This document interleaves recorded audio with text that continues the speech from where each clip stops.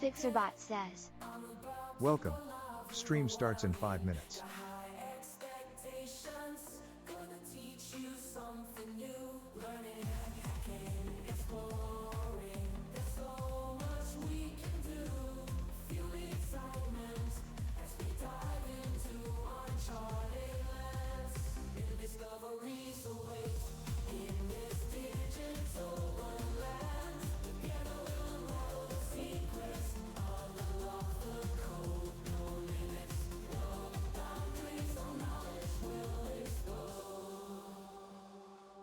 Welcome to my stream where the fire of knowledge burns bright. Chat with me, let's embark on this journey of delight. From the basics to superpowers, we'll learn and grow in this stream of knowledge. Together we'll grow. T minus 4 minutes.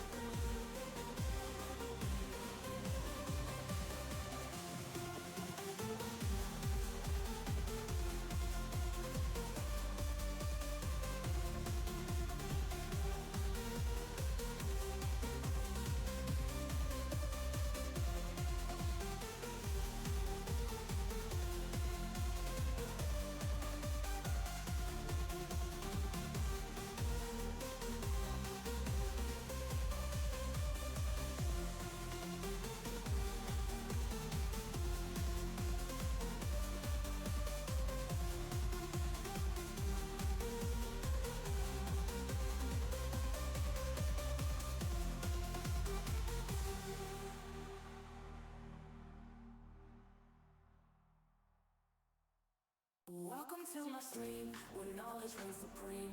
Calm and collected, I'm about to go live, you know what I mean. Got high expectations, gonna teach you something new. Learning, hacking, exploring, there's so much we can do. Feel the excitement as we dive into uncharted lands. New discoveries await in this digital wonderland. Together we'll unravel the secrets, unlock the code, no limits, no boundaries, no knowledge will explode.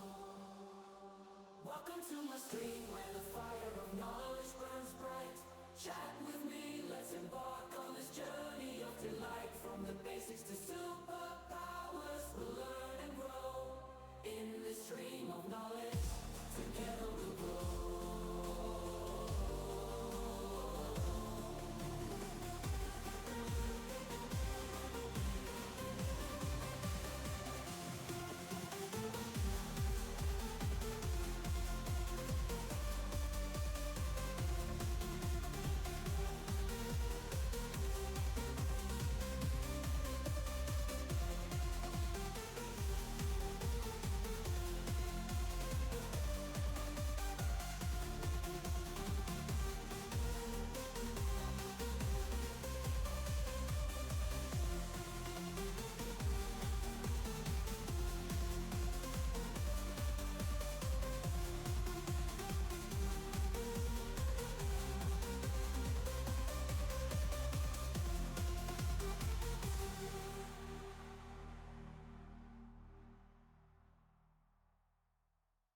Welcome to my stream, where knowledge reigns supreme. Calm and collected, I'm about to go live, you know what I mean. Stream about to start, 1 minute left. Gonna teach you something new. Learning, hacking, exploring, there's so much we can do. Feel the excitement as we dive into uncharted lands. New discoveries await in this digital wonderland. Together we'll unravel the secrets, unlock the code, no limits, no boundaries, no knowledge will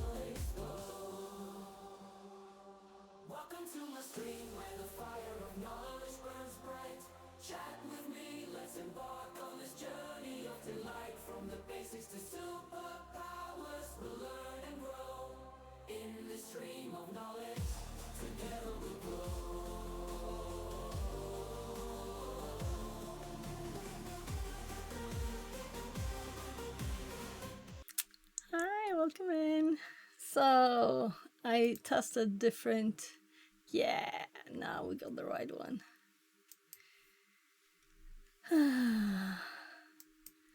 So this is a Proxmox server. Username. Okay. I think.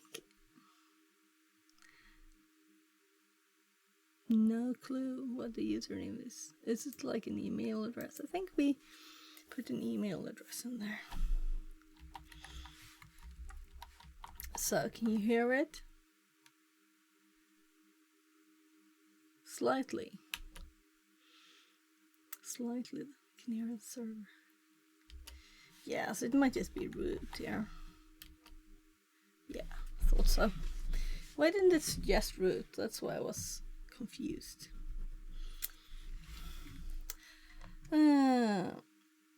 So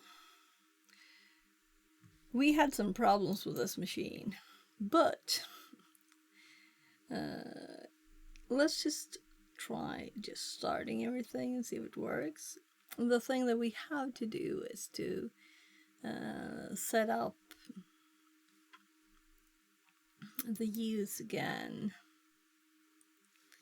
So we're going to start the Proxly, the Proxmox Kali, Proxly. And we need Spice. And where might I have the files? So it wasn't that long ago I downloaded them, right? So I removed 125%, so everything is tiny again. I guess I'll have to like set sizes some other way, because my start menu, the icons were huge, and I could, if I made tiny icons, you can't see the date, and there seems to be no workaround for that, unless you want to like really mess with Windows. So let's see now. So we have to get back to the 80 stuff, right? We were doing the 80 stuff at Dracme. I have to get back and do it. But we need to be able to log into the machine. Though, I was thinking of also doing RDP. So let's at least get this set up. So...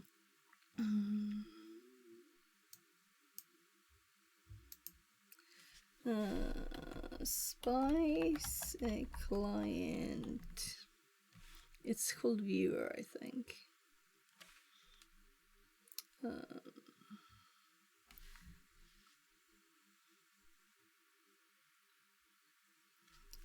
Actually, viewer, I guess, because it's Spice viewer Windows. So Spice space. I applaud their naming. It's funny.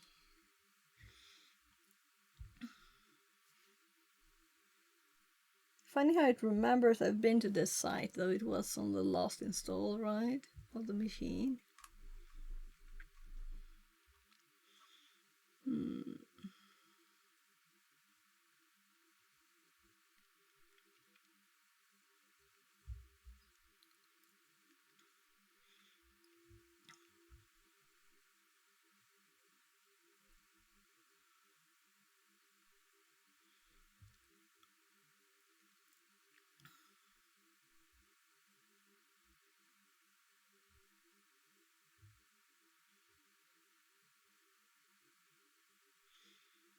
So we just want the viewer.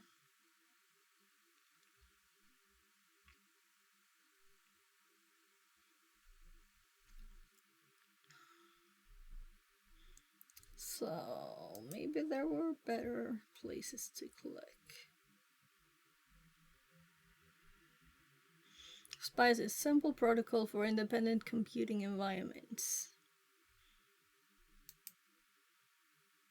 So just because I clicked this before, doesn't mean it has the... Here's the vert viewer. Vert manager. That's very logical.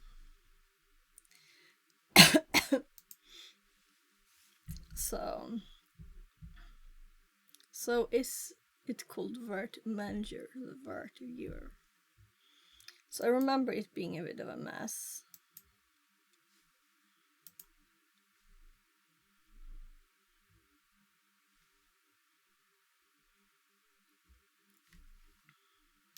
I think this is the same page. Yeah.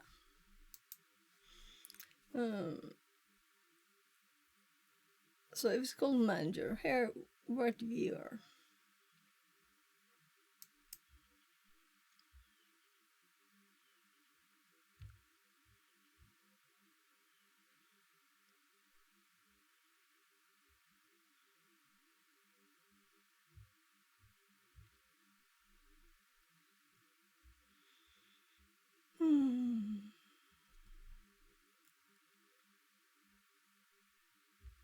So here we have a Windows file.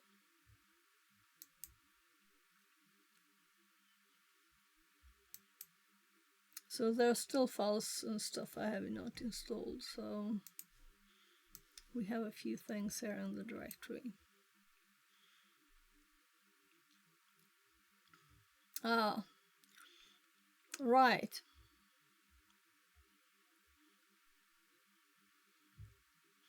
I installed VSL too, but we didn't install Kali on it, so we'll do that later too. So I don't even have Minecraft.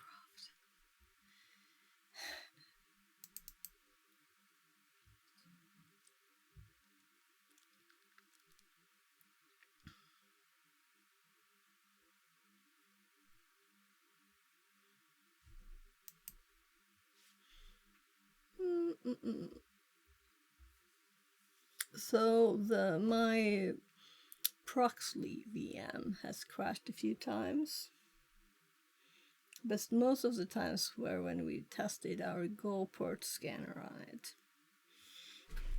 But it did crash before that. Oh, I haven't installed DaVinci either, so not doing that on stream. We installed graphic drivers on stream, that's bad enough.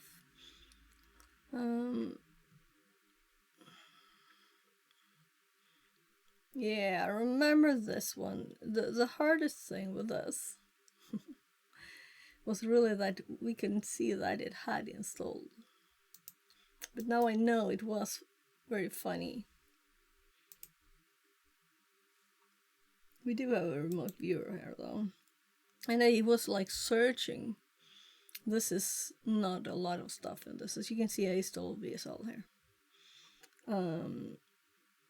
We had a reboot. We did it actually on stream, but I had a reboot. When I booted up, it got installed it. I didn't even have time to screenshot or anything.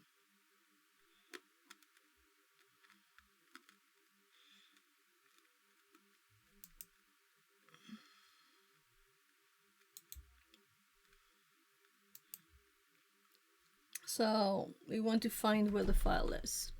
Program files, vert viewer, bin, okay. Also open that file location. So there it is. So we're going to have to associate the file type that we get from Proxmox with that. So when we click this, it will download a file called v.vv, and I guess we save the file, and we can probably just, so, oh yeah, so it opened. It's already associated now. This is much easier than we had it last time. Anyway, what I want to do, I want it to be automatic. So settings.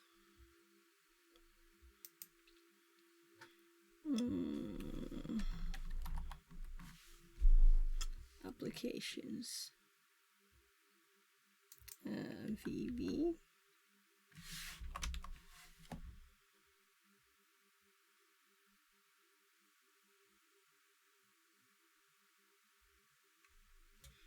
So we need to set it to ask to be able to do it. And I think it instantly saves that. So when we do this next, it will ask, right? And then we can say open with and do this for this file type. So good, it should open and we should be done. We can set this back if we want to.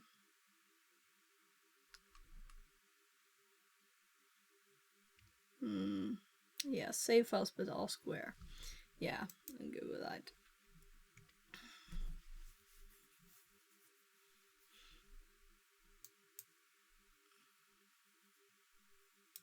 Actually, let's make sure we have this in the notes.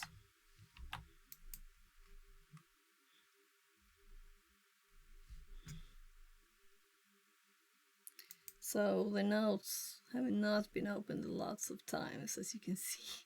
I haven't even been open since I reinstalled. So we have D. Should rename it from new volume, right? Storage, data, what do we want? So I usually have like system and data. So that's the folder. No, we want public. That one. That one. And it will have to think for 2 seconds here. Yeah, I trust myself.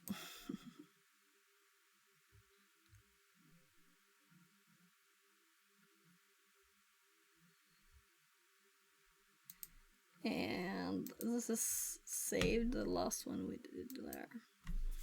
We usually have so many types there.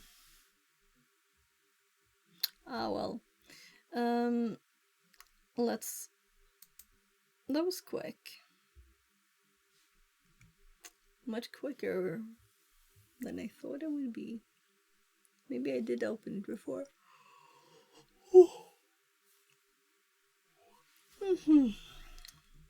So, first of all, this is too tiny. Come on.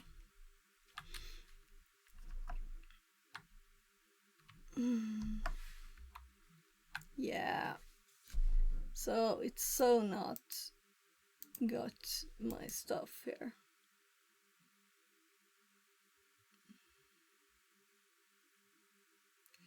Yeah, CTF. And that one I went up because I want to finish it, but this is too tiny. My shortcuts don't work. Let's just try once more first. No scroll wheel. Control plus. Nothing. Like control page up. Nothing. Plus. We go this. As we're supposed to, that's right. And that one works too. So why can't I just increase the size?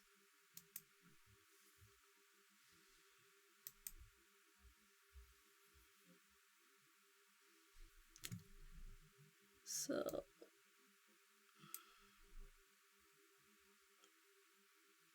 that's just here. Interface font.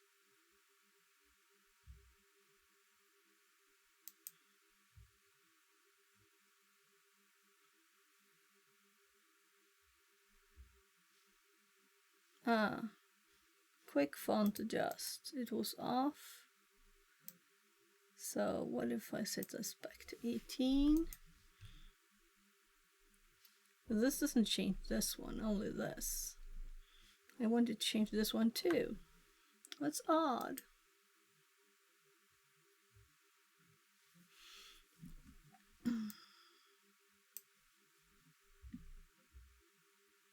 Yeah. We can change what's fonts, but that's not what I care about. Let's check hotkeys. I guess I have to try selecting an interface font. What could it be using?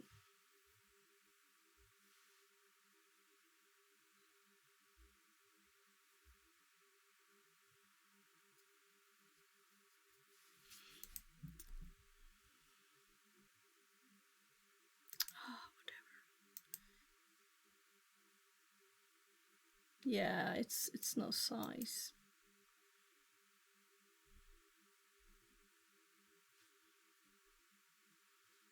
Zoom level.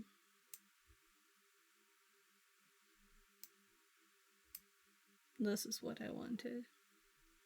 So it's called zoom level.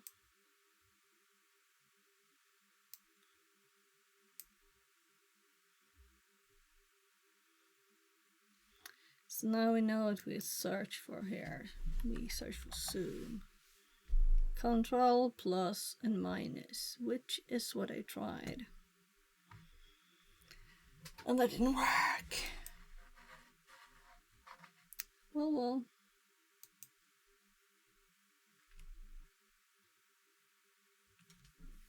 Control minus.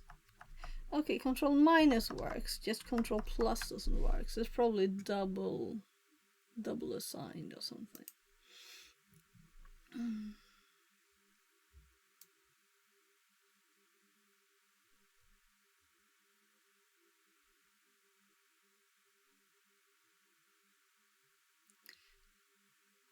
Yeah, this is life when you reinstalled. You have to find all the things again. Quite annoying, but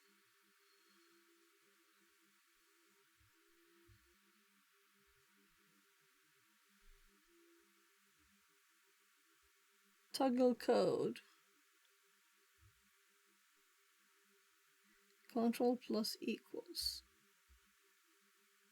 Yeah.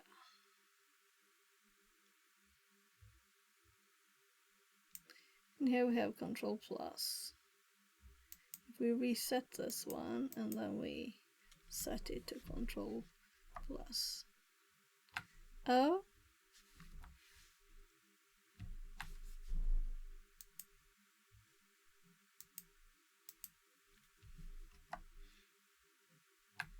That's interesting.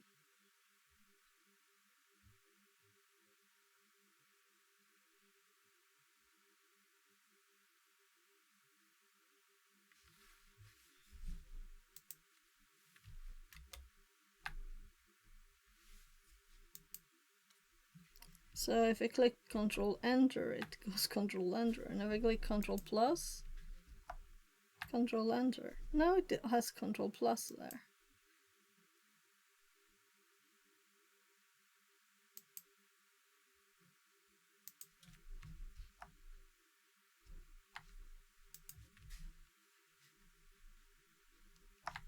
Okay, I didn't click anything, but Control.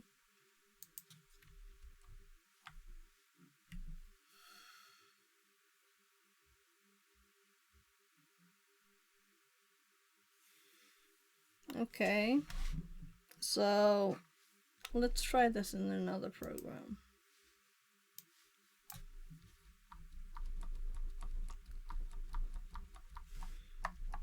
Okay, so the images on the keys are wrong.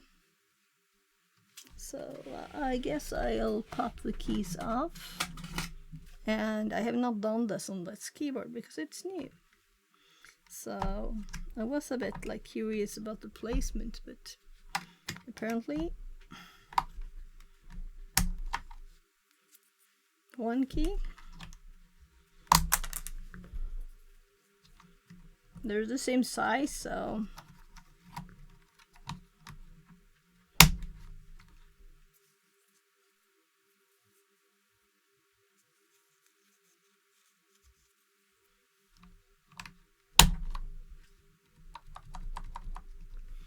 Okay. Well, that explains why we got the wrong thing, you know? Because it actually was the wrong key. So if we do Control plus now with the actual plus key, and then I should be able to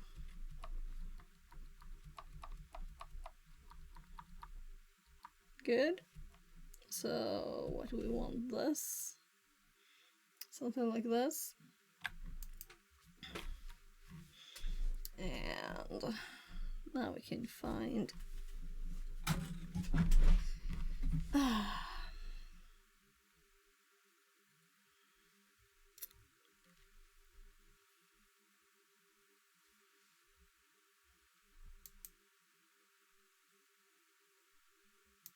so not Windows. Where did I put the Proxmox installation? Yeah, in lab, probably, right.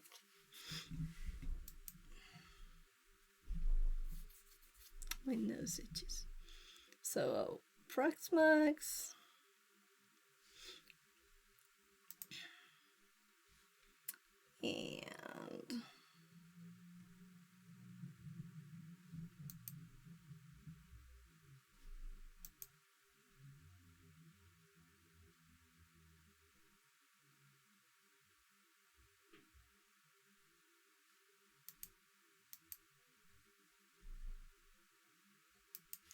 And I'm sorry, I'm just testing stuff. I have a few odd things. Fixit42 Live says test.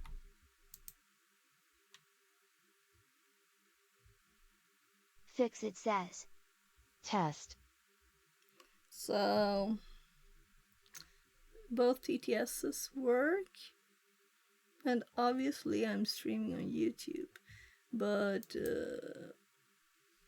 the YouTube control panel thingy is not connected to any stream.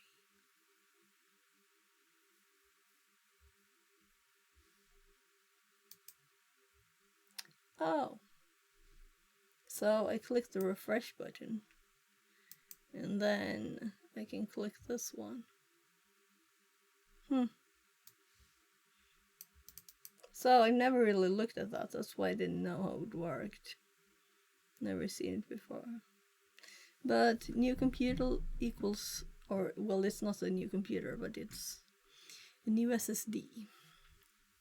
A new exploration. So, setting up spice in Proxmox. So we did this already. And then I have a link to the where to download. Temporary enable ask. So I remember this, so we didn't have to do it. Console lower down, select spice. Select to open the file. Open it with, yeah. So it works. I just wanted to make sure that I had this in the notes. A bit easier in Linux, right?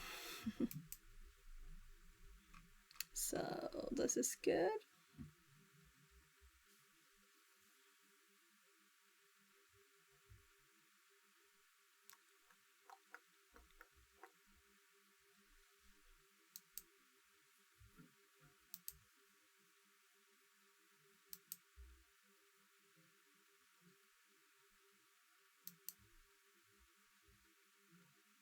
What did it say, by the way? Oh.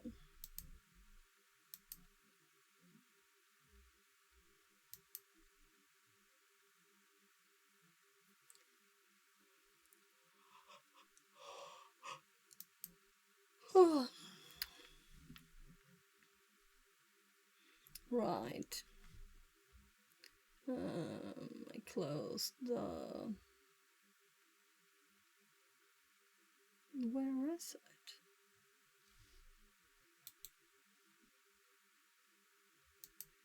That one. Yeah, I thought it was there.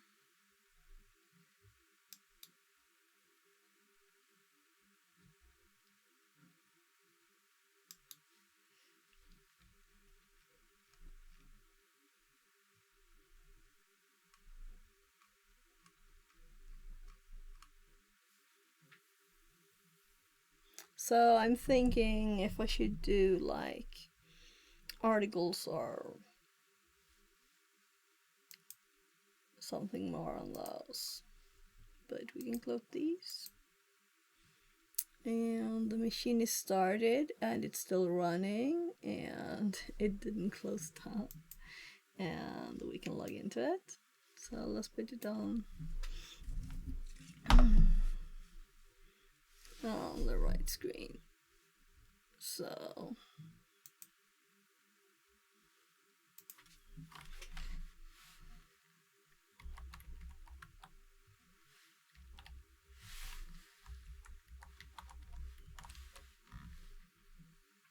let's Z.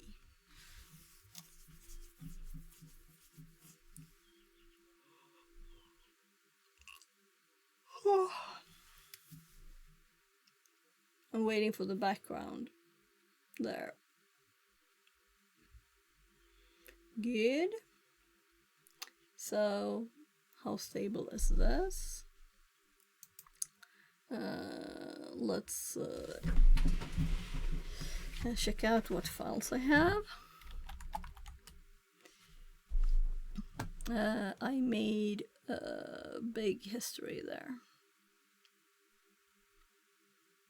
So we can really remove this one. Turn 83. So I know that it keeps this as in memory. So if it keeps being not stable, we can try using a tinier history. So let's rm.c sh tab.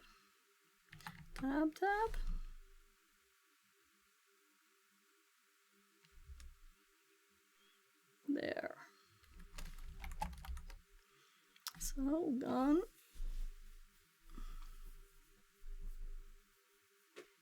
Yeah.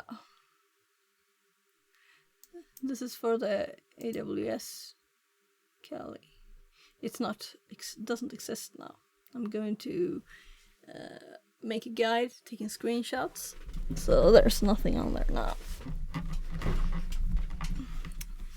We could do that on stream. But let's do the 80 stuff. So let's actually cd VPN. And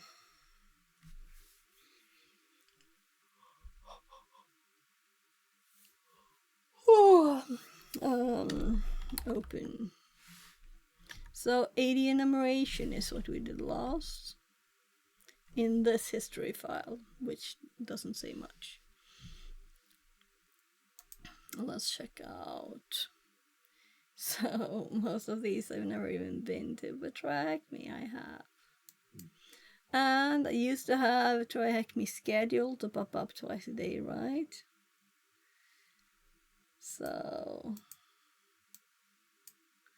I guess we do that again, but not right now. So what is this? Over 400 challenges are ready for you to take on. Earn badges and level up. Okay, so what happens if we click here? Recommended for you.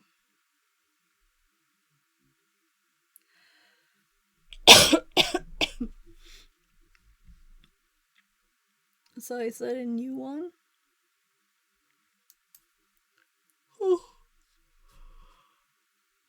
Oh look, we still have Cyber Defense Path on.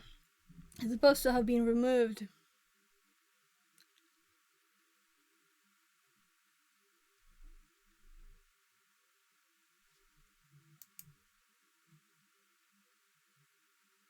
Yeah. But we're still in it. Ah, it's just slow.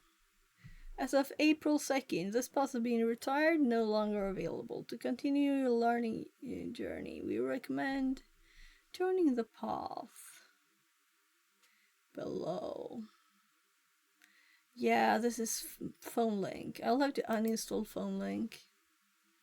And when I say I have to uninstall it, I mean now. Because I have to research the settings that I made last time for it not to automatically connect. And I don't want to do this now, so let's just remove it. No. So, meaning we don't uninstall, we disable.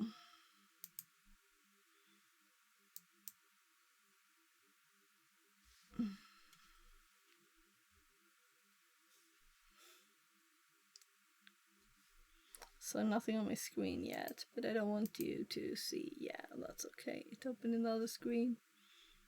Alright. I have 3 screens now in my OBS. It's confusing.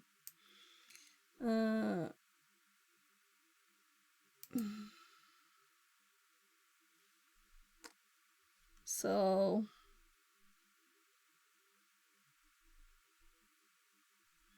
I'm just checking my notifications.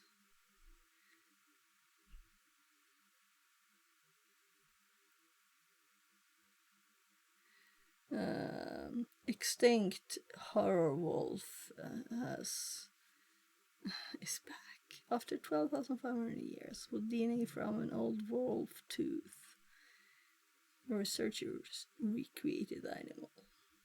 So that's not what I didn't want to show, but you know, your phone notifications, you can have messages and stuff.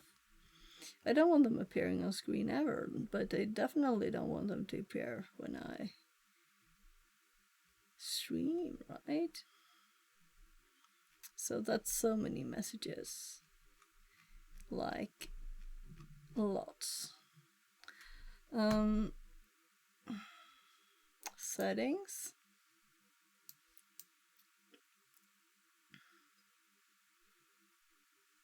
Choose how to display notification banners. Hide all content. So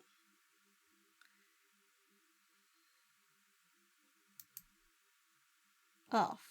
Badges off. Theme. App behavior. Start phone link when I sign to Windows. No. I just want to open it when I need it. Good. And maybe we should check this out. So I don't want anything started. Oh my god. Edge. Maybe this is what keeps popping up. OneDrive, I want. ShareX, I don't want. Oh my god, why would I want Snap Camera? I just moved the directory. I didn't even install this. I just moved the directory to program files. And then I started it to see if it worked. Steam, security notifications. So just OneDrive and security. That's good for me. So let's see if it can be on now. But I don't really want it to connect to my phone automatically. But if it's not on, I guess it won't, right? So let's turn it off. Close the actual window first and let it quit. And obviously I had more stuff I don't want running. It's so seldom that I use. That was annoying. Did I actually start it? So this one is here now. Yeah, I just quit it and it started. And we don't want ShareX on. We probably need it later. We don't want Snap Camera on. Who would want these things to start? Right? Yeah, I don't want the camera software to start automatically either. And it is running because my camera is still on, you know? You can still see me. But I've never had it here before. So Sami is for stream, StreamerBot, and SpeakerBot. NVIDIA settings, I guess we'll have to live with. And security I can have there. Bluetooth devices. Yeah, we can really actually add here. Never did that actually. So this doesn't show them. So this is what I have in my ear. 90% power. And I've disabled this one. I disabled all the things now. Because when I started my computer and I was going to stream, you know, and I started the TTS here. I couldn't hear anything when it wrote the start message, connected channel fixed. It didn't show. So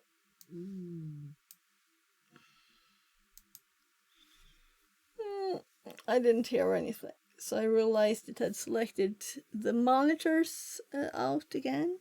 And that's because we messed with audio last time. So yeah, anyway, I knew I wouldn't have time to do it before the second because I found out about it like 1.5 weeks before and then I got sick, so it was impossible. So we've already done this one. But we're still on this path. I'm annoyed that I couldn't do it in time because we'll never get that certificate then, I guess. Even if we do all the things. So I'm still curious, if we were to do them, would we still be, you know?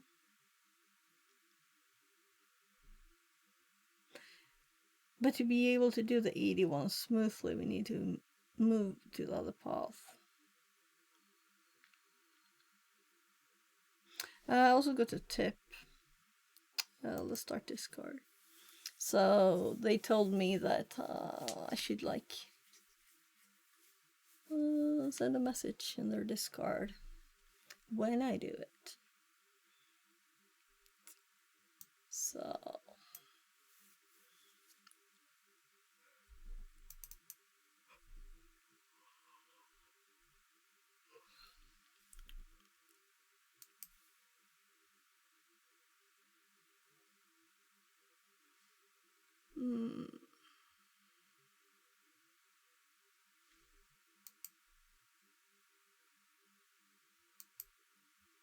I'm curious which one I used.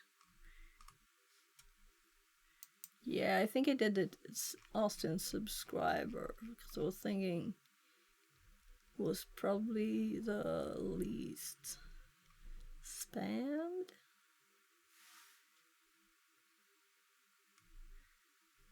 Gosh, so much text. I found it. So I plan to do this one, and I asked the first, is there any way you could extend it? And they said, no. Unfortunately, it's close on the date.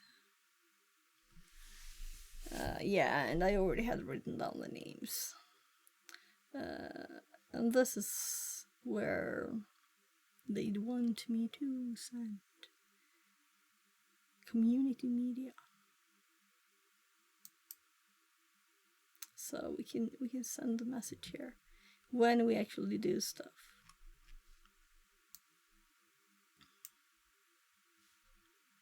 So I kind of don't like there's no back button in Discord. And also I was trying to drag the wrong thing, right? So again, subscriber. Yeah, I didn't have to scroll up.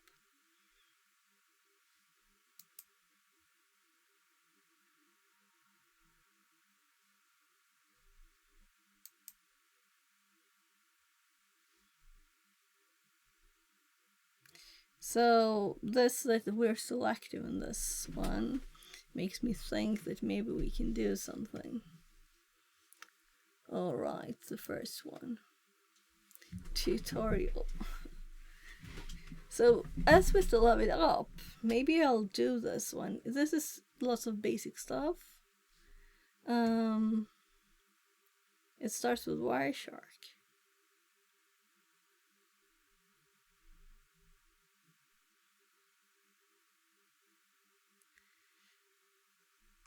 And this is our active path.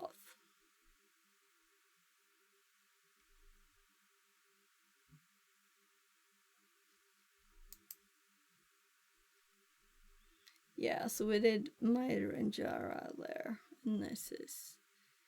And we didn't finish this one, but here are the rooms. We're actually on lateral movement and pivoting. That's the one that I had planned to do.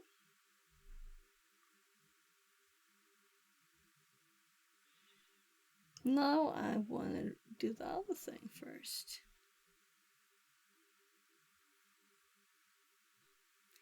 Kinda.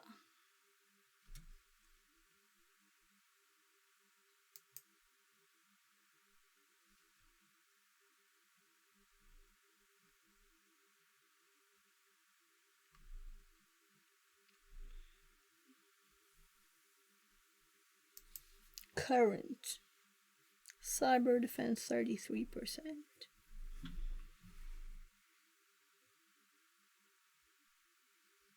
Yeah, let's finish it. A bit of a plan. We'll see how long it will take, right? So these are very simple Wireshark thingies. But I don't want to miss out on anything. So I was trying to keep a streak, that's why these are in an odd order. You collect the ones that you didn't have a chance or anything.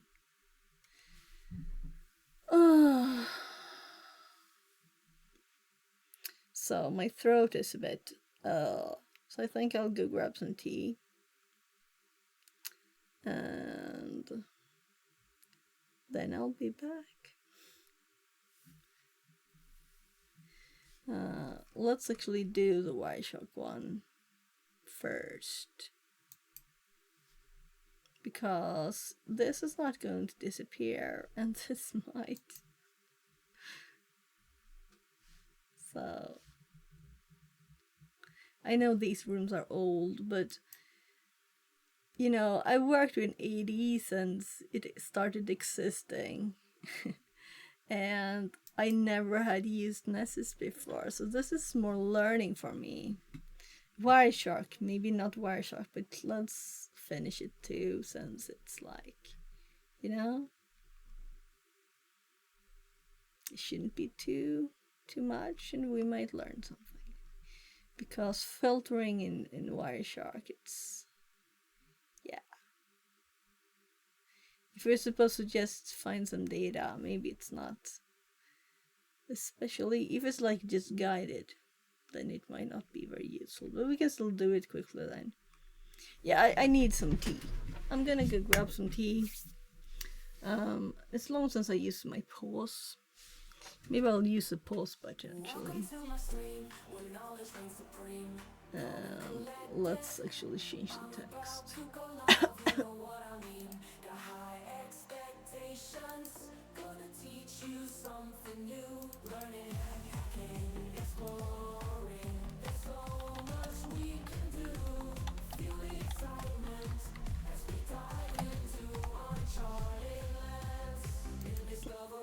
So this one should really be centered, right? No, that's not what I want. Oh well. So the transform should be centered.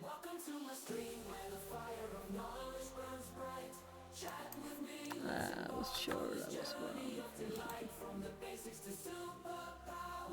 Transform. Center horizontally. So.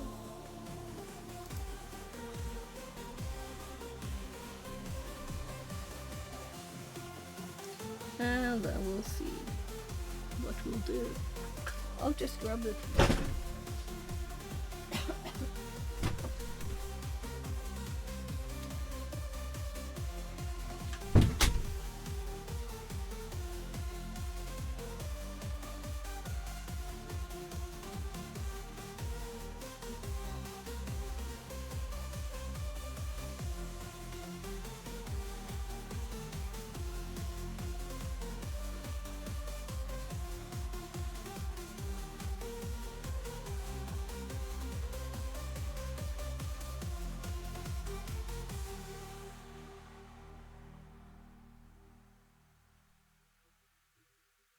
Welcome to my stream, where knowledge reigns supreme.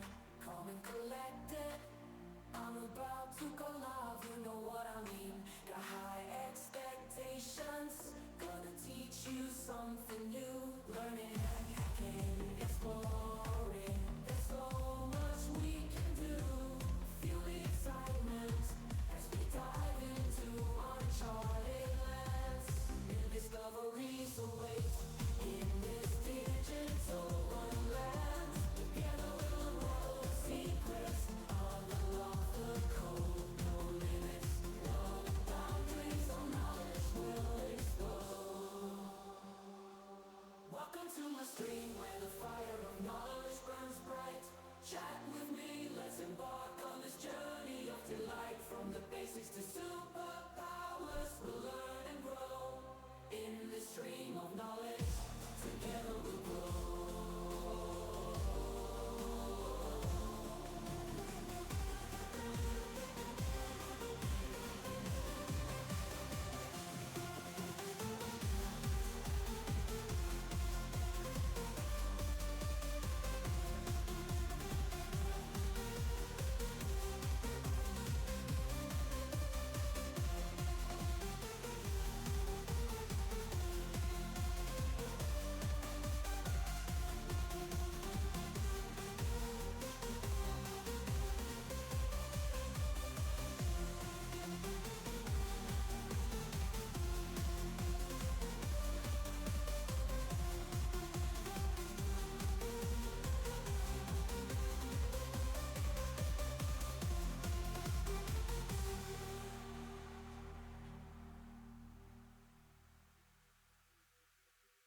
Welcome to my stream, where knowledge reigns supreme.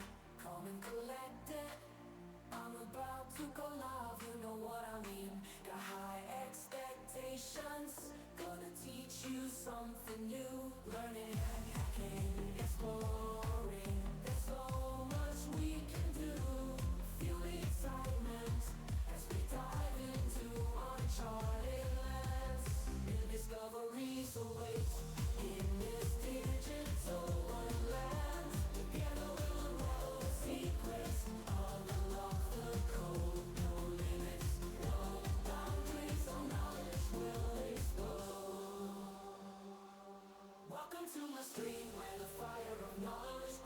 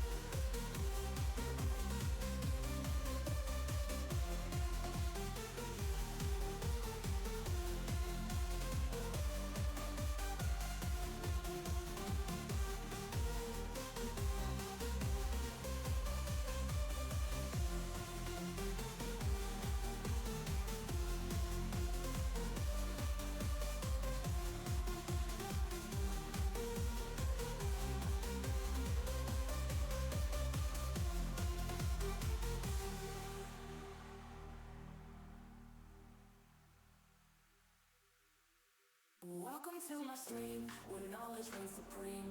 Calm and collected, I'm about to go live, you know what I mean. Got high expectations, gonna teach you something new. Learning, hacking, exploring, there's so much we can do. Feel the excitement as we dive into uncharted lands. New discoveries await in this digital wonderland. Together we'll know the secrets of the locker. T. So I'm not used to using the pause, I can't show you the T.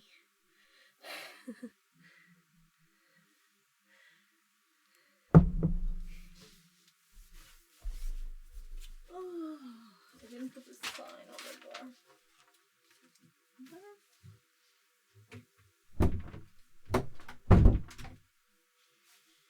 Good.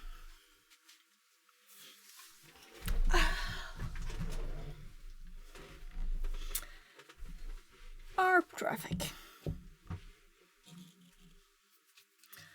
With Wireshark.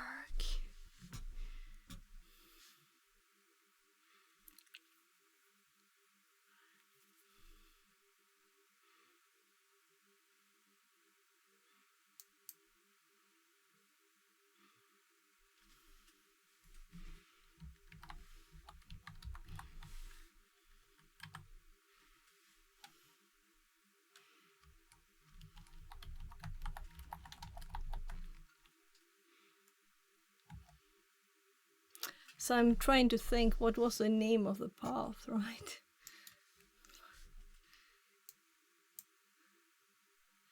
So, cyber defense.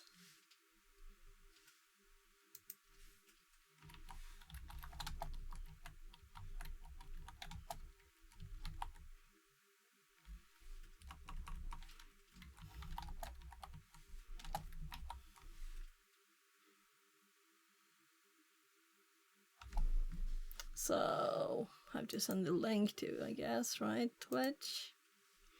And let's mute the tab. And hop to the channel.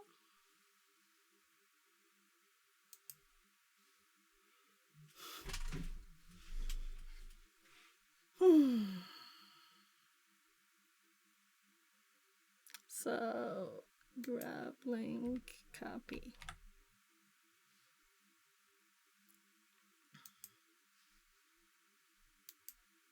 Oh, video producer. Yeah, I should produce more.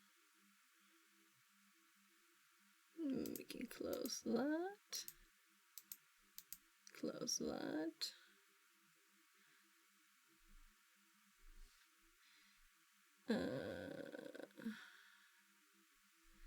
I guess I can close more things. Oh, this is Blue Sky. Yeah, I'm not closing that. I was thinking I should have like stuff up.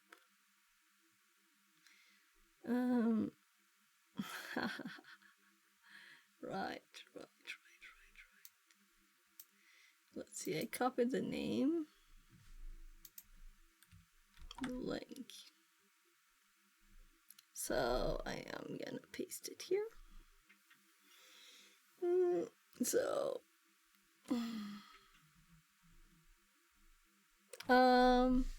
let's actually update the title of the stream first. And that's never happened before. Just so many times. So you select the text and you drag over it and end up in the box here. So I selected the text to delete it and you end up here. And then the text is dragged, which is quite buggy, but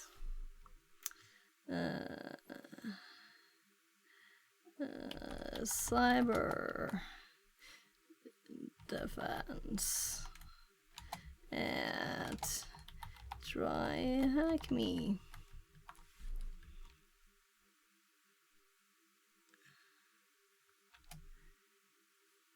Well, we could do cyber defense Wireshark.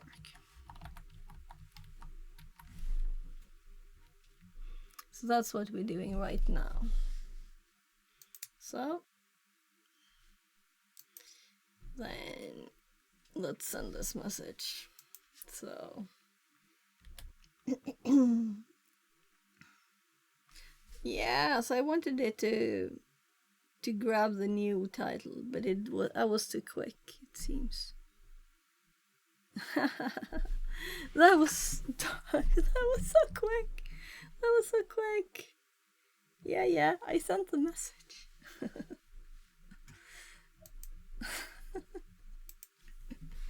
I have to say.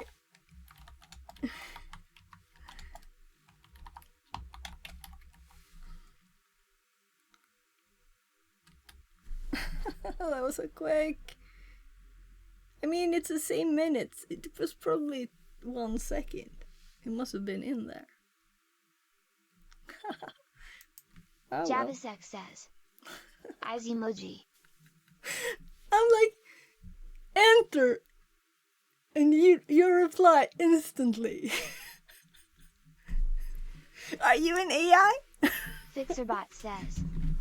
New follower Javasec. Thank you for following. Less than 3. So.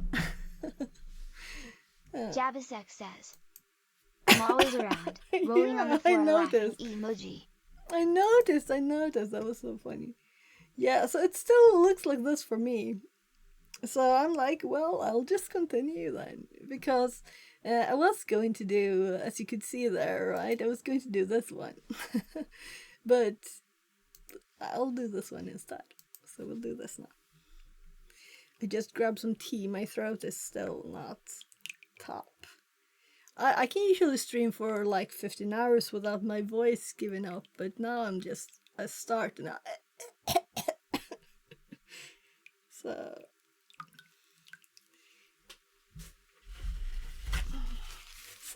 how are you? Everything good?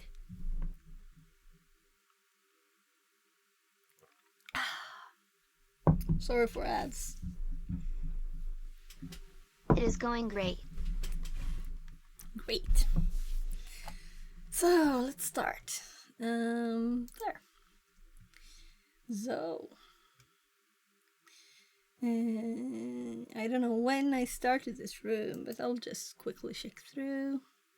I think it's basic questions, and I realized that one part of why you're like not continuing the path might be that the rooms are very old. I noticed that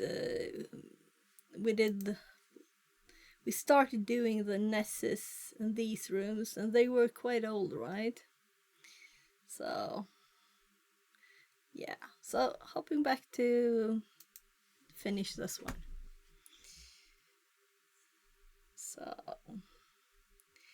I've got a Proxmox server with yes, my there are VM a few of on. our older rooms. Yeah. So that's probably why you're... Otherwise, it's quite a nice name for a path. Cyber Defense. Sounds kind of cool. So, I mean, if you're going to show someone you finished these paths, maybe you'll not do like something called Absolute Mega Beginning Basic Info. But Cyber Defense, that sounds cool, you know? So it's nice to have that kind of name on the path. It's more attractive for people to do that.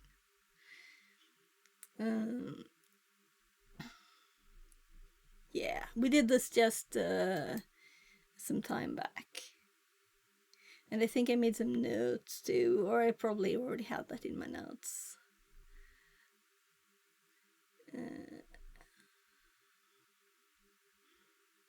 Yeah, I think I added some stuff here that we can have.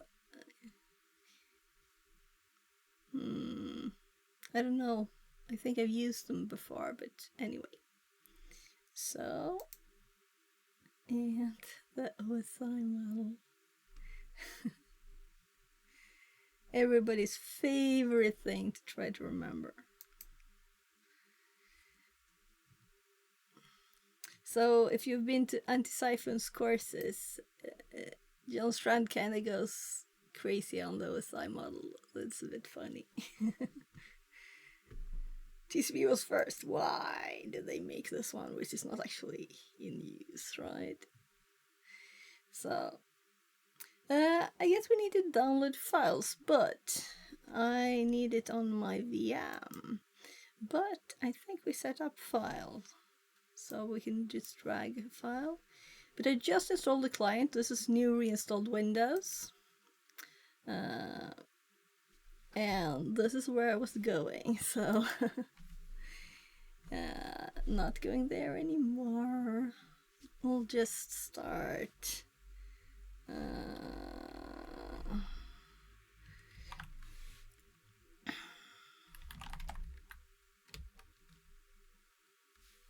So I actually use the VPN usually on my fourth one.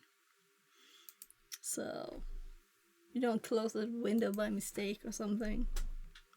We might not even need the VPN, but why not? Have it finished and ready. And back to many steps.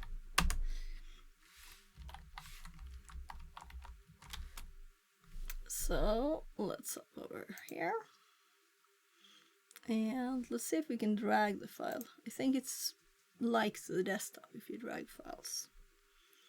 So I'm not used to having buttons for all three screens, so this used to be called left, my middle screen, and now it's called middle. So I will probably hop lots of times to that screen. So I used to have a 4:3 screen. So it was 1080 high, but it was not that wide. So it was not streaming that one.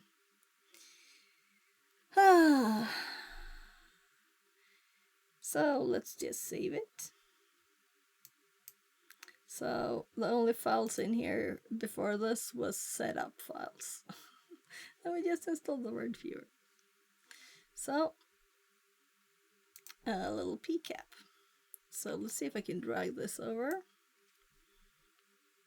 Not middle or right. And we got it, so we can just double click it, open it in Wireshark. So again, this one is also quite newly installed. I think the size is okay though. Of stuff. Let's read the text. ARP overview. ARP or address. Let's make it bigger. Address Resolution Protocol is a layer 2 protocol that is used to connect IP addresses with MAC addresses. This will contain request messages and response messages. To identify packets, the message header will contain one of two operation codes: request, reply. Very advanced protocol. Below you can see the packet capture of multiple ARP requests. So let's look at the actual thing and click. I should have those buttons different colors maybe.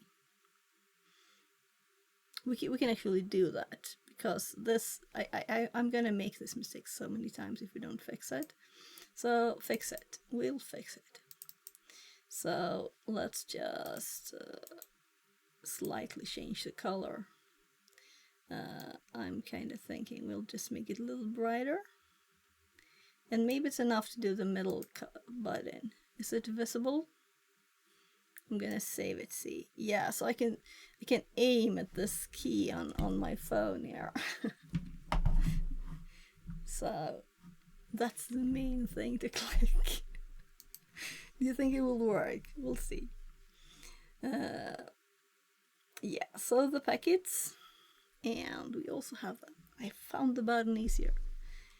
We have them here, the ARPs. And yeah, I think it's a bit tiny, the text. Who has?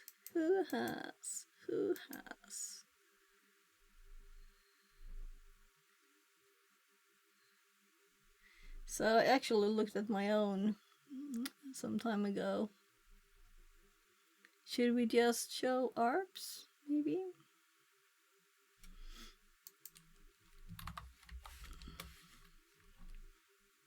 So here, there's something that's actually a response. So, left again. I did it again. It will keep happening, I guess.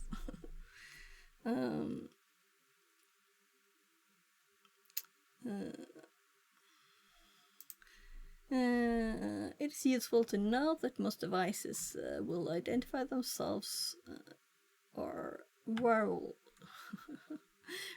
will identify it, such as Intel 78. An example of suspicious traffic would be money request from an unrecognized source.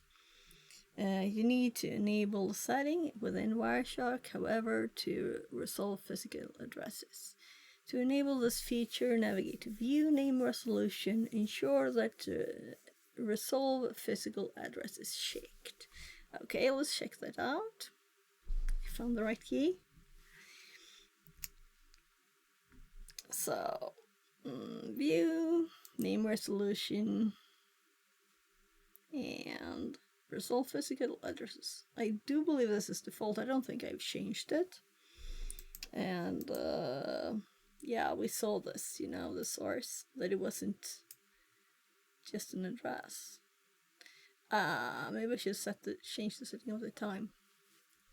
That's not very readable. So, looking at the below screenshot, we can see that a Cisco device is sending ARP requests, meaning that we should be able to trust this device. However, you should always stay on the side of caution when analyzing packets. So we have Huawei, Techno. We don't have any Cisco, so it's a different one. ARP traffic overview. ARP request packets. We can begin analyzing packets by looking at the first ARP request packet and looking at the packet details. So let's hop over there again, and I kind of want bigger text, really. I know that I want it to fit too, you know, so it's... But when I'm streaming especially, I want the text to be visible. So...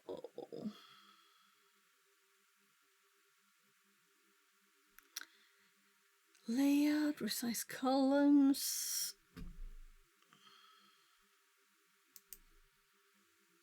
So, fonts and colors. 11, 12, 13. Is it too big? So I usually do like 26 or something. So this is quite tiny for streaming. I want people to be able to see stuff if they're on a phone, but when it's Wireshark, it's not really possible, right? So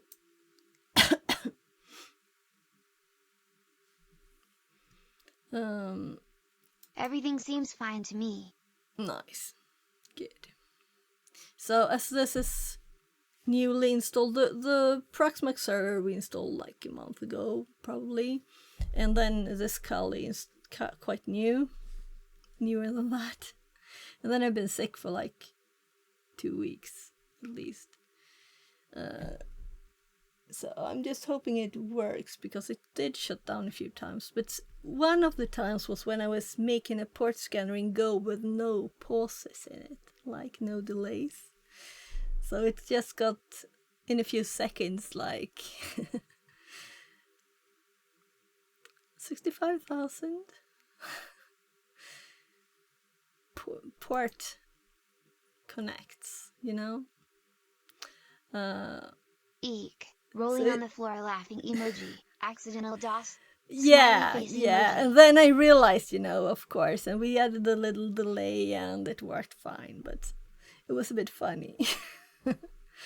But it did crash before that too, so I don't know if it's something I found this computer in the trash. So, but it has a I don't think that graphic card was in, but it's got a 970, I think it is, NVIDIA, and it's an i7, like, I don't remember what numbers, but it's not new. And it has 16 gigs RAM, so it's, if it works, it's nice. This one is just also not very new computer, but it does 32 gigs of RAM at least. And now when I don't have to have the VM on it, it's nicer too. I don't have to close all my Firefox tabs, not to crash OBS while streaming. I know I should get a new computer, but they're expensive, especially if you want good stuff. So, let's look at the first package. Who has? And they're expanding the address resolution, the ARP bit here. They're looking at the opcode request and the target MAC address, which is 00, because they want an IP address, this IP address. Okay.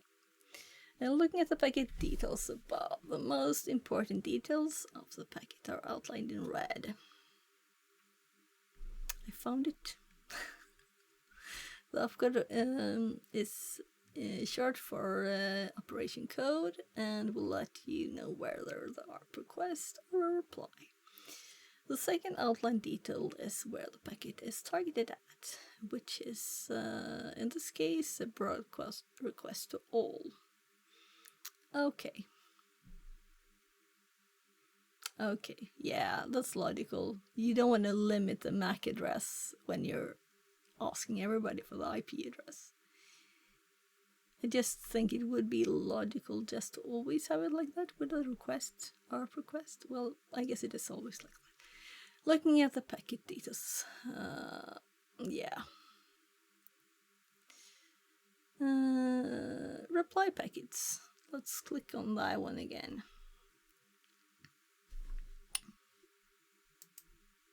So T.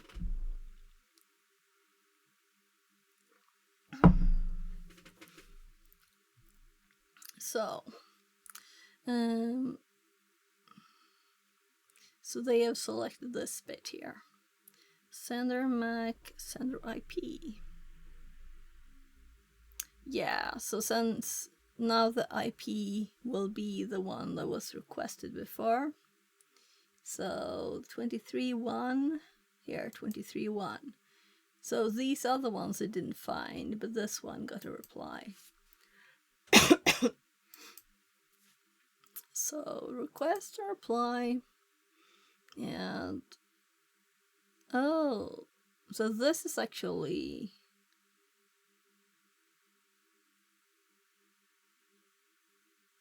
source. This is the one who sent all these. So this is the first one. And these also are marked broadcast, and these are not. Okay. Interesting. Panda Tongue says, Wireshark, talk nerdy to me. I yell Sophia all the time but never get a response. Oh, that's so odd, Panda. Very odd. We have to develop better telepathy, I guess. Though we wouldn't have to yell it either. Welcome back, Panda. So, let's look at the package. Get me on the right subnet. Yes, you work with computers. I know. Looking at the above packet details, we can see from the opcode that it is an ARP reply packet. We can also get other useful information like the MAC and IP address that was sent along with the reply. Since this is a reply packet, we know that this was the information sent along with the message. ARP is one of the simpler protocols to analyze. Very simple. All you need to remember is to identify whether it's a request for a reply packet and who it's being sent by. I'm more interested in the actual thing here that we saw. So this one that actually is sending the reply here, that's the one that's been asking for all of these IPs with no responses, right? And this one is 10, 251, 23, 139. And that's what this question before was too. So before it answers, it's asking, who are you who's asking me? Huh? And then there's no replies. Yeah, here. So this is the only reply, yeah. And this one.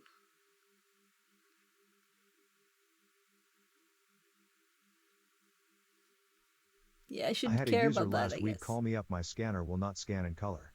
I've scanned this ID so many times and it doesn't work, it looks the same. So I remote on, T-shoot for 45 minutes, then she says I have to go to lunch and take this guy's ID back. I'm sorry, I had a black and white copy of the ID in the scanner.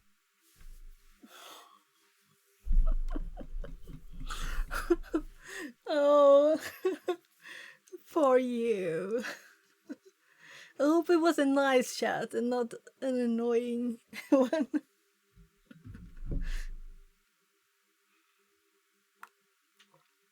I mean, if you keep having nice chats, it doesn't matter that you like wasted time or whatever.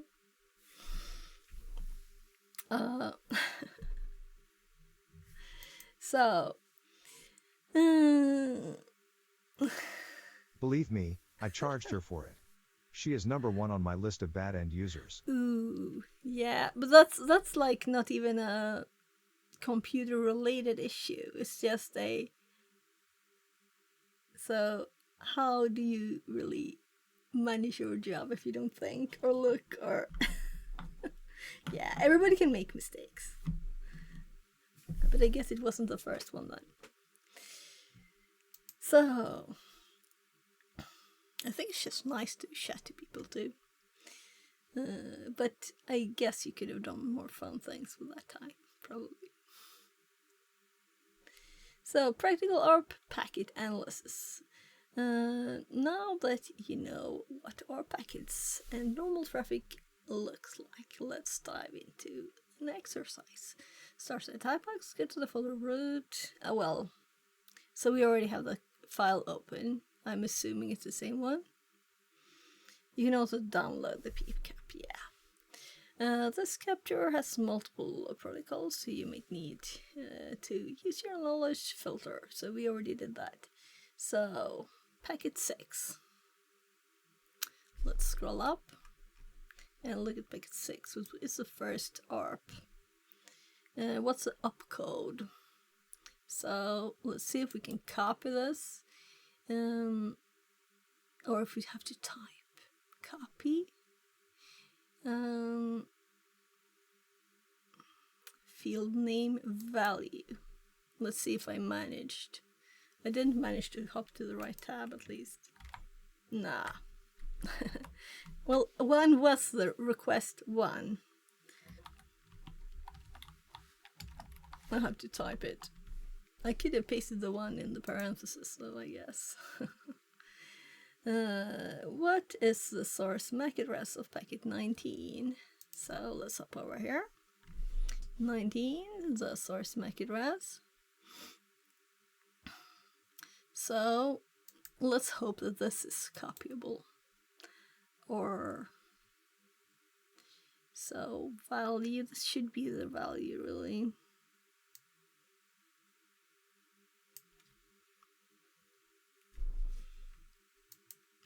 I need to do this. Yes. I suck at Wireshark. Oh, do it. Room Wireshark. I don't know if it's free or not. It's anyway not totally new. Only subscribe. There's no virtual machines, are there? But you probably can't download the files.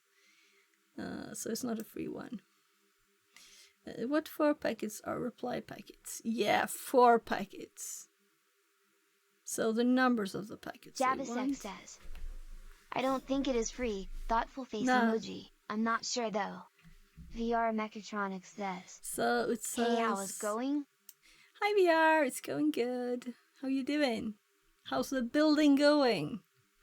Of your cool VR stuff. Let's see. So it says only subscribers. So it's not a free one. So 4 packets. Let's find them. So we notice there are not a lot of replies. So the first one is 76. So I'm just gonna type 76, comma. I like the new answer thing, by the way. So Jabba, it's nice that you don't have to be like perfect in the answers, like the case sensitivity even or something. But yeah, maybe we should test put a space in here and see if it can do that. No, I can't type space even. Oh, that's good. So right. Screen. So the hardest thing with this right now is to manage to switch between the screens. So we have 400, and then we have, which one? We could have searched for this. Says, yes. Answer Yeah. tolerance. It is both great and a pain when you copy the password wrong. Yeah, yeah.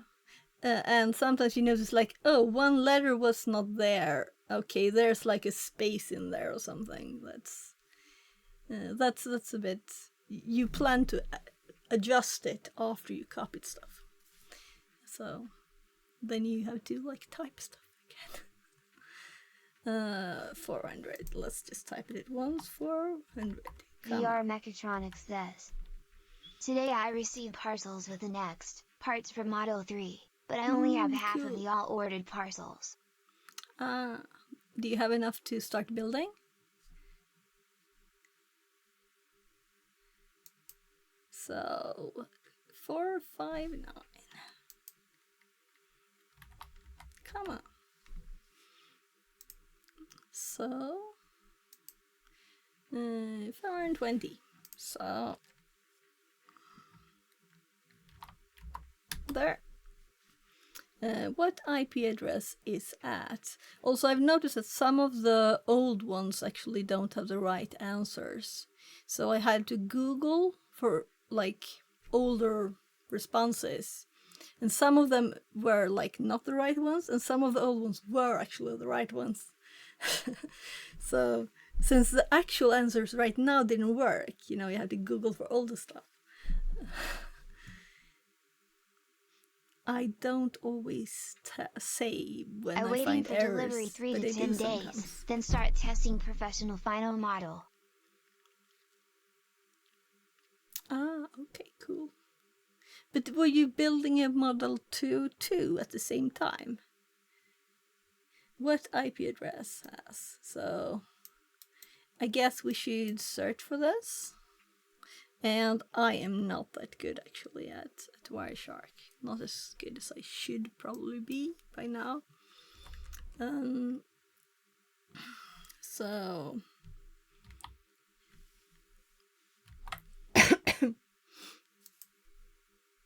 so a string like this in there. Find it, please. So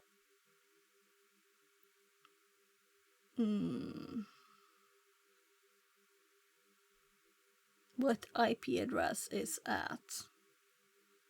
I'm just checking that it's the right one. Yeah, so it was the one that we had all the time. So the value should be okay here, don't you think? That color helps me. I almost clicked left again, and then I saw the lighter middle button, and I clicked it. So even the parent should have given me what IP it was, because we saw it before. So these are because I was trying to keep a streak for a bit. And then I got sick, so I didn't. The files for this task, yeah, so let's download it again. CMP. So this is just pinging. So let's drag it over to the other machine at once, so we have it ready. Actually, I should probably close Wireshark because I don't think we'll need that one anymore, right? So, there.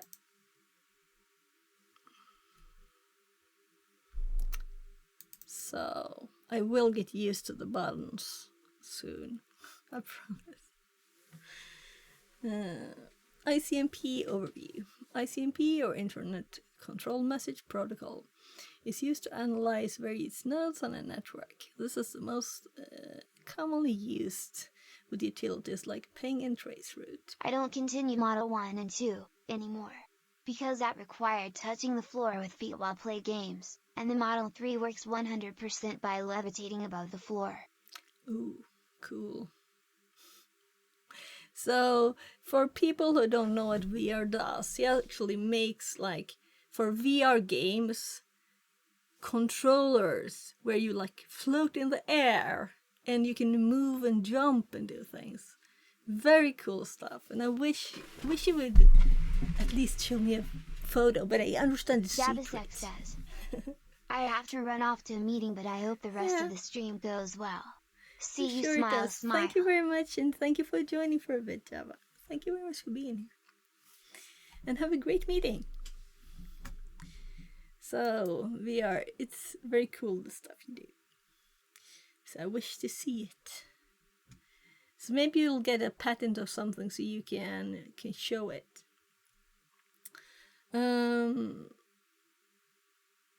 Yeah. So you should already be familiar with how ICMP works. However, if you need a refresher, read the IETF documentation. That's very much where I would go. I will have to open it and look at it. Below, you can see a sample of what a ping would look like. And we can see a request to a server from ICMP, then a reply from the server. So, ICMP traffic overview. ICMP request. Below we see packet details for a ping request packet. There are a few important things within the packet details that we can take note of. First being the type and the code of the packet. The type that equals 8 means this is a request packet. So 8, echo ping request. Yeah, I already have this in my notes. I know. If it's equal to 0, it is a reply packet. When these codes are altered or do not seem correct, that's typically a sign of suspicious activity. There are two other details within the packet that are useful to analyze: timestamp and data. The timestamp can be useful for identifying the time the ping is requested. It can also be useful to identify suspicious activity in some cases. We can also look at the data string, which will typically just be a random data string. So,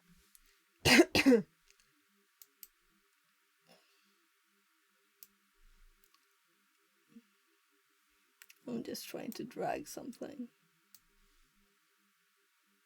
I need to learn. Yeah, there maybe. So, there's things in OBS that I have not done yet, actually. By the way, when I started stream, I got a new version of StreamerBot. So it's actually a fresh new version of it today.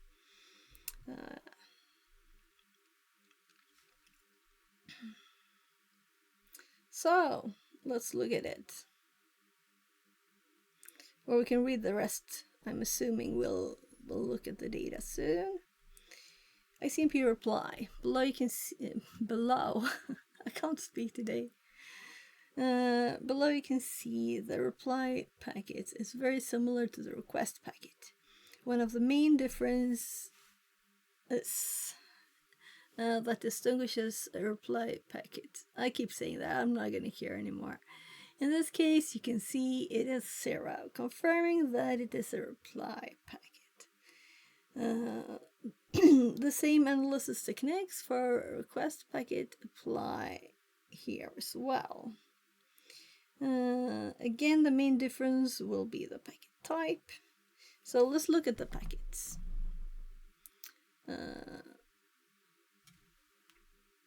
So I open the file, and we can skip the DNS and stuff by just doing ICMP there. So we only have one protocol. And now that you understand how an ICMP packet is formed and what it contains, we shall begin hands-on practical analysis of ICMP packets. Go to the data folder. We already have the file up. Network only had 2 protocols. So it just says it's up to us if we filter or not. We already filtered, so packet 4, that's where we want to go. Internet Control Message Protocol, ICMP. I actually never thought about what ICMP is, because it's just, it's ICMP. But of course, Internet Control Message Protocol. It is type 8. It's an echo ping request. So I'm curious about the data. Here's the data. And we can also see the data here when we just select. So we can see this one in there too, 08. So it's kind of nice when you look at this. Wireshark is a nice program. Very nice. So type is 8. I'm just putting it in there. What is the type of packet? 5. So it already says request and reply here, right? So we already know it was 0. 0. Submit. What is the VR timestamp for Mechatronics packet says, 12? Shinas suppliers are of such poor quality that I even had to replace the balls in the magnetic motor bearings with serial ones because there were steel magnetic into non-magnetic ones, so that the human brain does not lose balance when balancing vertically during levitation. Oh. So the magnetic motor bearings, the serial ones, steel magnetic. So I'm assuming that it gets stuck in some way, and there's too much friction, and you use the motor not as a motor but as a sensor then?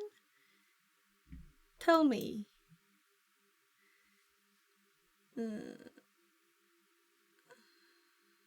What is the timestamp of packet 12? Only including month, day, and year. Note, Wireshark bases its time off your device's time zone. If your answer is wrong, try 1 day more or less. So, I thought about this before. I mentioned we should fix the time. And I clicked here and I was like, where is it? So where is it? Where do you fix time?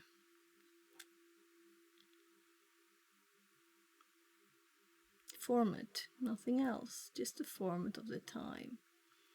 It's too long since I did this. So, obviously I'm totally off.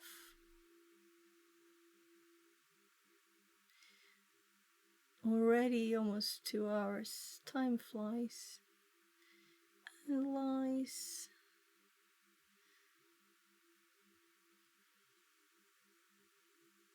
Yeah, I'm gonna Google this quicker. Wireshark. Set time format. Too much in the menus. So under view, go to time display format. Yeah, so it was there. I was just blind. So we want time of day. Time and time of day. I guess this is human style. And I can't see the format we want anymore, so now I can read this number here. We don't need the decimals. Let's cut them off. So we know there are decimals. So this is the year and everything. So it wanted in text. So I guess we do May. This requires not only knowledge about Wireshark, but about American time formats. There. No. So it said 1 day or more or less. Yeah. So we had to change it one. As it's 0045, right. So it's just in my time zone, it's just past midnight. So what is the full data string for packet 18? I think these are a bit fun. So I would think it's more fun though with actual. So let's copy, I guess, value again. I'm starting to get the hang of that. There. So I have not done this, it's just checked because it was no question and I was trying to keep a streak. Read the above and continue to task 10, it says. So we're gonna read it. So caring about the streaks, that's not a good thing to do.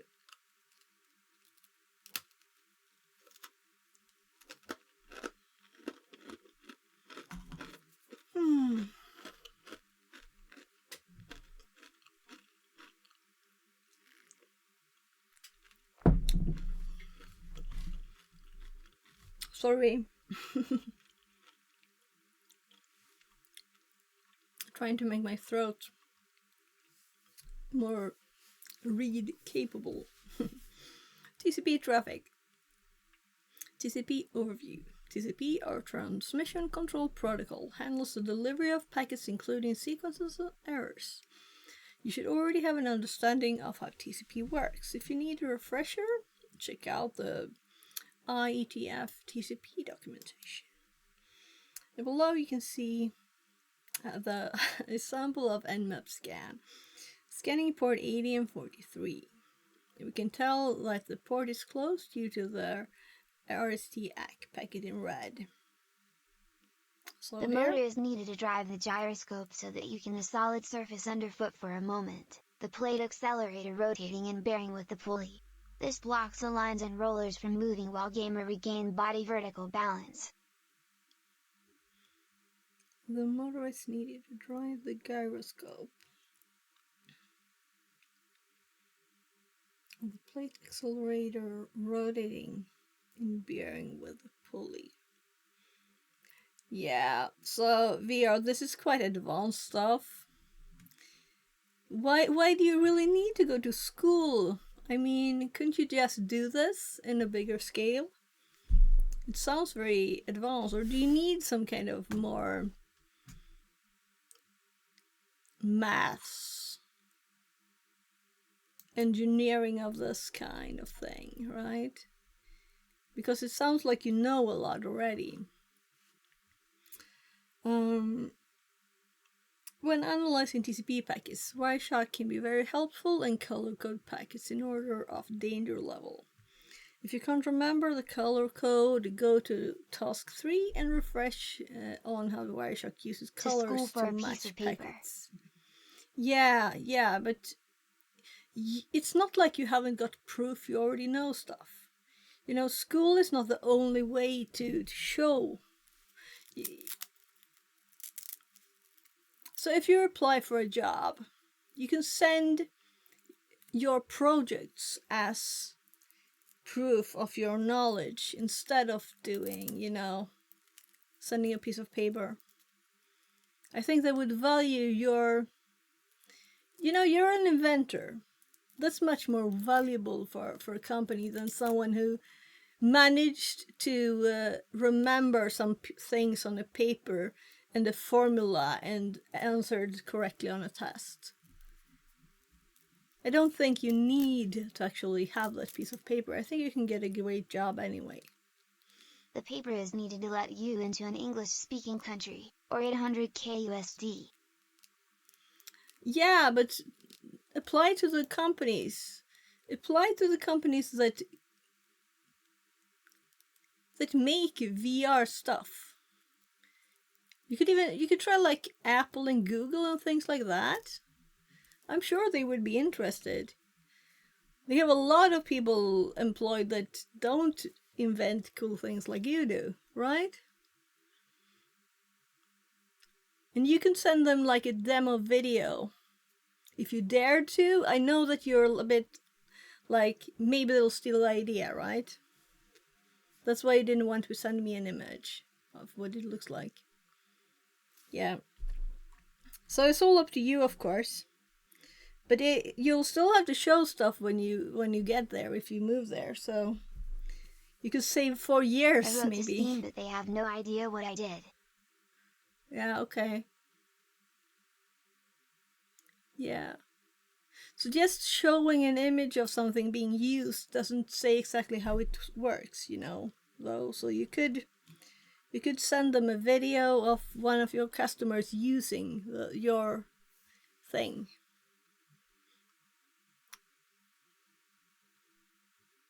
And then I'm sure you'll get a job. And they'll be like, yeah, we need this person in the US. Right? And then you won't have to go to school and wait for even more years before you can get started doing the things in a bigger scale. And all the world will have these cool inventions, right? I think you should go for it. Try and do that. When analyzing TCP packets, Wireshark can be... Yeah, I think I read this one, right? Almost. Color code, task 3, Wireshark color, matches packets. TCP can give useful insights into the network when analyzing. However, it can also be hard to analyze due to the number of packets it sends. This is where you may need to use other tools like RSA, NetWitness, and Network Miner to find out and further analyze the captures. So, now we have new information from here.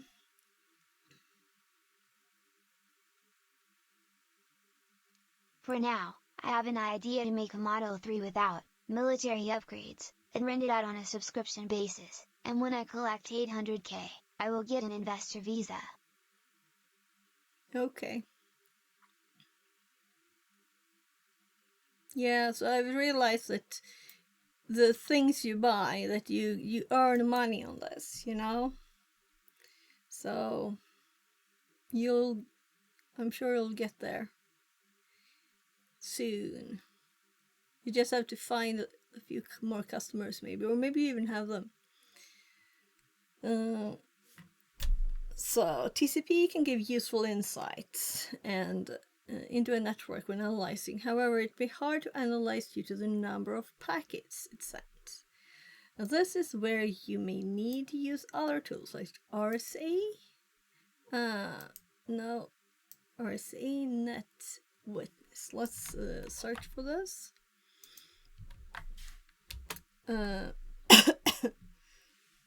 NetWitness.com. Comprehensive platform that accelerates threat detection and response. It collects and analyzes data across all capture points. So we can look at this later. Network Miner I've heard of. I think it's in the Anti-Siphon Labs, maybe?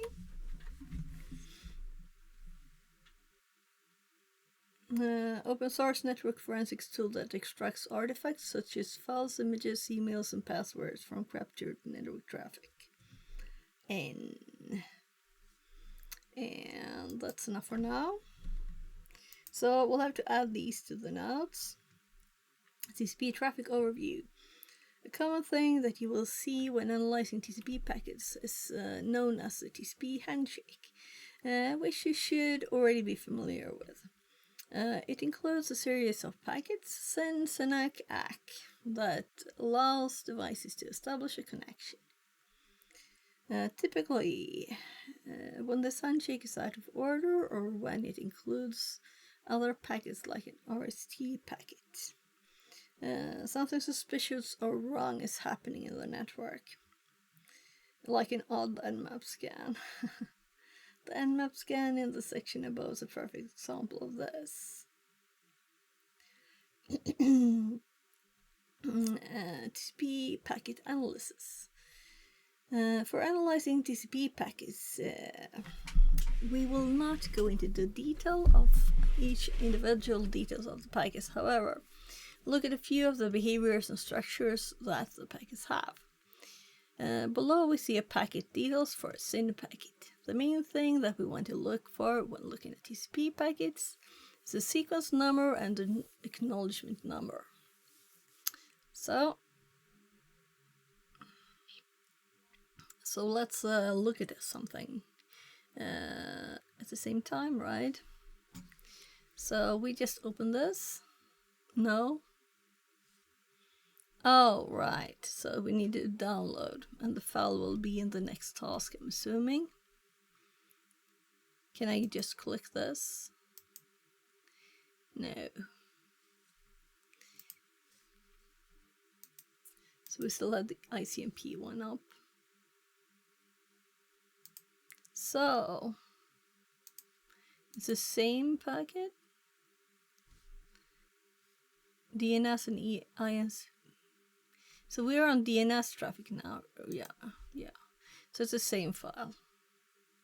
So what about TCP? We don't have any examples to look at, whatever. We can look at this then. So we have the transmission control protocol, TCP here, bit of it. We can see the source port and the destination port. Stream index. Here's the sequence number role.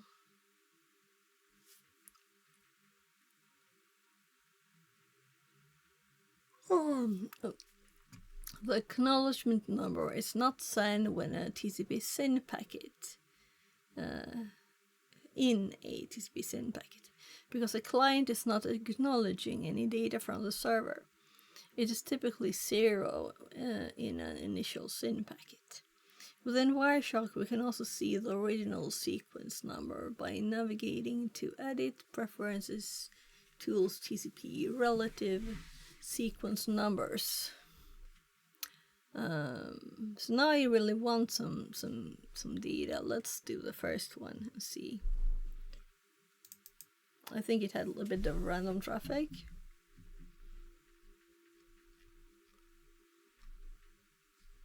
Let's TCP. Yeah. So there's some traffic in here.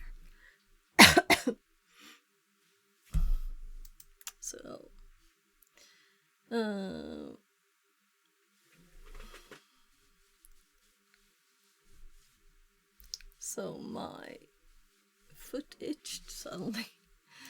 Edit preferences. Protocols.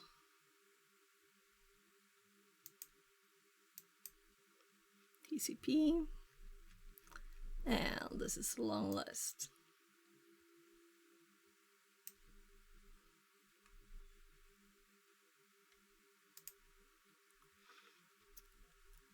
Relative request sequence numbers.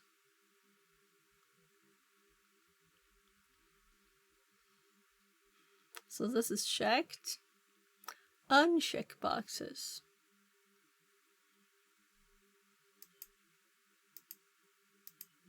I don't think I want to uncheck it.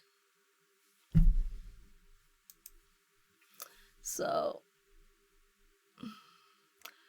typically TCP packets need to be looked at as a whole to tell the story rather than one by one. Yeah.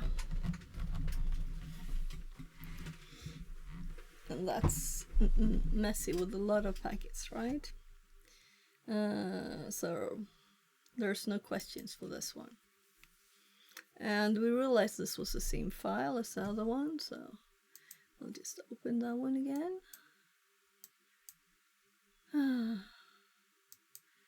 I'm trying to do something very complicated. I'm trying to close Wireshark. Oh, can't because this is open. So what about now? Where is the whole thing? Oh, it's up there. Okay. I was like, this is this line, but it wasn't.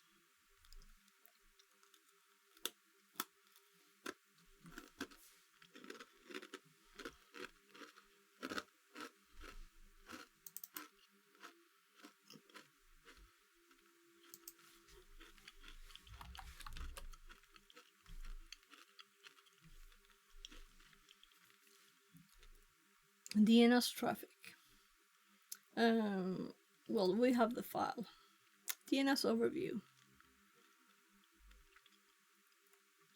DNS, or Domain Name Service Protocol, is used to resolve names with IP addresses. Just like other protocols, you should be familiar with DNS. However, if you're not, you can look, refresh here. So we have 3 now. There are a couple of things outlined below that you should keep in the back of your mind when analyzing DNS packets. Query response, DNS servers only UDP. If any of these is out of place, well, the packets should be looked at further and should be considered suspicious.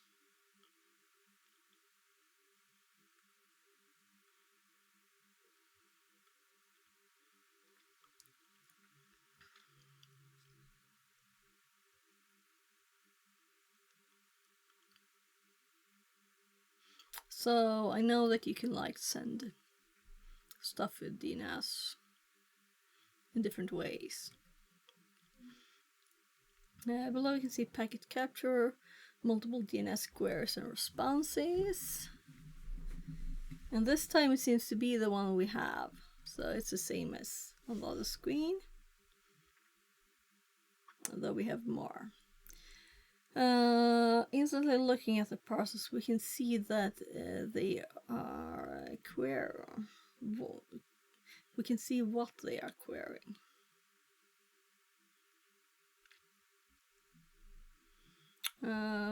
This can be useful when you have many packets and need to identify suspicious or unusual traffic quickly.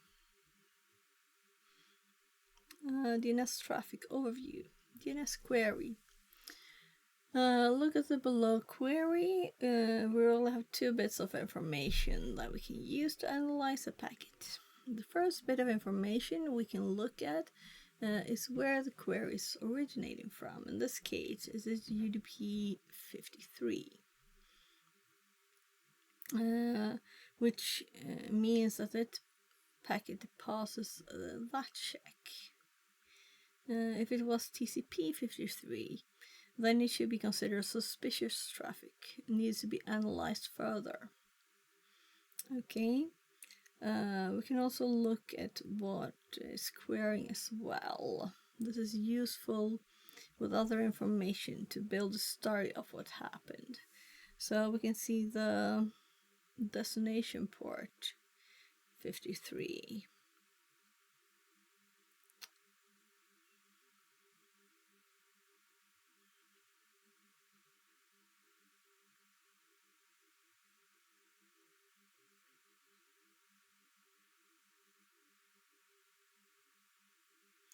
Query is originating from. Let's look at it then. Frame 1.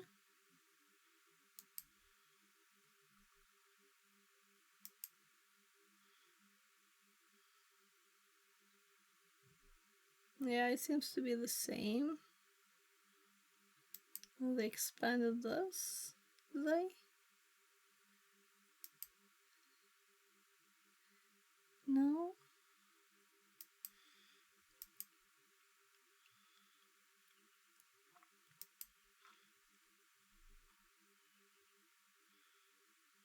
So, question?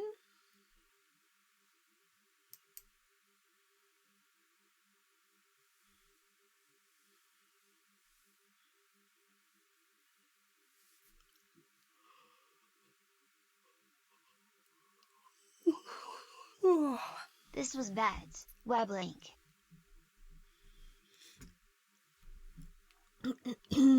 So, let's see.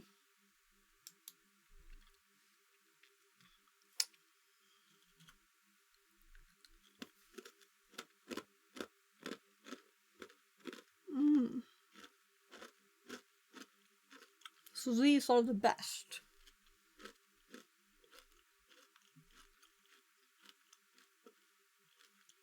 Yeah, that's quite big.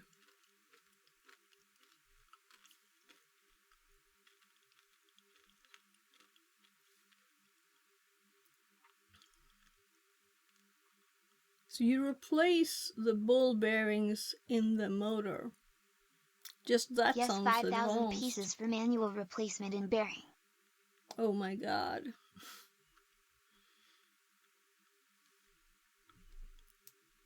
We can accept cookies. I shop from AliExpress all the time.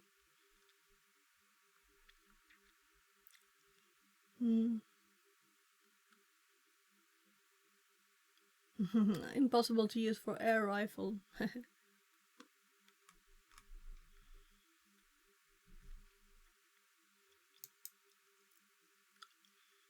Yeah.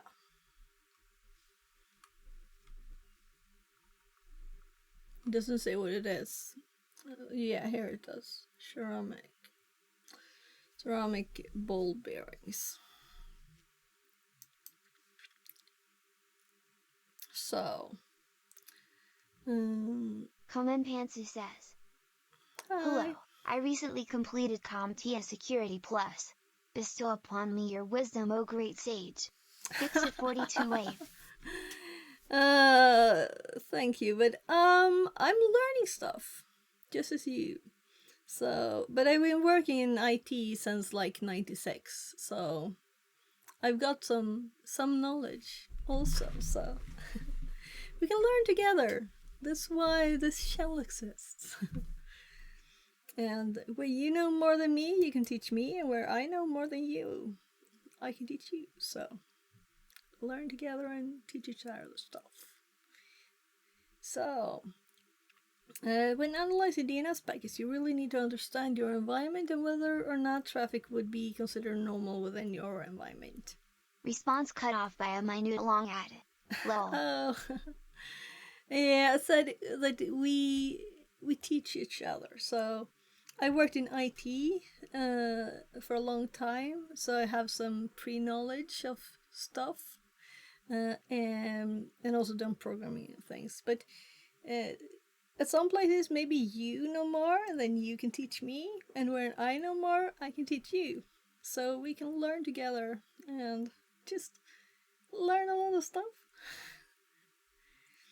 That's what the channel is for. So,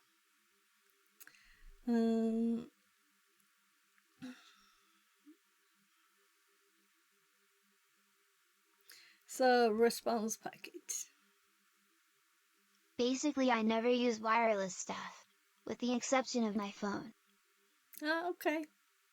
Yeah, so there are some old videos where I do like a bit of simple Wi-Fi hacking stuff, but we can always do that again. And I usually put a bad password and share a network from my phone. Then I use other Wi-Fi stuff to connect to it, like from Kali Linux. Some network card there that can do monitor mode. And you can set its information also. So we're at practical DNS packet analysis. Now that we understand the basics of how DNS traffic looks and interacts, I don't think this actually said much to me. First of all, it called this the source port, and it's the destination port. The source port we can't hear. Maybe we can see it in in the actual data.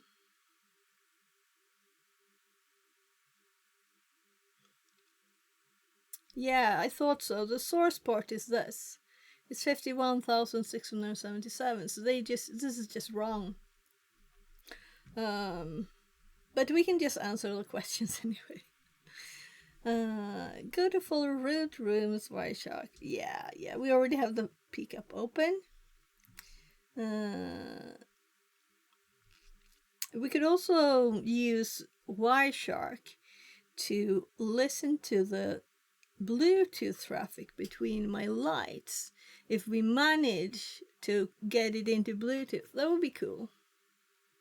Listen to Bluetooth. We'd have to have some special thing to actually listen to the Bluetooth, right? So it's all over here in the air, right? But how do we listen to Bluetooth? That's one thing we should do.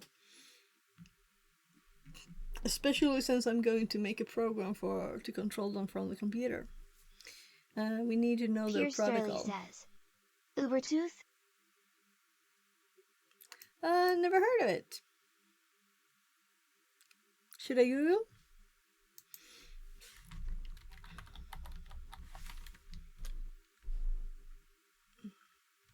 Oh, it's a gadget. Great Scott.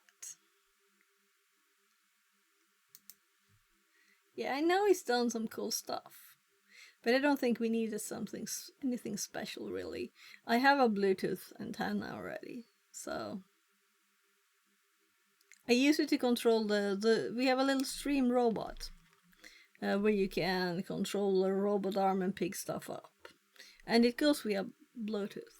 And also this is Bluetooth too, and I can like walk down to the parking lot far away and still have a good connection. So also when I scan for stuff in this computer, we pick up everything. So we should probably be able to use that one to just as this is a Praxmax Kali machine, it's actually here, and we can send on units. If I would use the antenna though, I couldn't use it for Bluetooth here at the same time. I do have another Bluetooth antenna though, so we could use another one.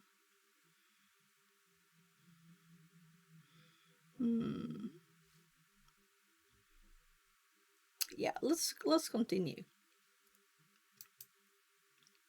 So, what is being queried in packet 1? I guess we can't copy this, right? I don't want to type it either. Let's see.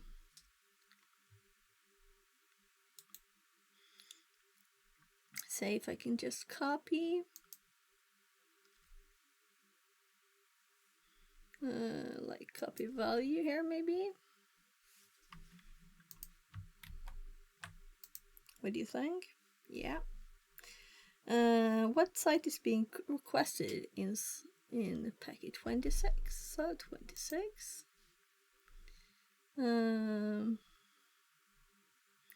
Wireshark.org. So let's copy this one. And then we want the transaction ID too. Here we have transaction ID, copy, value. So, there, we got all the information.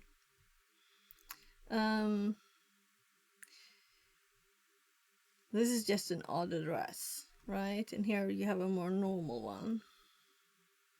So let's look at this one instead.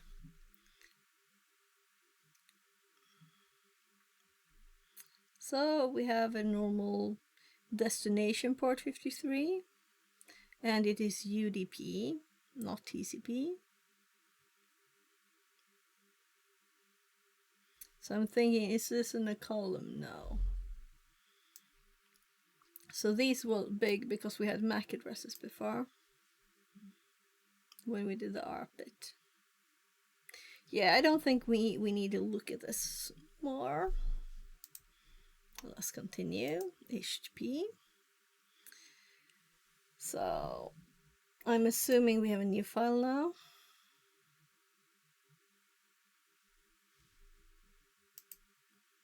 Yeah.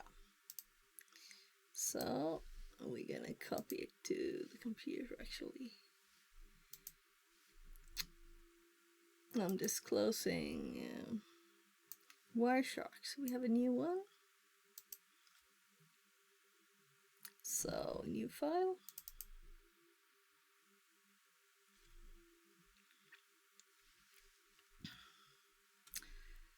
HTTP, or Hypertext Transfer Protocol, is a commonly used part for World Wide Web and used by some websites. However, its encrypted counterpart, HTTPS, is more common, which we'll discuss in the next text. HTTP used to send GET and POST requests to web servers in order to receive things like web pages.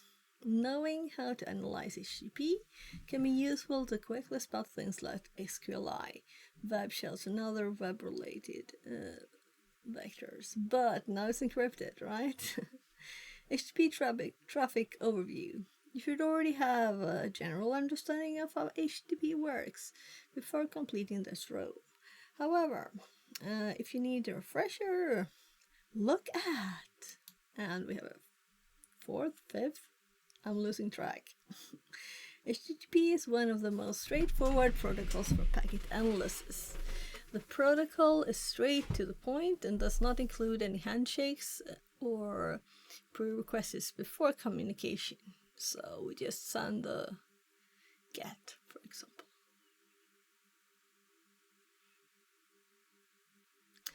Above we can see a simple HTTP packet. Looking at an HTTP packet we can easily gather information since the data stream is not encrypted, like the HTTP counterpart HTTPS. Some of the important information we can gather from the packet is the request URI, data, file data, server.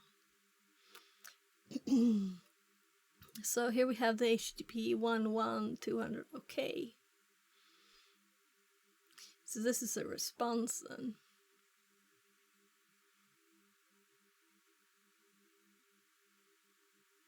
Content type, headers, response 1 of 1, time since request, request in frame 18. So we can see in 18 what the request was, and this is in 27. So let's say that Wireshark is not a tool that I feel a need to make a new version of.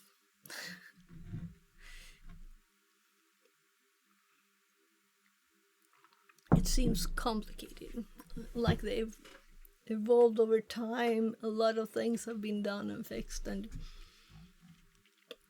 compressions and all the options, and it's really actually a bit of a mess. So we'll see, maybe this is how I feel later. Above we can see a sample HTTP packet. Yeah, I read that.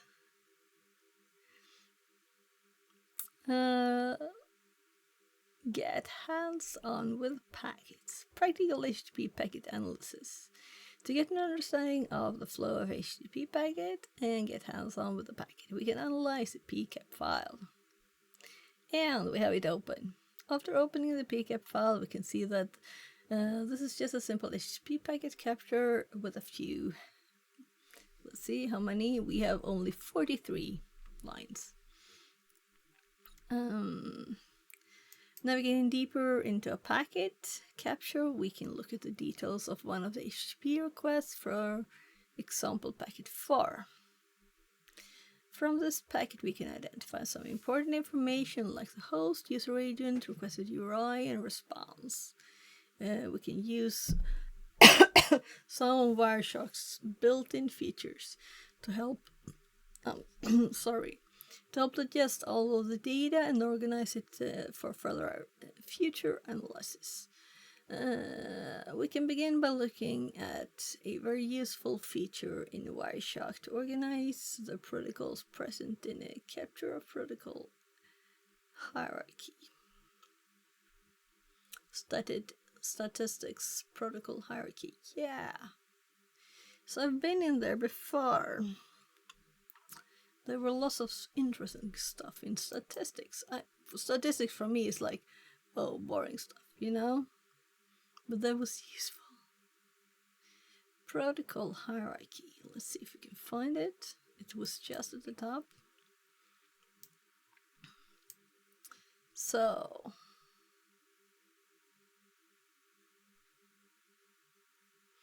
this information can be very useful in a practical application like threat hunting to identify discrepancies in packet captures.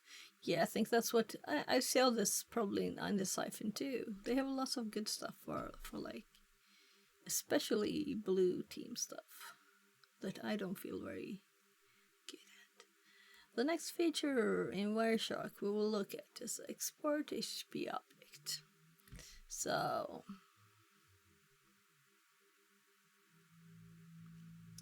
protocol frame Ethernet.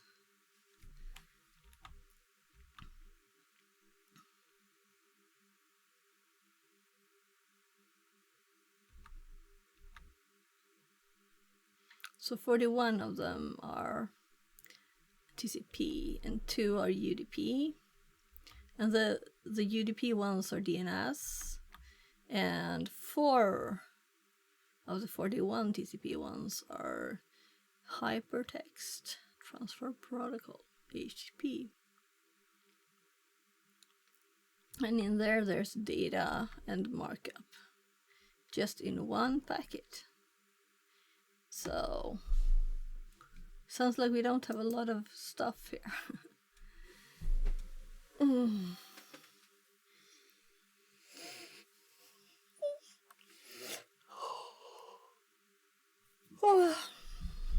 So we can see HTTP.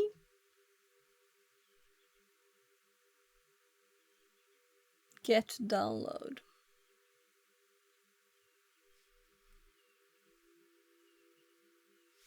Let's expand this instead and we'll see it clearer. So I'm sure we'll have questions about these later, so I guess I should read. I do have some shopping. I think it will help my throat.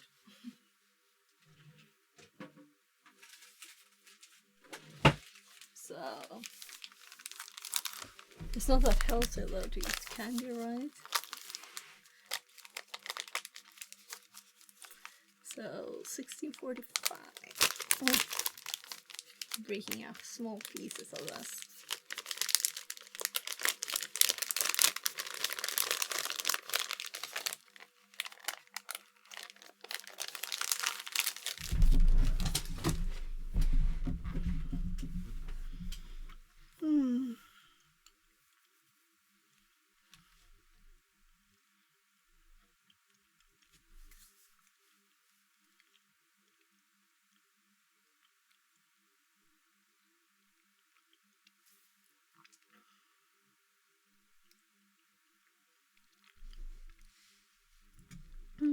This information is very useful. Next feature, we will look at export HTTP objects. Will allow you to organize all the requested URIs in the capture.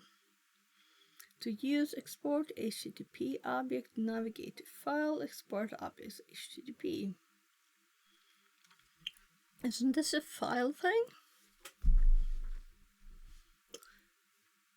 I hope for something I've not seen before. So just File, Export. So I've only used this for files. HTTP.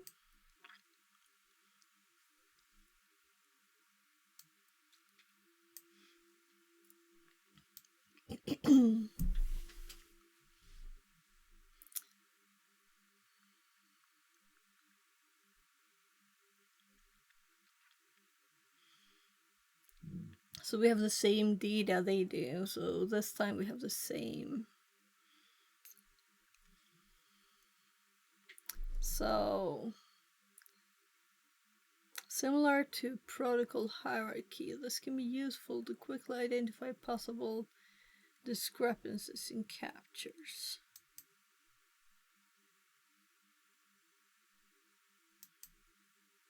So we can save these. It is a file thing, really.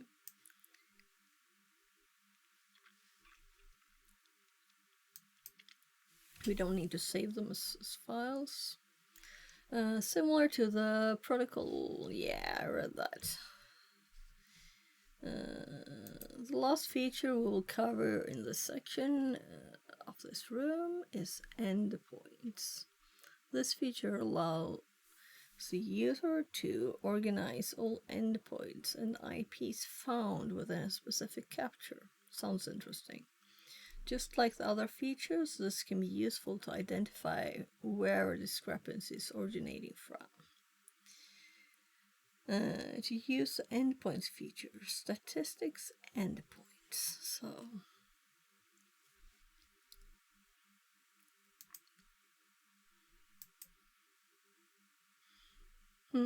yeah, I think I might have seen this. We can see how many packets. So it seems like we have two very odd addresses in the packets. So they both have.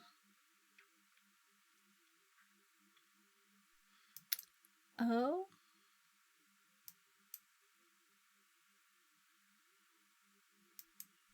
Yeah, can it's also that one wouldn't have anything.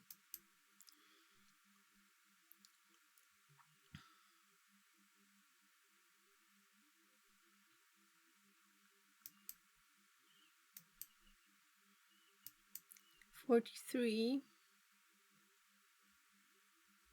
but the others are okay.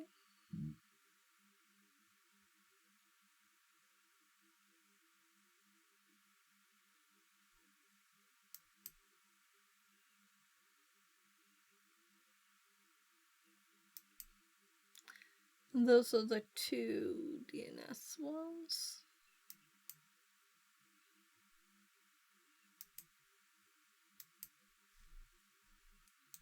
So I do feel a bit tired.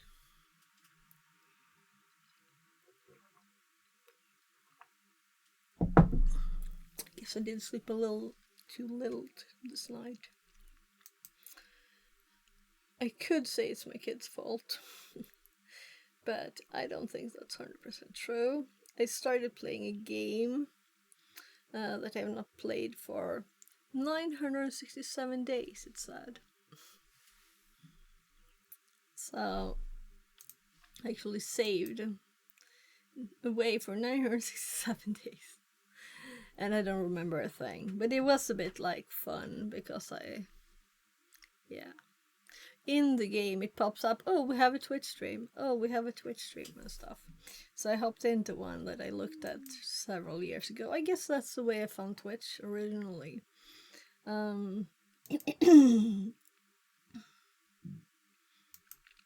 So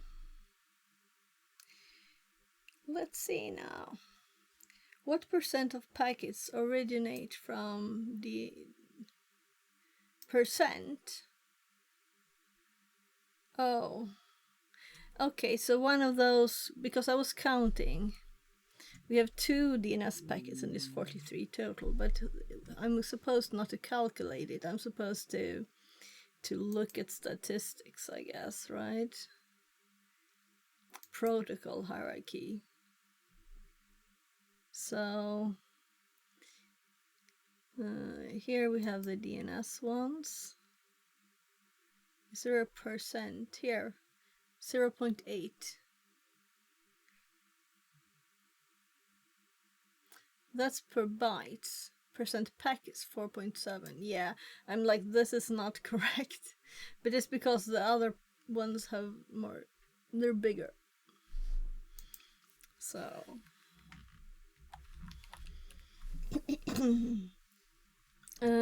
what endpoint ends in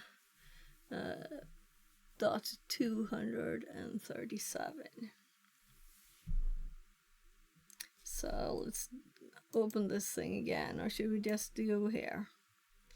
So let's just click one of the packets so we can copy the address. I clicked the wrong one. And let's copy the value. There. What is the user agent listed in packet 4?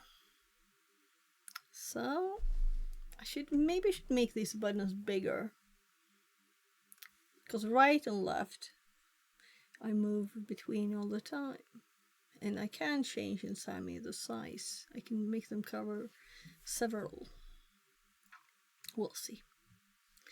It's just the last time I added a line there, they're actually quite tiny. But I don't think I miss them very often though.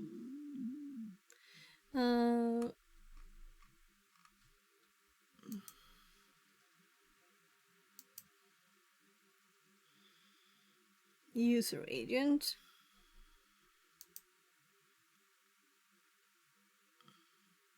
So they want the full user agent string here.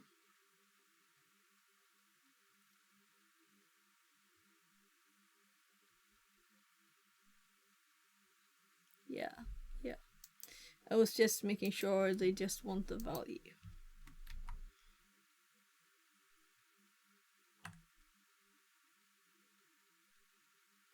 Oh, they actually want the R and N too, and I didn't get those. So /R/N. So I shouldn't have copied the value. What could we have copied then? Copy as ASCII text? Let's just test that.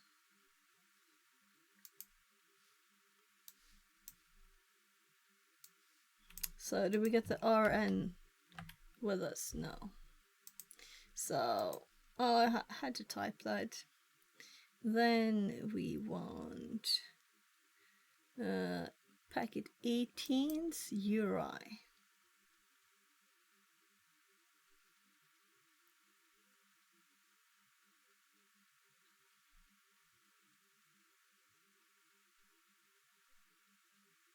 It's not this. Looking at the data stream, what is the full request URI for packet 18? So data stream, we didn't look at that.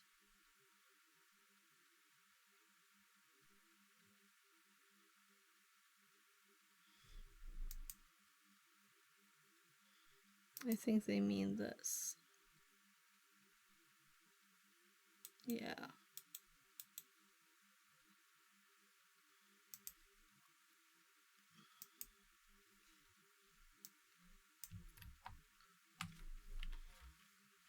They can't want the full thing.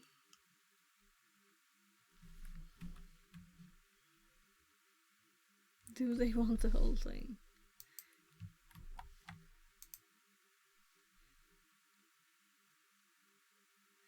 So I'm waiting for it to load.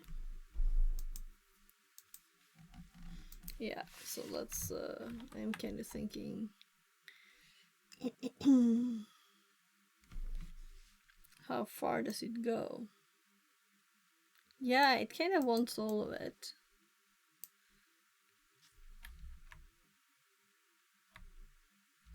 This is so annoying.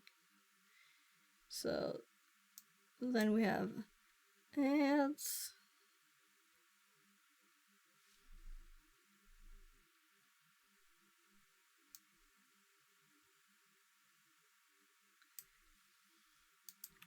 So I'm gonna paste again, and then I'm going to try and see what's behind here.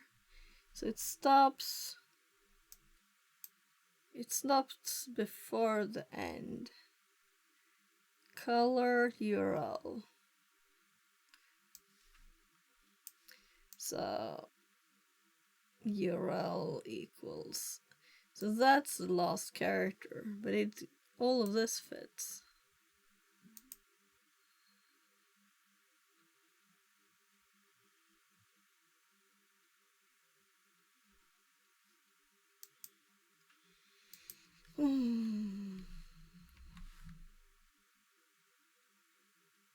Check for typos in this kind of thing.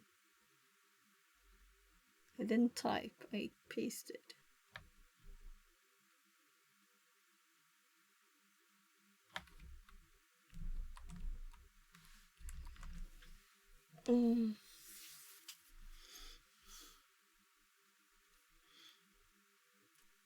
Okay, let's copied. Yeah, don't need copy this much. Just that.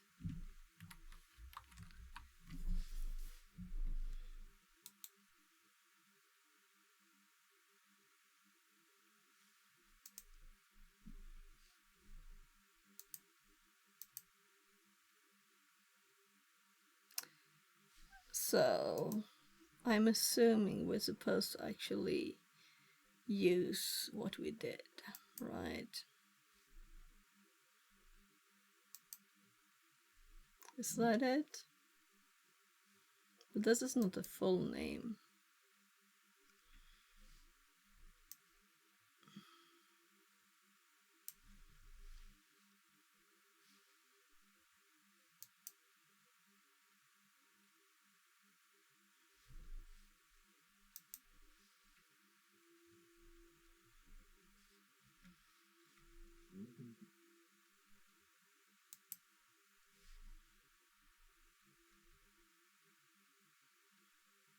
Was I in the wrong packet? That would have been stupid. I must have just clicked something by mistake there. But I think I copied from this one.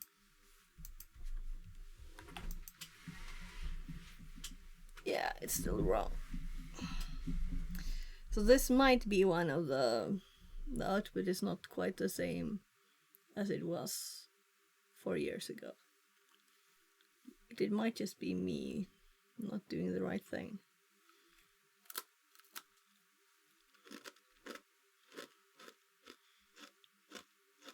Let's do packet 38.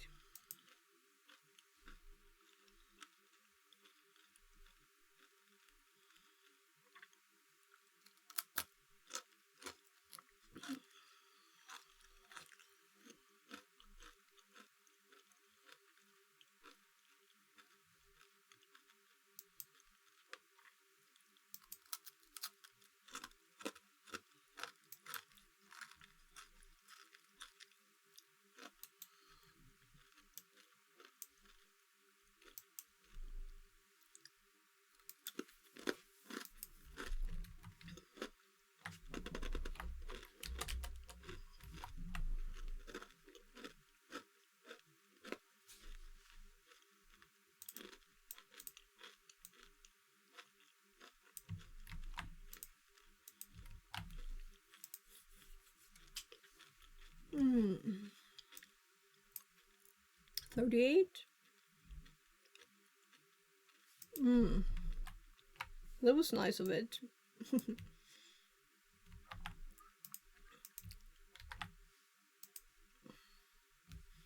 So let's try this one again.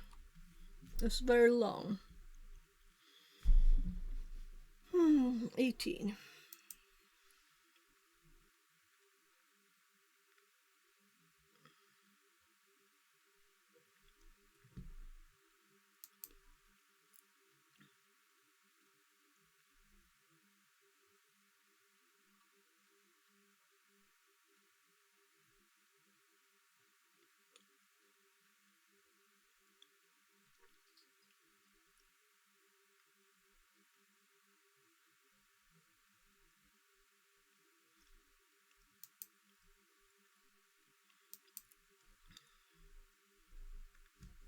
And the other one we could see the packets data more.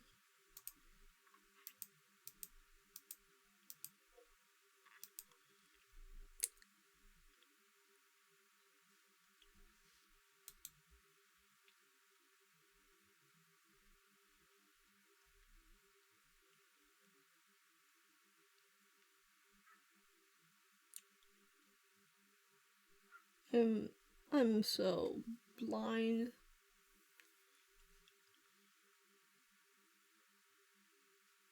Follow. So, which is packet 18? That's 27. This is 18. So,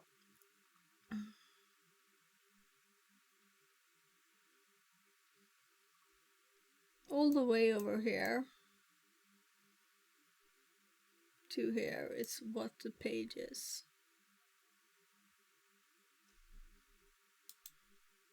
So if we copy that, now let's compare it to what we already had in Notepad. So, and this was added.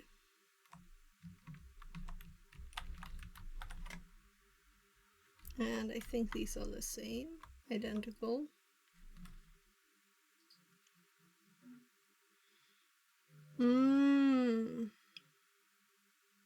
Right.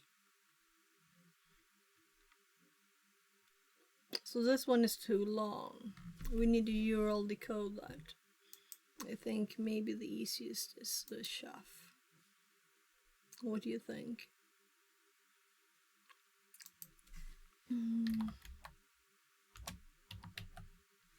URL decode.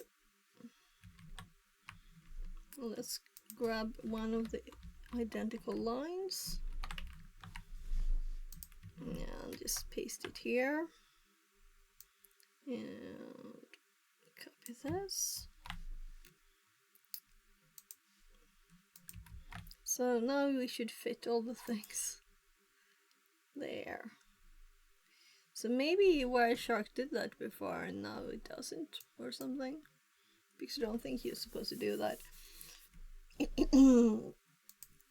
HTTPS. So now we have zip file.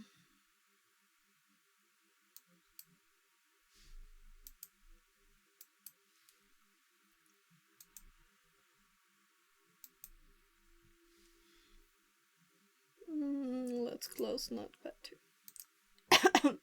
So actually thinking of making my own Notepad that's not bright light, because my hope of switching from Windows 10 is quite gone by now. I don't want to do Linux because OBS is worse in Linux, and I don't want to do Windows 11.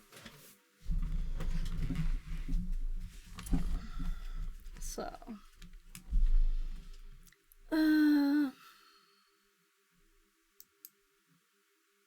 yeah, that is the latest file. So that's what it's called.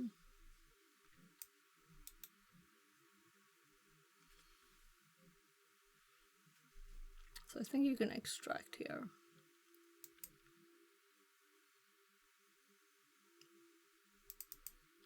Never did this before on Linux. I'm a command line person.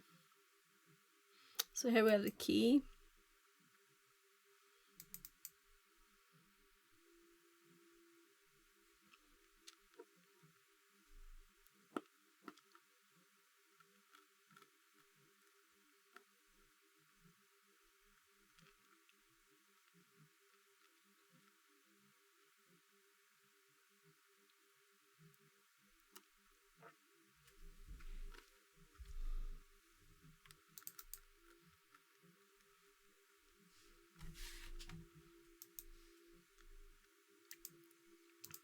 Let's look what this looked like. Yeah. Command line.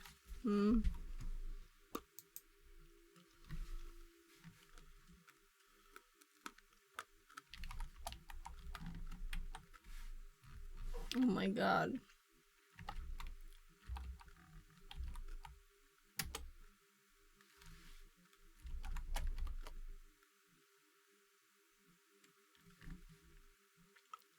If I remove the other ones, they will be needed, right?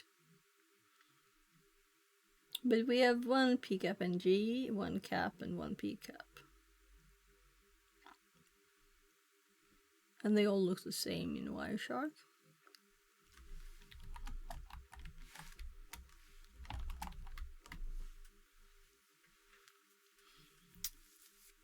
So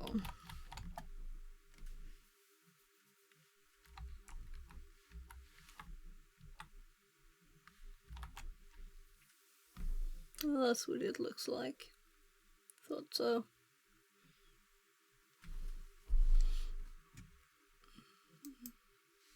So this is the TrackMe PCAP file that we opened. Oh gosh, did I actually get... Oh. Yeah, how do I change this? Let's change it. So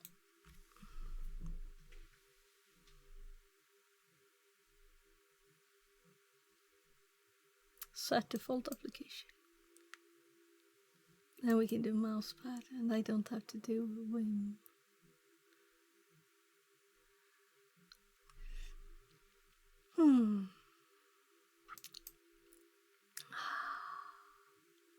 So nice.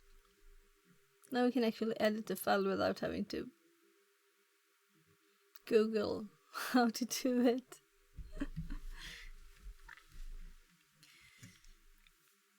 That's seriously crazy that you can't just edit a file when you open it. So, what else could you possibly want?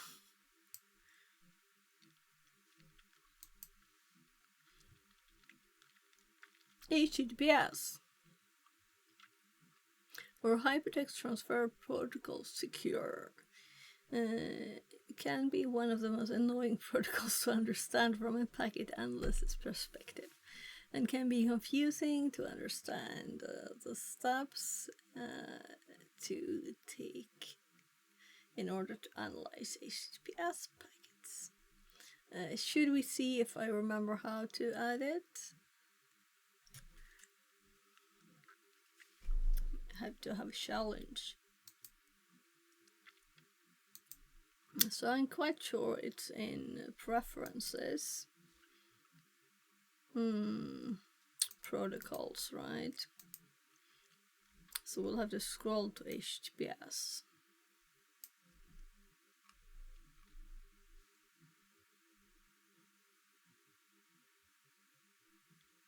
It's not even there.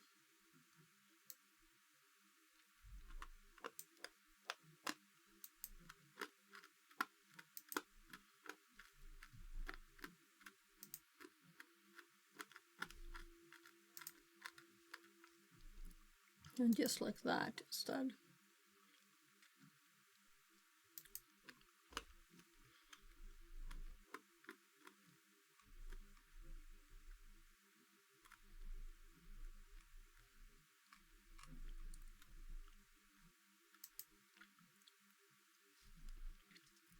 Snake Desert.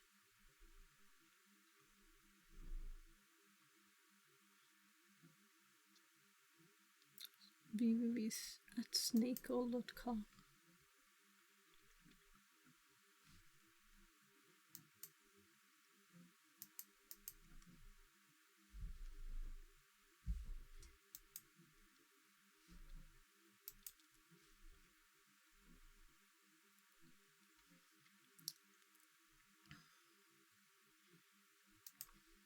Application data.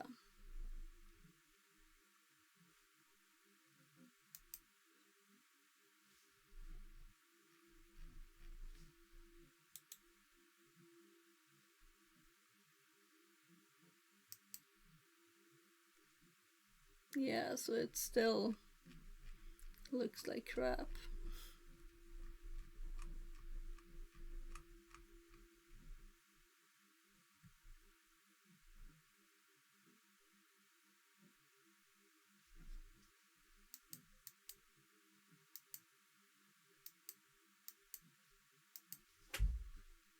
Maybe I took a bad one to do.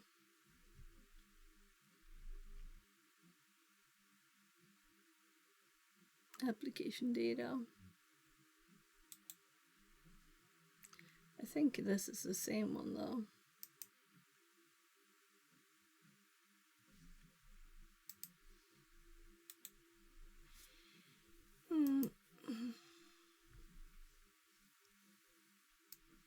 Generated custom certificate. I think it's supposed to use it though. Let's learn what I failed doing.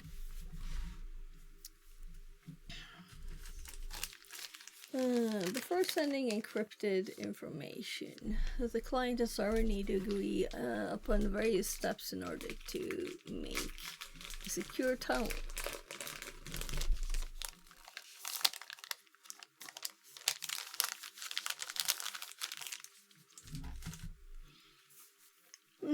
Protocol version, cryptographic algorithm, authenticate to each other.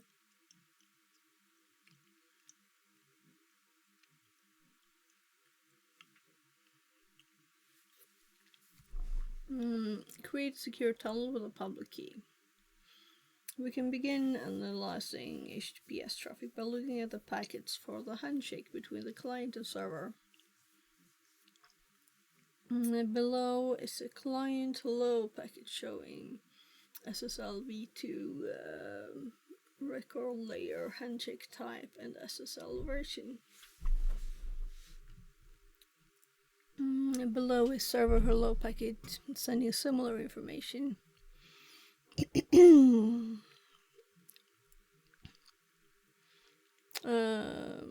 This time it includes session details and SSL certificate information.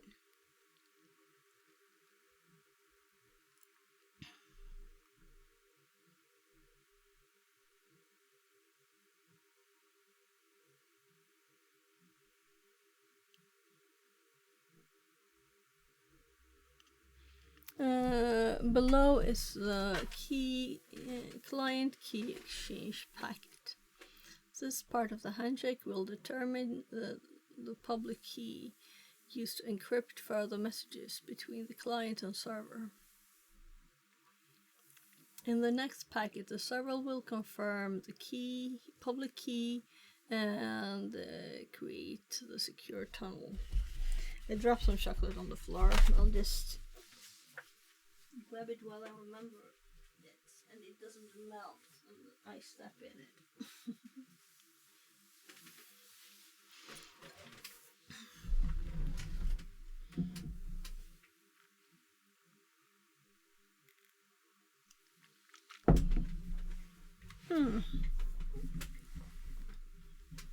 So,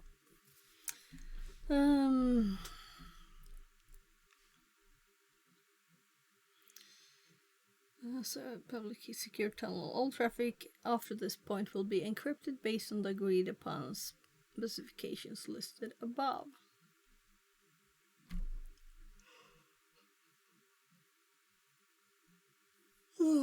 So let's actually look at these packets on the other screen so that we can recognize these easier next time, because I've seen this before. Client hello, server hello. And it's not super readable. So we see the client hello, and the version. This is really the information they marked as useful. And then in reply, server hello. They have a session ID here.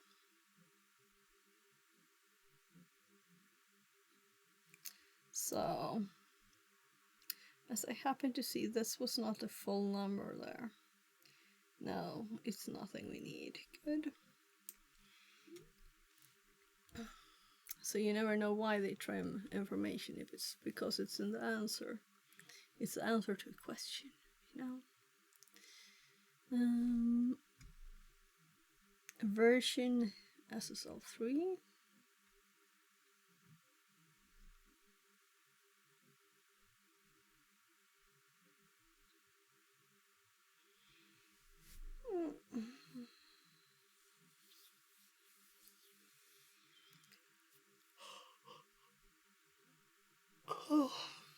And the next package is 8.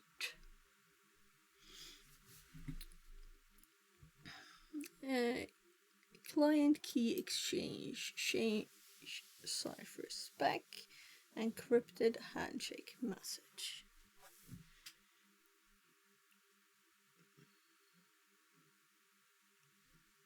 They say this is important, of course this, and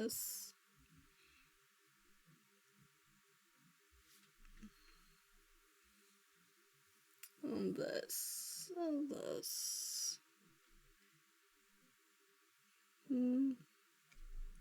So, 4th packages.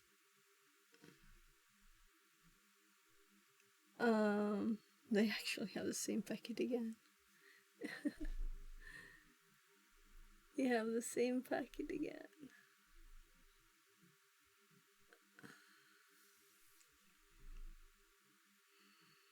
And then they are 21. So what packet did they mean to show? So that might have been why I was slightly confused here. So after this one, oh, easy to follow on the IP addresses here. It must be this one.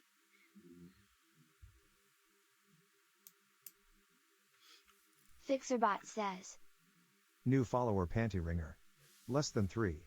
Welcome in. Thanks for the follow. So it's one we actually have to look at. Panty Ringer says, Hi. Translated from German. Hello.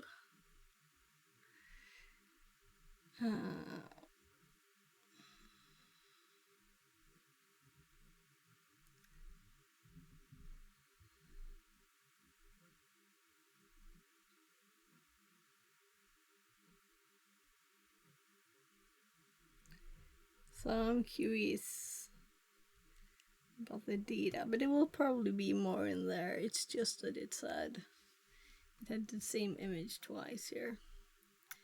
Packet 8 and packet 8. So I'm thinking this should be 9. The traffic between the client and the server is now encrypted. You will need a secret key in order to decrypt the data stream sent between the two hosts. And they just give an example of how the data looks, right? And we got a key in there. What I'm thinking of here is this exchange of keys. Can we see the key here? So we can't probably, right? Because how do you do that? I don't remember. How do you get the key on the machine when you do it? I don't remember. That's just a fact. So 21.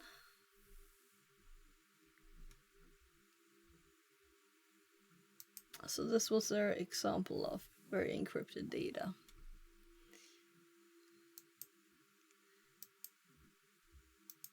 But already 10 here. Here we have the first.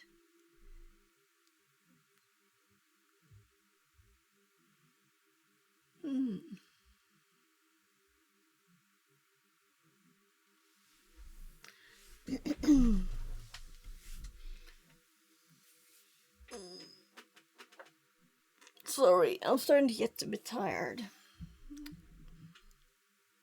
You can hear my 14-year-old bouncing around in the living room.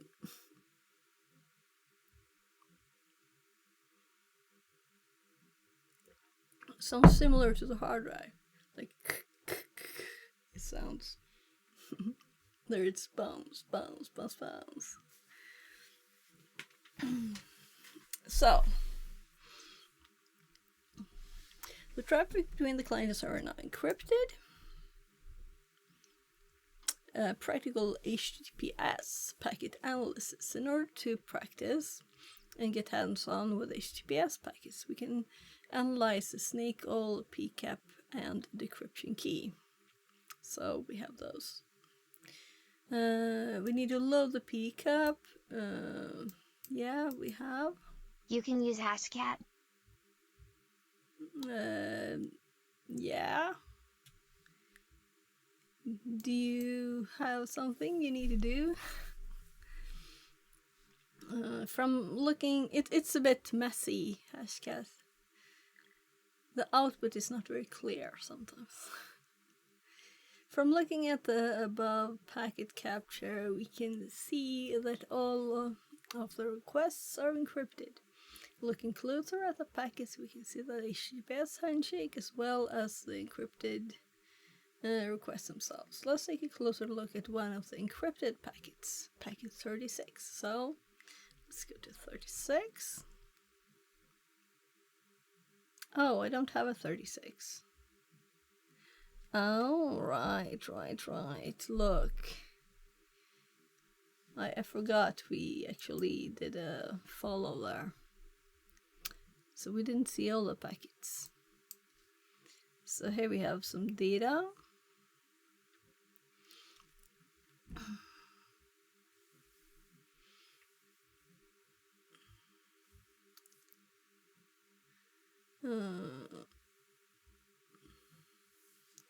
So packet 36.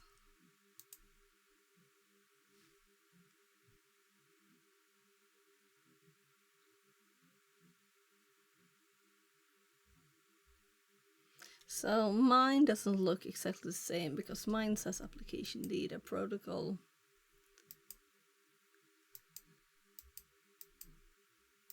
So it doesn't look decrypted though. I tried adding the key, but I obviously did something wrong. So let's see what they say.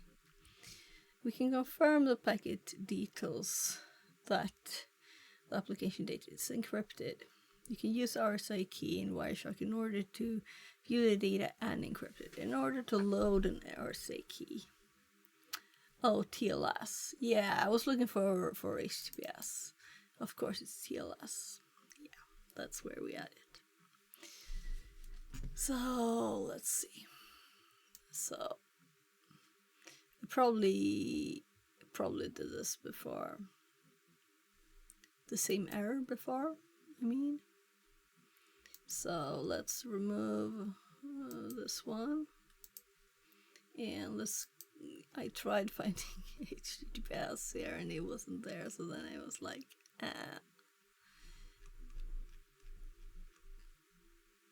T is quite late.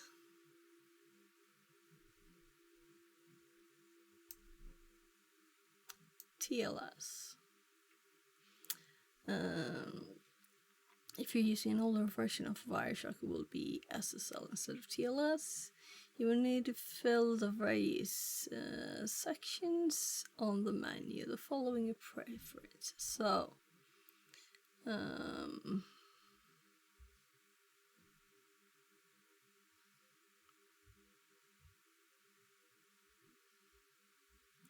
I guess we look at this. Plus IP address 127.0.0.1, port start underscore TLS, protocol HTTP, key file, browse, key.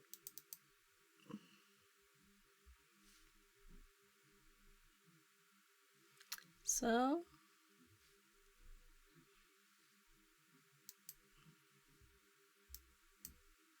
now it should work. Now that we have a RSA key imported into Wireshark, if we go back into the packet capture, we can see the data stream is now unencrypted. So let's see what happens with this thing.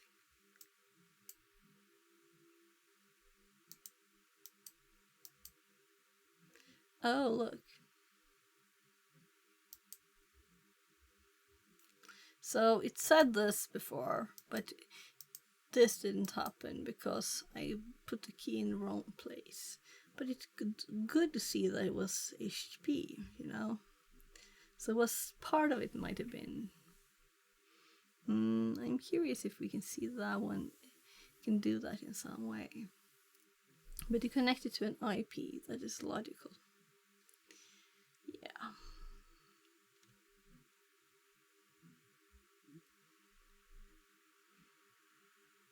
Now that we have, yeah.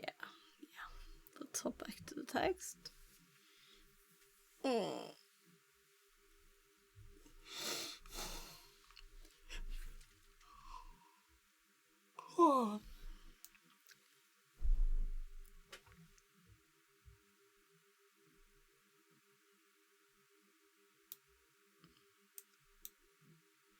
So this bit I need, right? Actually, it wasn't even all the instructions there. So I'm gonna put it in my notes. And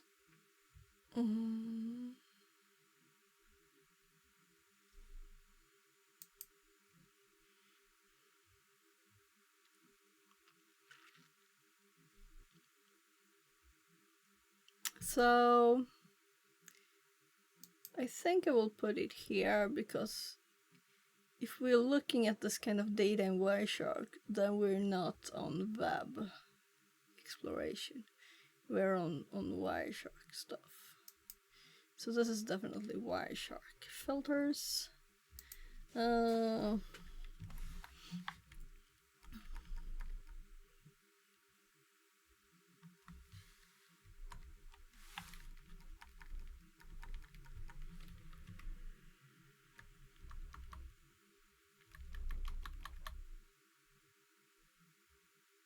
Whatever.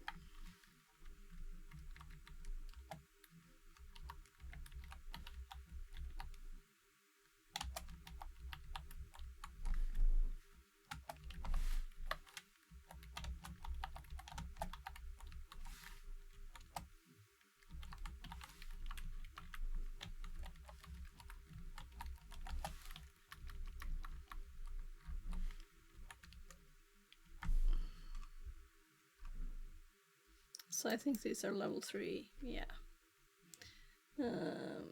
So there's actually a sidebar on this side away that I'm not using, that you could use to get to these headers.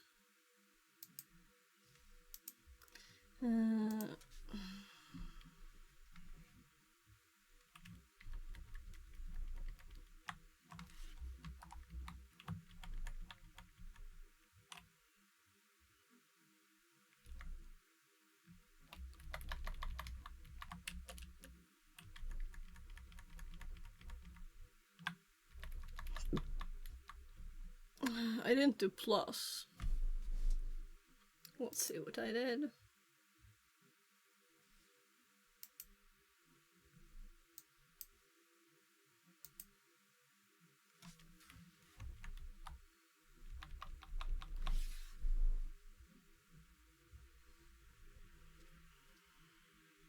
Scrolling here. T ls. I clicked edit. RSA key list.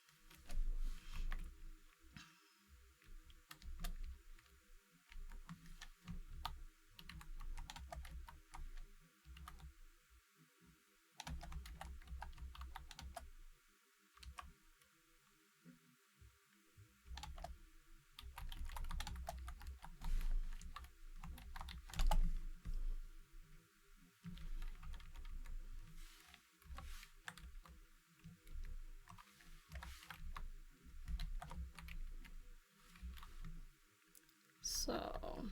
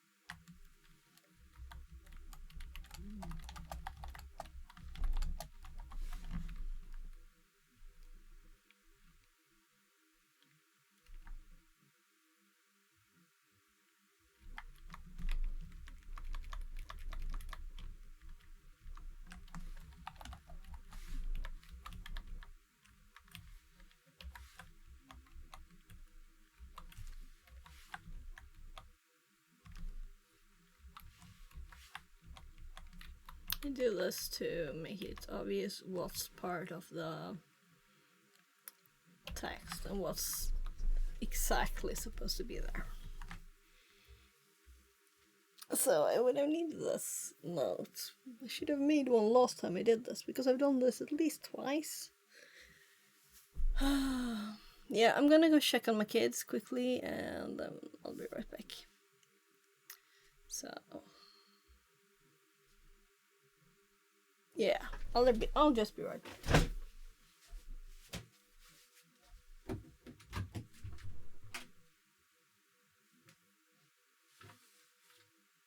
Just checking that. Yeah, that might be somebody.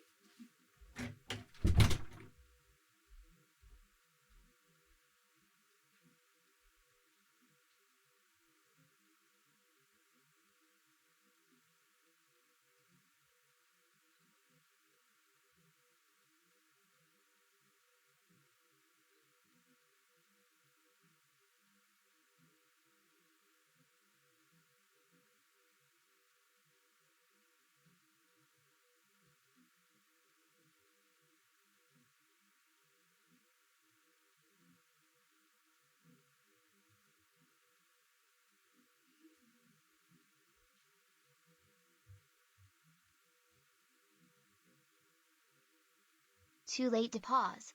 I think I missed how you got the RSA key. I was getting spiritually crushed by waves of crass capitalism.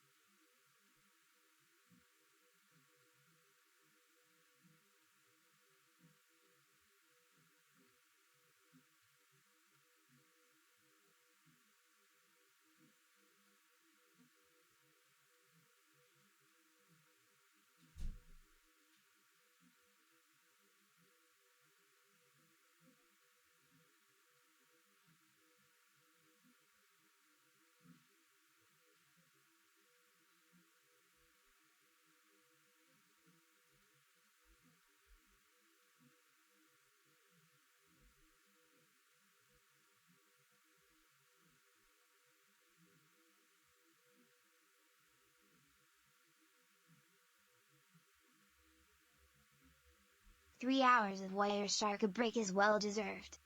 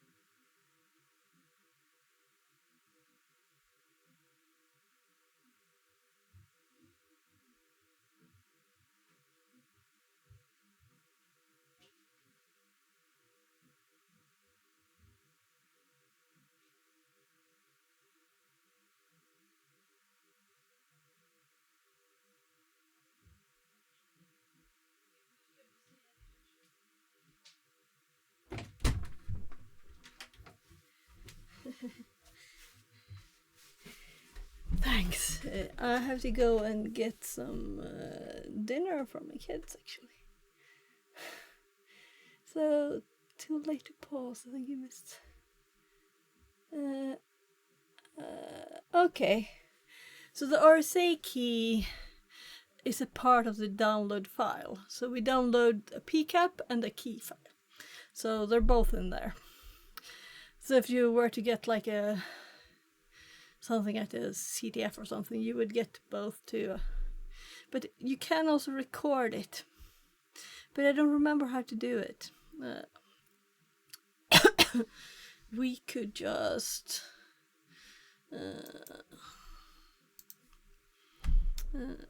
how to get a key file for HTTPS.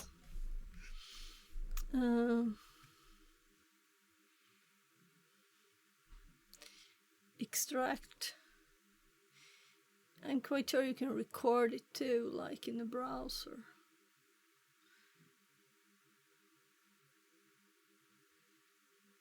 Extracting from different files, generate.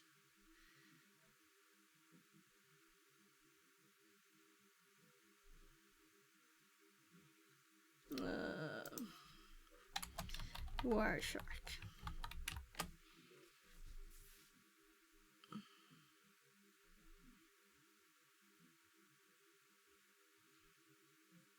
Yeah, so we can just continue checking.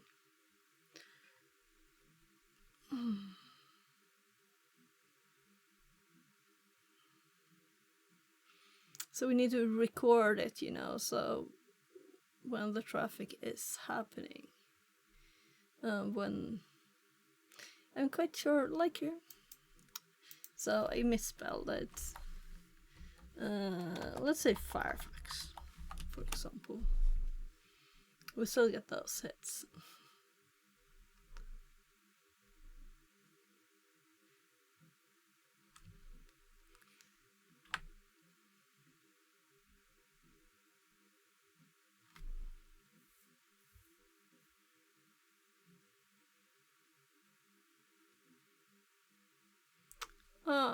Reach used cipher key for current SSL connection.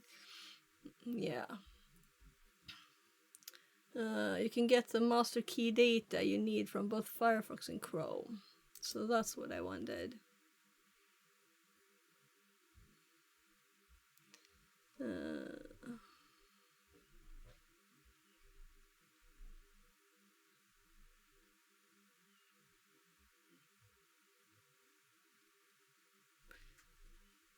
Master key that you need. You can use output fee. Burke says hello, please say hello to me. I love your videos very much. Your content and Hello, videos are very Burke. informative. My name is Burke. Welcome in, Burke, and thank you for watching the videos. I have to go and make some food for my 14-year-old, but then I'll be right back and continue. So we just checked a bit on how to get the current key for the traffic, as I didn't remember. I think I did it once, but I don't remember. So very much welcome, Burke, and hello. And I'll be right back. Should we put on the pause screen or should we not? I can do it, but I'll be right back. Welcome to my stream, where knowledge reigns supreme. Calm and collected, I'm about to go live, you know what I mean. Got high expectations, gonna teach you something new. Learning, hacking, exploring, there's so much we can do. Feel the excitement as we dive into uncharted lands. New discoveries await in this digital wonderland. Together we'll unravel the secrets, unlock the code. No limits, no boundaries, all knowledge will explode.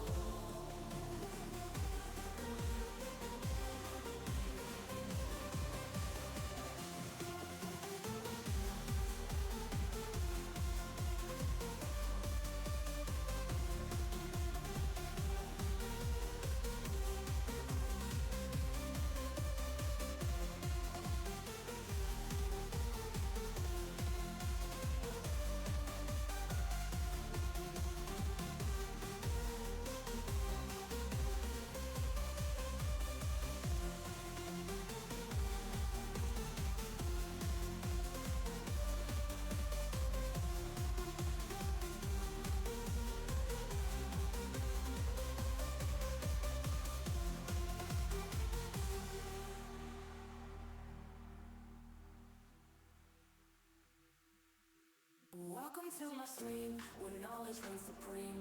Calm and collected, I'm about to go live, you know what I mean. Got high expectations, gonna teach you something new. Learning and hacking, exploring, there's so much we can do. Feel the excitement as we dive into uncharted lands.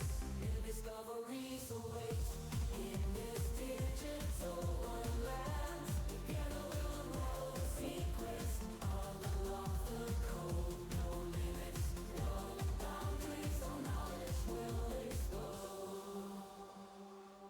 Welcome to my stream where the fire of knowledge burns bright. Chat with me, let's embark on this journey of delight. From the basics to superpowers, we'll learn and grow in this stream of knowledge. Together we'll grow.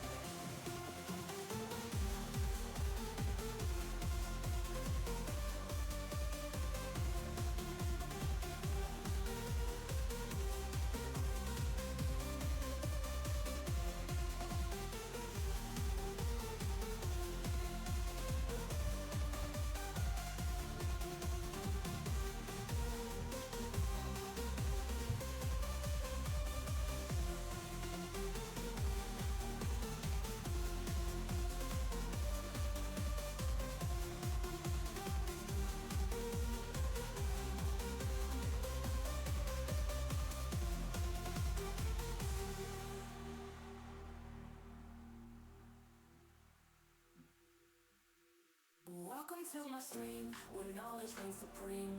Calm and collected, I'm about to go live, you know what I mean. Got high expectations, gonna teach you something new. Learning and hacking, exploring, there's so much we can do. Feel the excitement as we dive into uncharted lands. New discoveries await in this digital wonderland. Together we'll unroll the secrets, unlock the code, no limits, no boundaries, all knowledge will explode.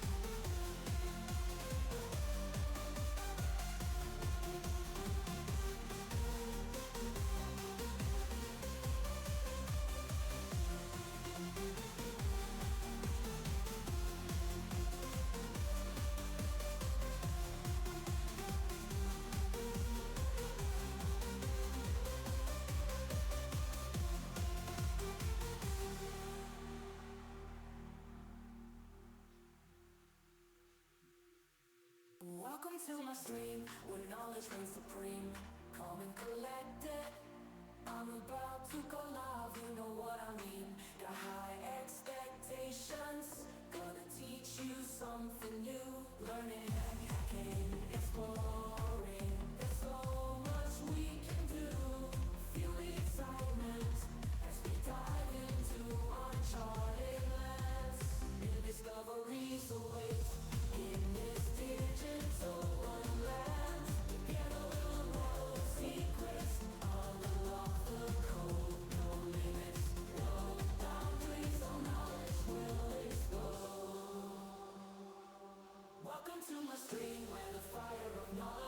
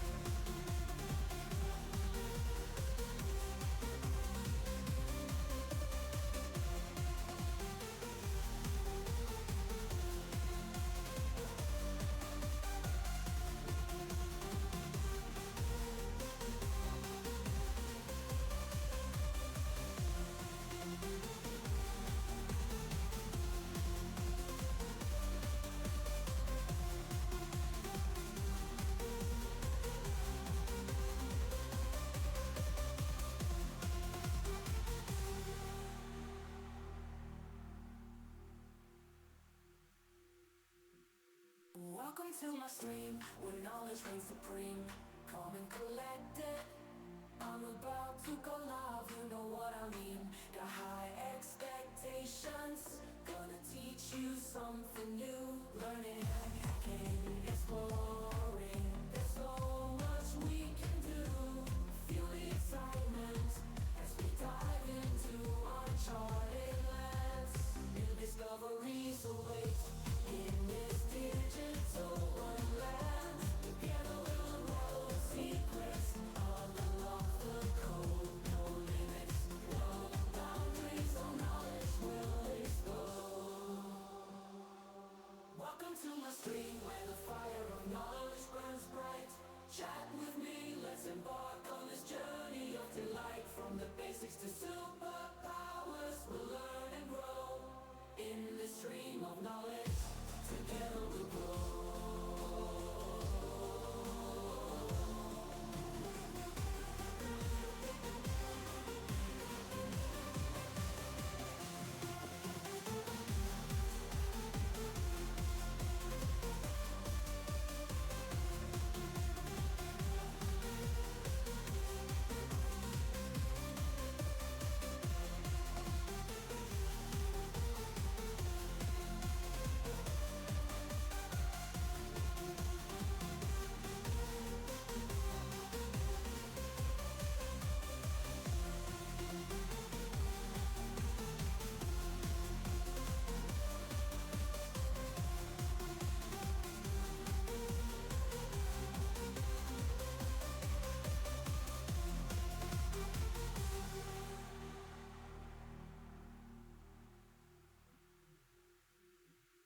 Welcome to my stream, where knowledge reigns supreme.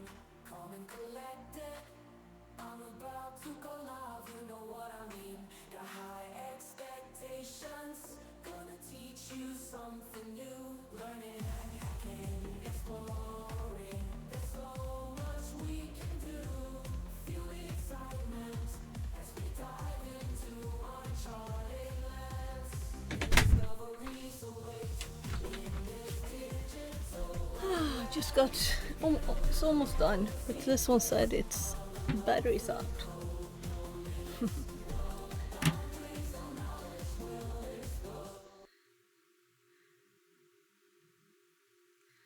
So there. Oh, we got a cookie thingy.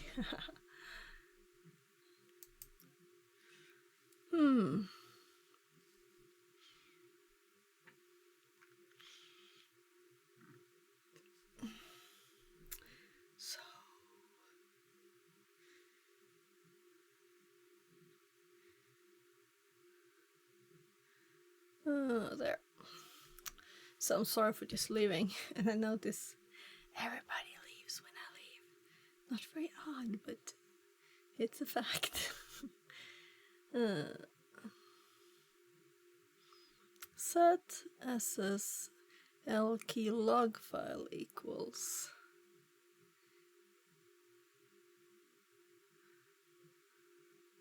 the same session.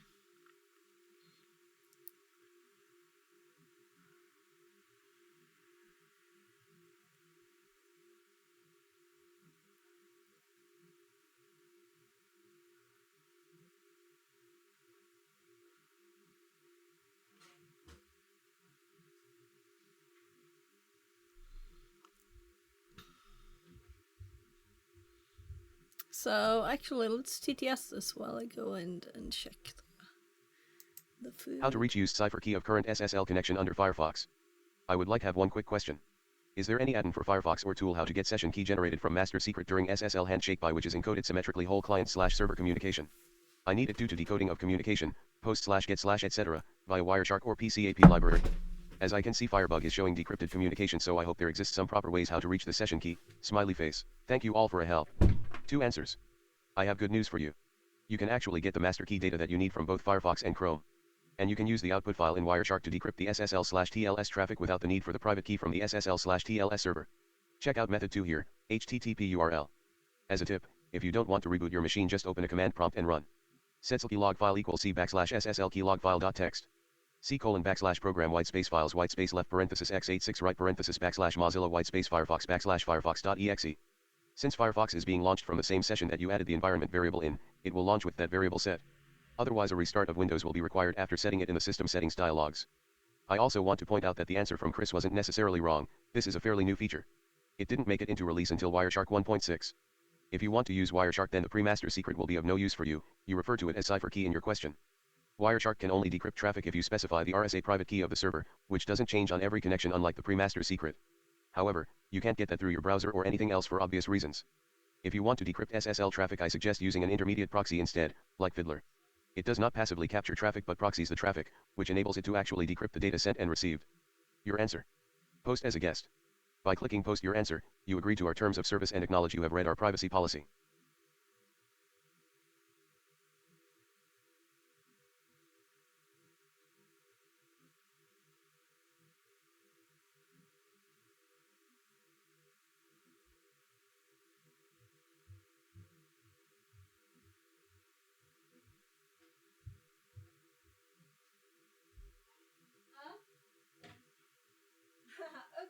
Okej, jag kommer. Yeah. Well, we could really stop that one, but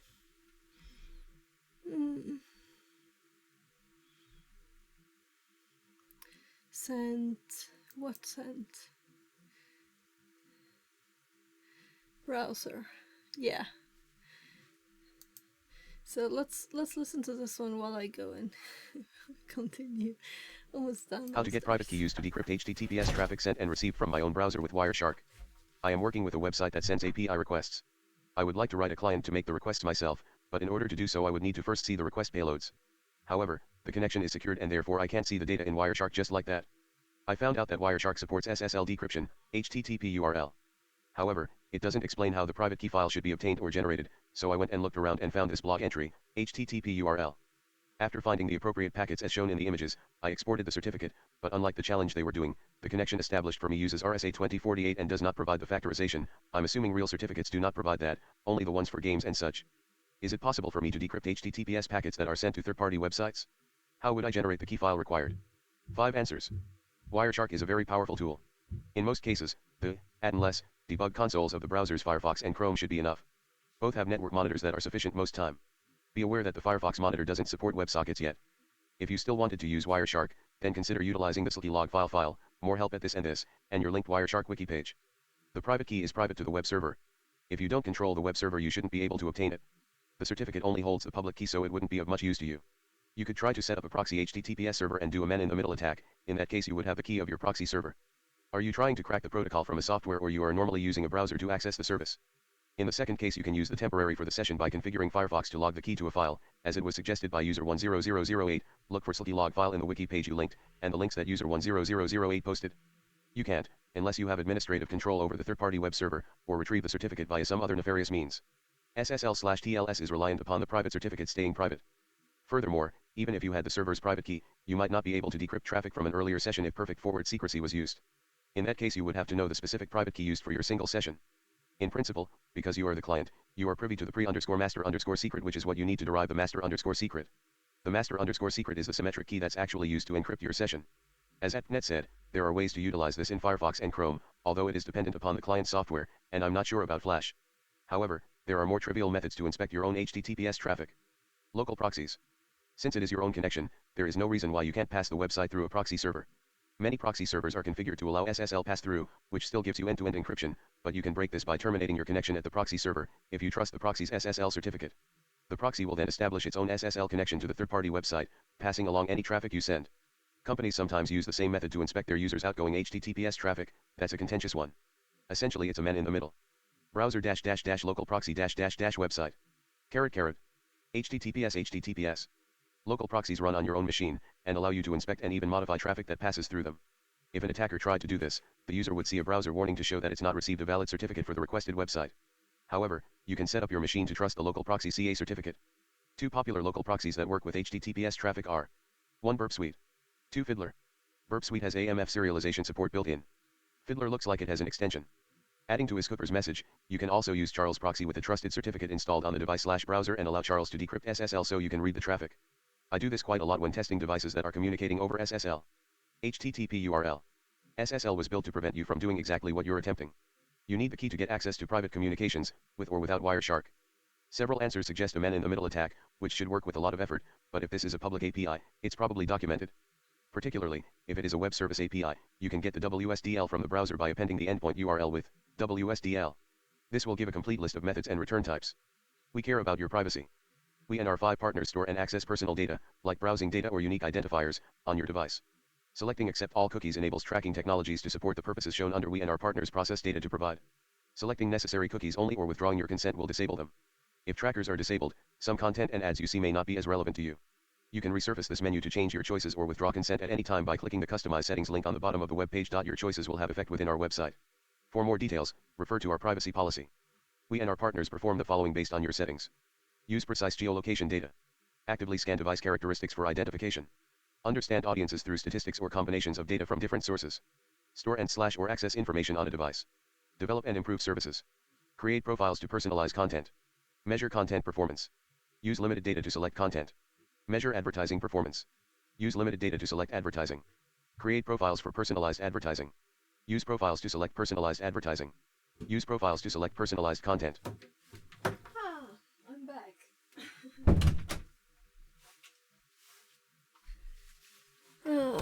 So I've been talking to my kid too, so I made one for me too. He eats too, but he's also much bigger than me.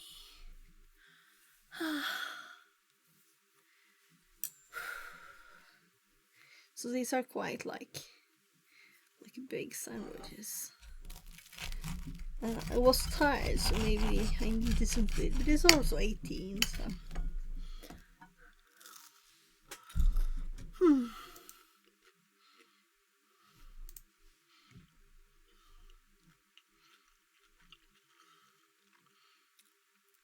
So, yeah, I don't think we read all of it.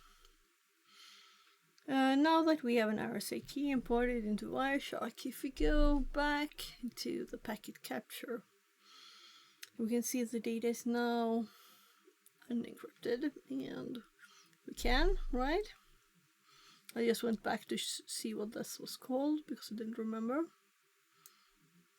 And we can also click the edit again. Come on.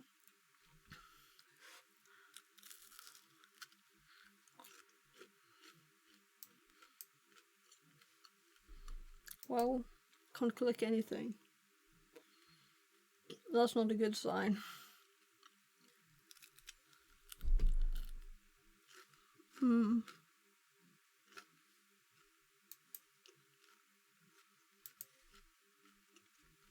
Dead machine.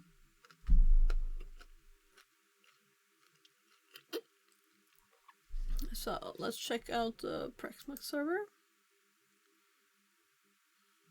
So this is not dead.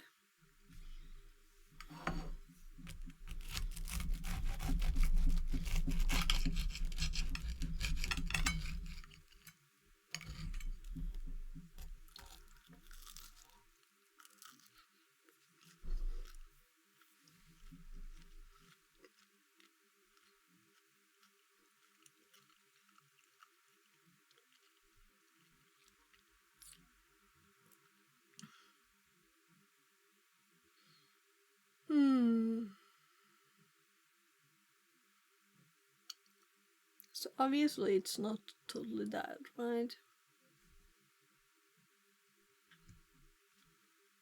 Let's try again. So clicking anything. Disconnecting. Don't ask me again.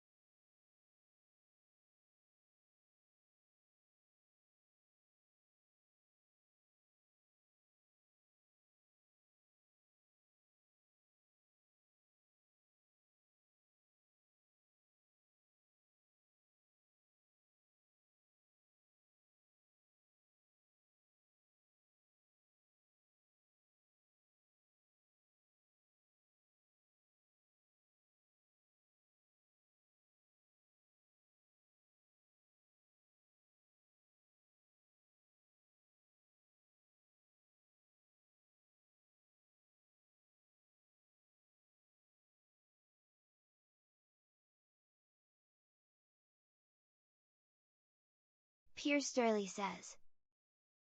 You've gone silent.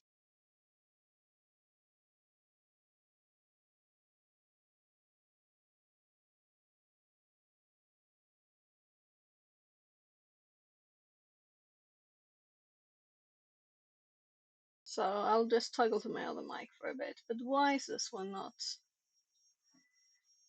But TTS still works. Yeah. Oh.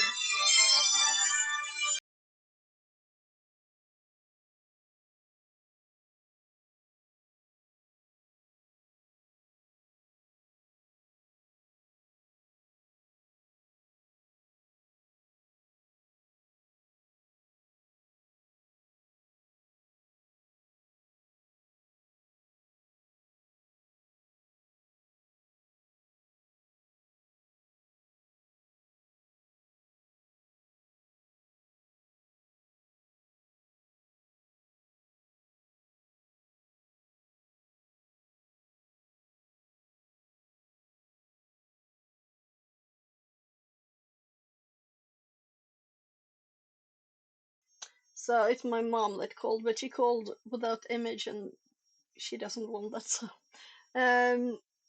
I'll look at the mic in 2 seconds.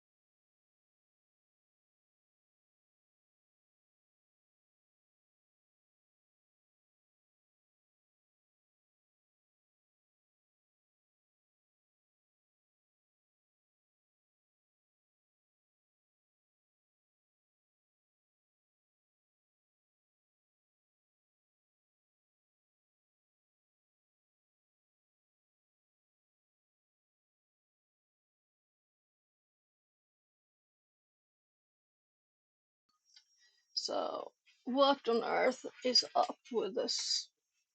Why can't I see the audio? There.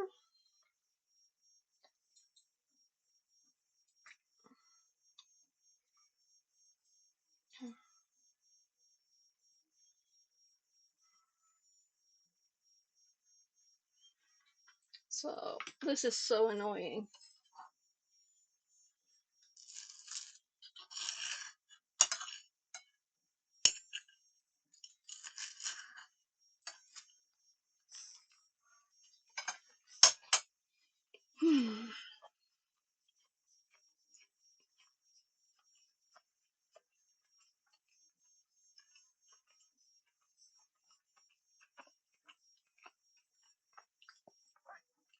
So, what? I'm not supposed to be recording. Why is it recording?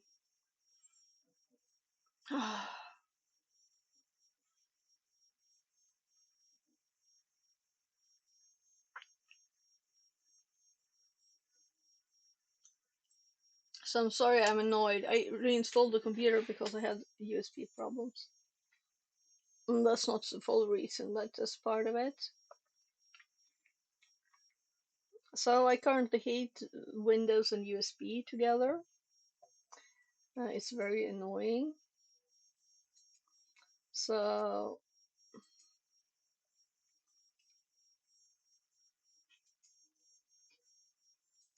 testing.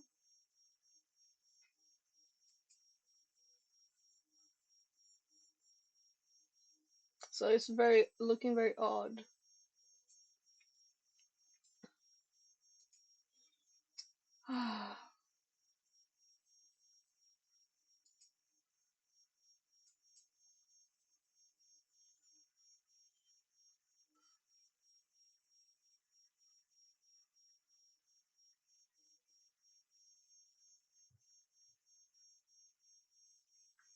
So we had problems with these things at the same time too.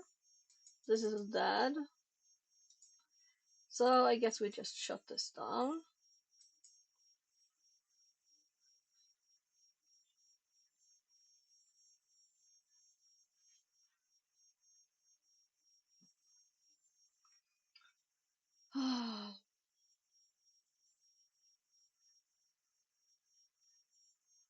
So I'm sorry. I'm upset about my mom. She said a few more than a month ago, like, oh, this person is probably dead because I didn't answer her messages, and then she spoke to them, and then she's believed this person is dead. It's an old person, so it's not very odd, but. And then I gave her his phone number and several times around with us.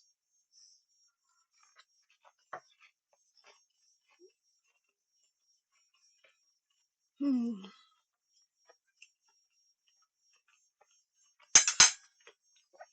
And now she said she has not dared to tell me this, as if we have not talked about it a million times already. So I'm so worried about her memory.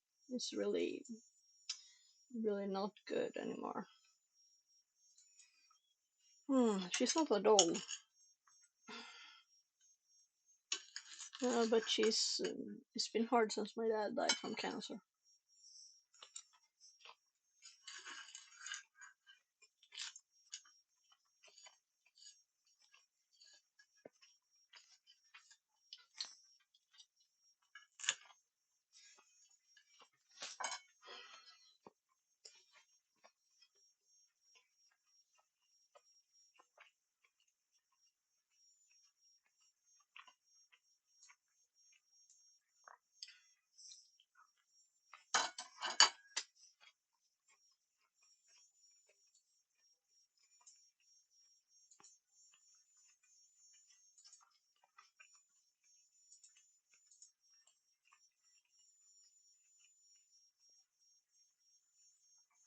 And then this has problems at the same time as the mic dies.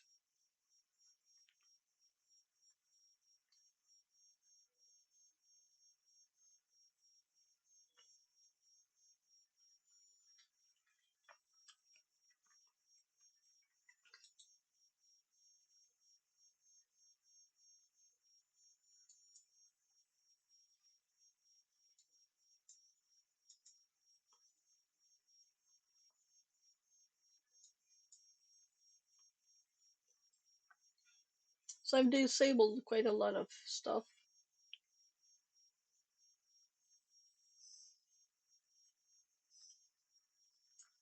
The speakers are disabled, but the mic for this is supposed to be okay. These are all the area ones.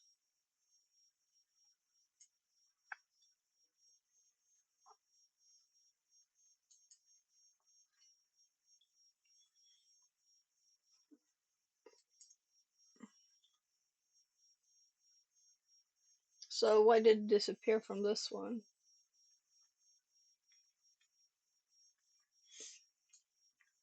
Yeah, I guess I want this to be the default really, but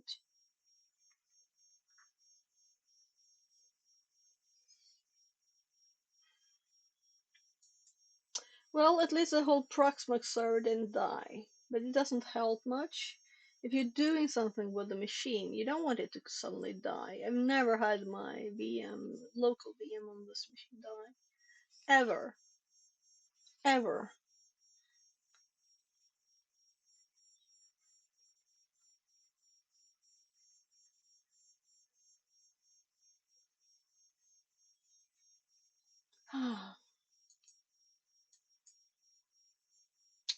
So,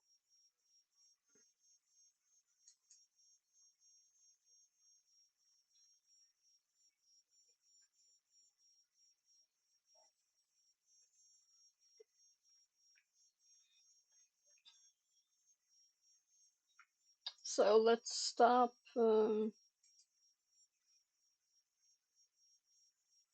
this. Stop the voice recognition in the TTS.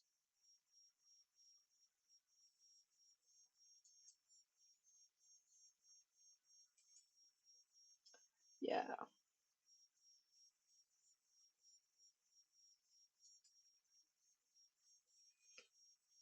And why was my computer recording? Why was it recording the stream? It's not supposed to. I have not had that it recording the stream since a year ago? More?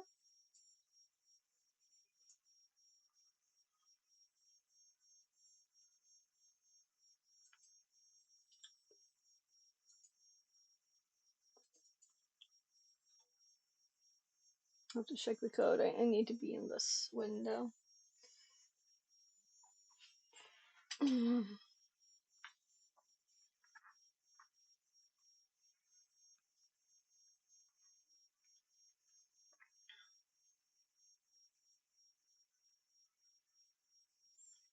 So we set scenes, source visibility, mute, unmute. We do countdown. We set scenes. There's nothing about recording here.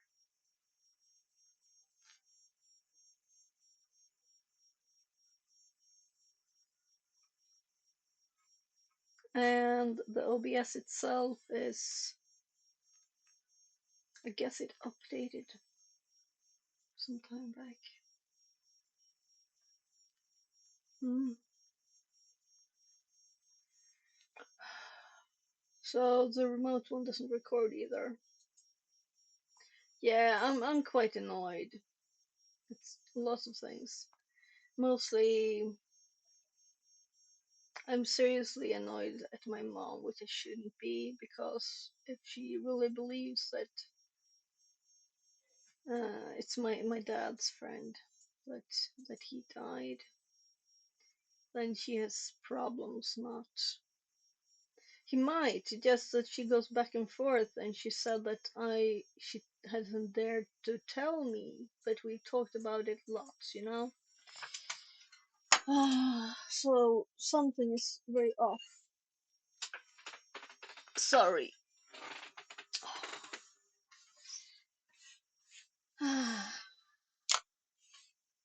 And I thought I'd actually get stuff done today.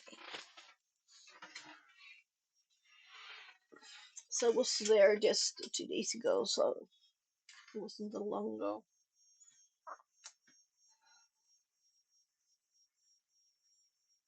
Let's see here.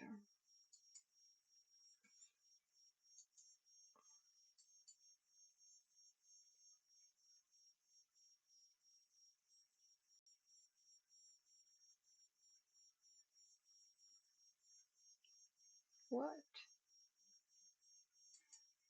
Why would it do anything? So I don't want Windows to do anything. Yeah, so here we can see that we have input audio here, right? But this one should also be going up and down. And I can restart it. I can see that it's not that the cable USB is unplugged because it has lights on. And I have not even installed the program for it because it doesn't do anything. It's running all the time and it's only one setting and I already set it. So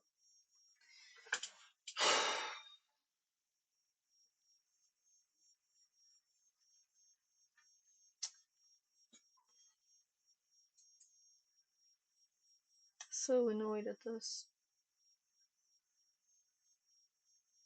Is Bluetooth the only thing working in my computer?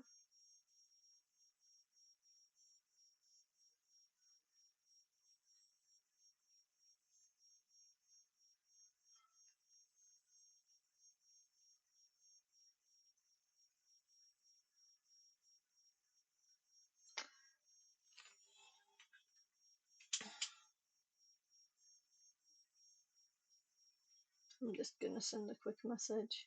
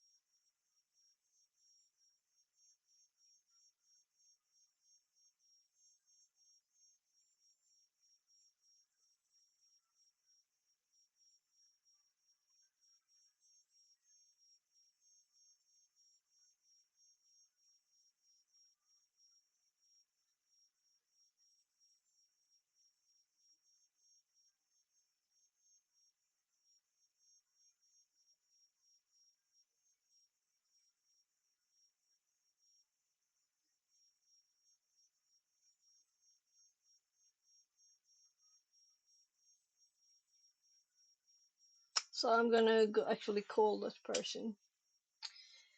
So I'm sorry for the messy stream. I feel I have to know if it's, you know, what's really true there. She said she had gotten some message too, and I'm sorry, but I can't trust. As she went back and forth, I don't know what's true, and I want to be able to help her, and it's not helping to tell her that he's not dead if he's dead.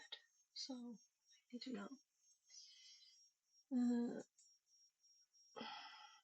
The mic again. It's not the best timing for it to break.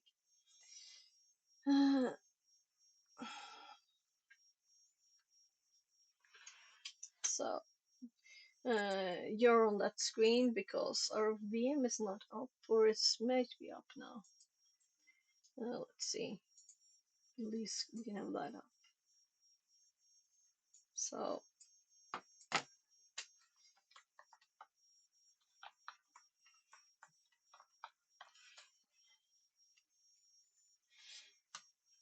maybe I should just run AWS machine. That wouldn't be as easy to copy and paste, I assume. Drag files there. Let's see. So I did Google while I was talking to her. I'm gonna open the little close tabs here.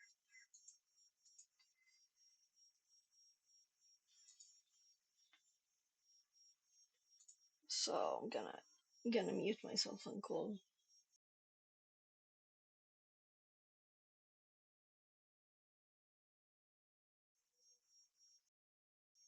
Oh, all mics mute now.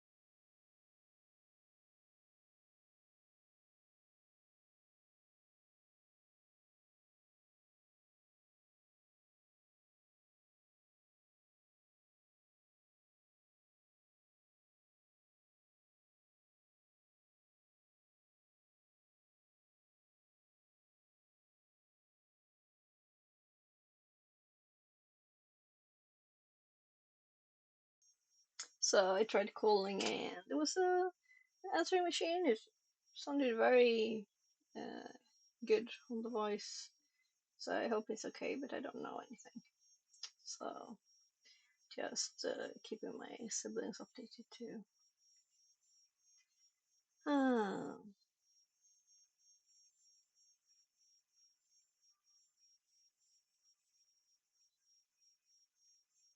what?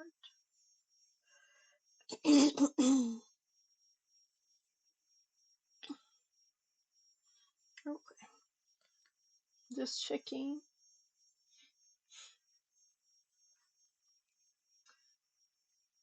So what should we do? I feel really off now.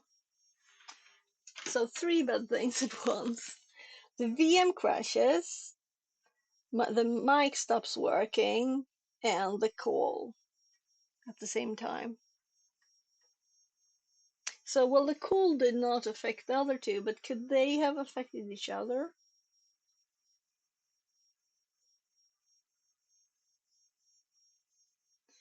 I think, could it be something with my computer, my network? I'm just closing his connection information again here. So we didn't look at these. Let's just continue. So we will send these. Right. Yeah, I've been here before. We don't need to read these. Let's just close those. I'm actually going to take a break quickly. And I'm going to show the game that I started again yesterday. So actually I started it slightly on stream because I had an IRL stream and I forgot to turn it off yesterday. So yeah, so no one is watching anymore. I understand. No problems. Yeah. Not very fun to look at someone who's going all depressed. Yeah, so let's open the game. So it said I have not been in there for 967 days. So come on, I just want to close this now. Oh, there.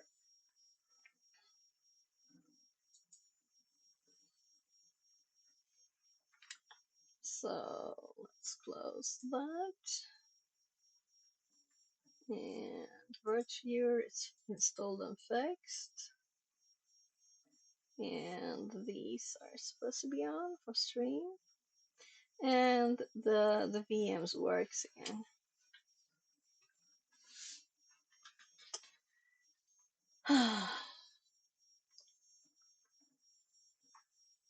So let's hop to this. I guess it's just starting slowly. I was planning to have this in the background.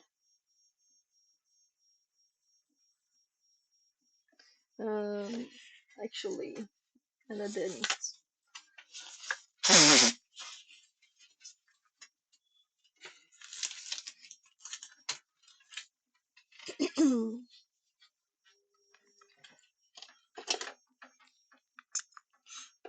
And I don't remember this game at all, really. My nose is also can't breathe through it. uh, yes, I restarted my computer before stream, and that's when that time is from. So,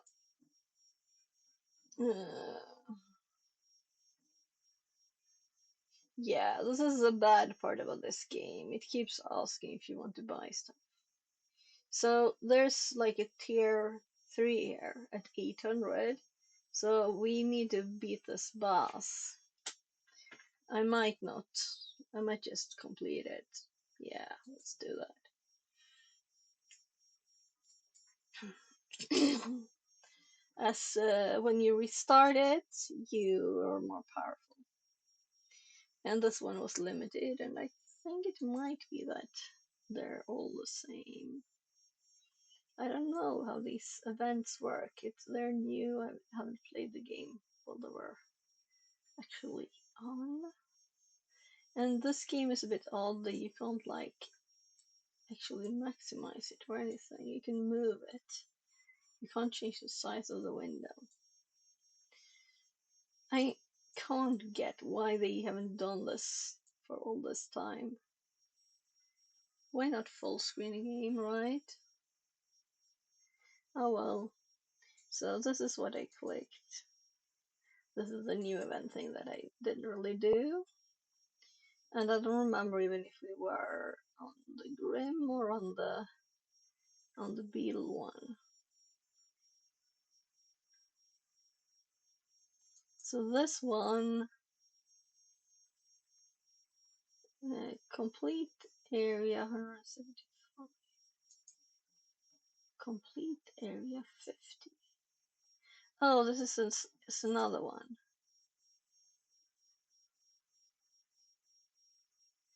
No restrictions.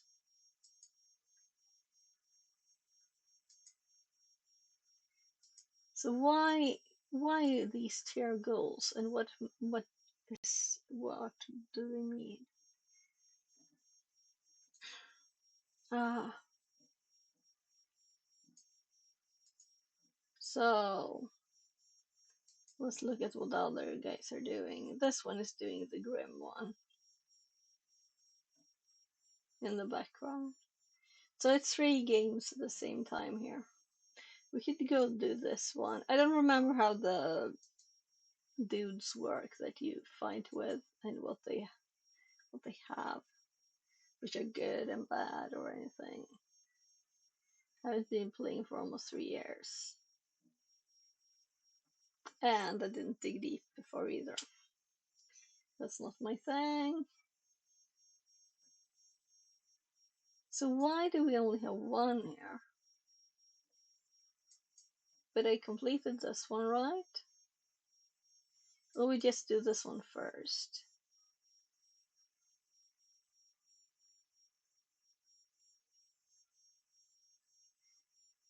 I'm quite sure I did that one.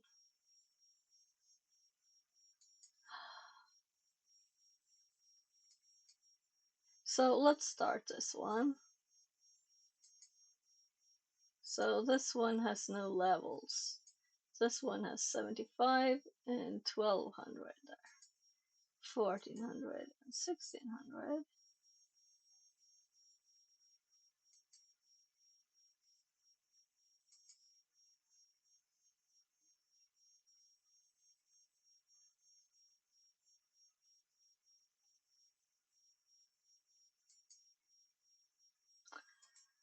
Oh, I don't know how this works. I must read something. Well, that's boring, but... So what's up with this? So we need to have him in there, I guess.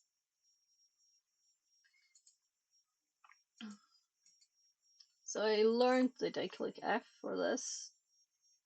I didn't remember. I don't know what to choose.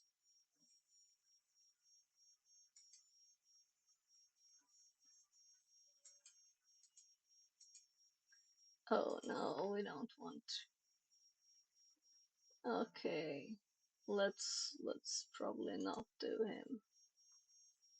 Ah, this is so annoying. Anyone.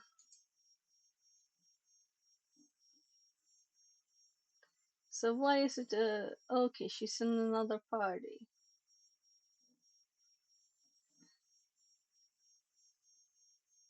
I don't remember a thing about this. It's not even very fun. I think this one is like new. I never used it like. Oh well, this is boring. I'm sorry. So yeah, this one is new. That's why it doesn't have any. They split 2 champions into. So I'm just taking a break. We'll continue. So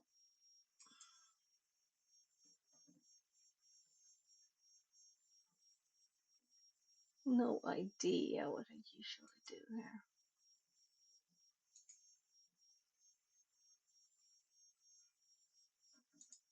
I don't know. Right, we don't have to do all either. We can just do some. That one I remember was good.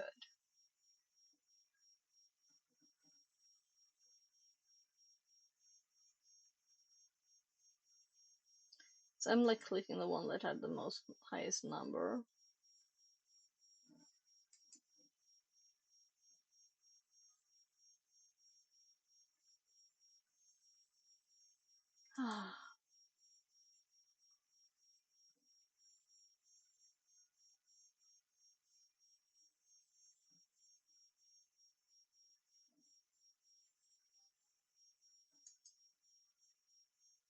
So that was the type of enemies we have.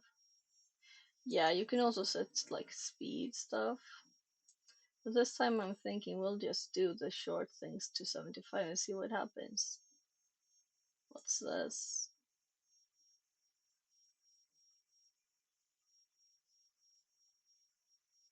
Party powered up. So she's powered up. And this thingy.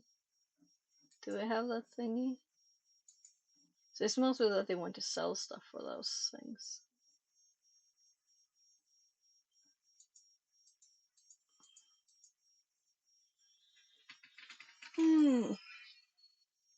Yeah, sorry that.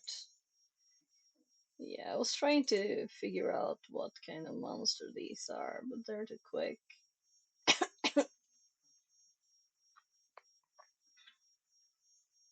I can't see what that is. We can wait until we get somewhere where it's actually a bit tougher too. So let's see here. So this new dude, who's he?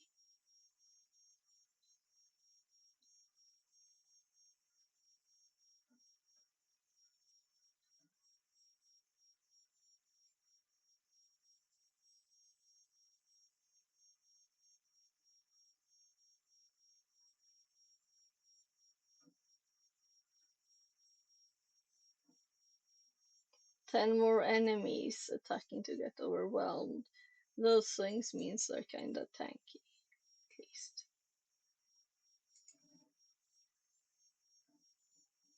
Who's this? Never saw it before. But obviously I must have.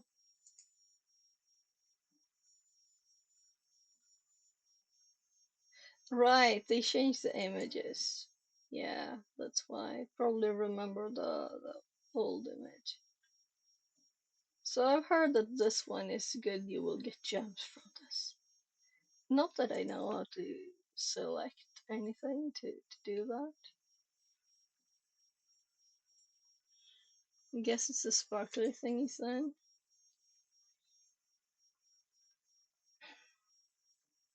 We just have two left.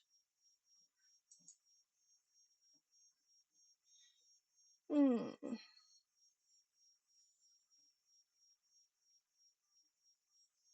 So let's hop to the middle party.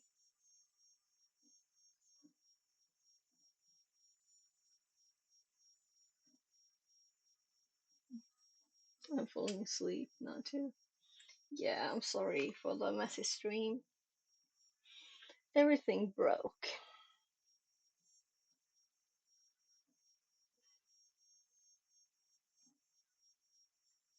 So I want to restart my computer. But I don't want to do what I did last stream, where I did that several times.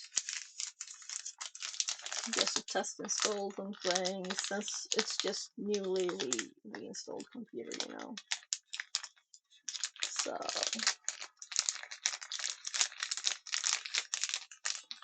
and those icons pop up. Can't they just stay off when you turn them off? And you can't get rid of this.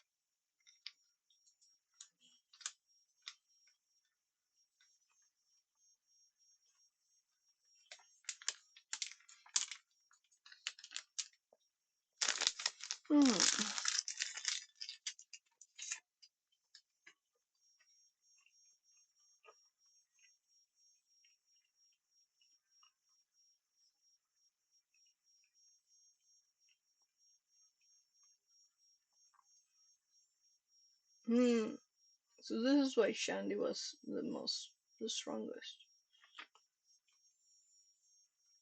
So none of these are, except I recognize him. I recognize him because I read books about. No, that's not him. That's another one. Hmm. Maybe he was in there too. So I'm gonna go continue on the room in a bit. Just taking a break. A chocolate break.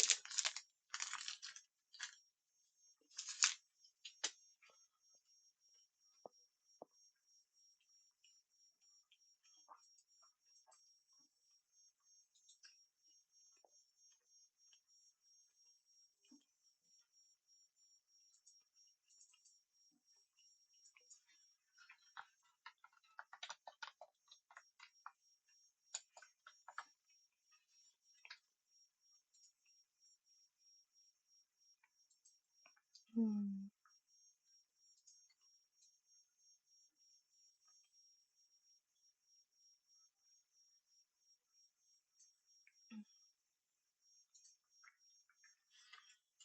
Hmm.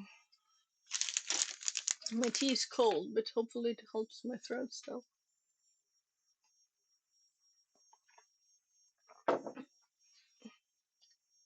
So I'm thinking if I should switch. As he was extra strong.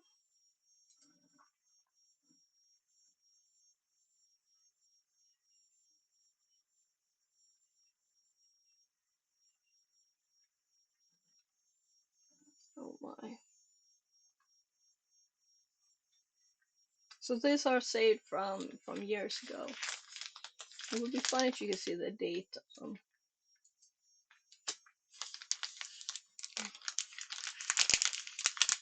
So I have not a lot of potions also. They're like out.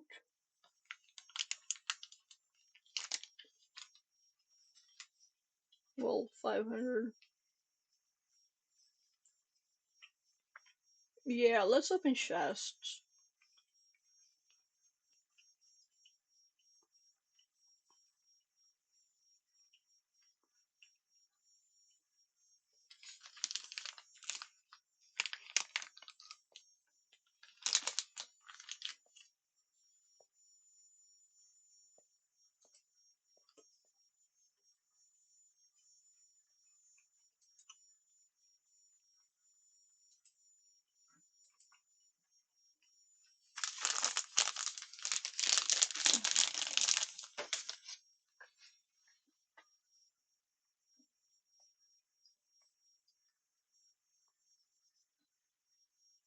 Hmm.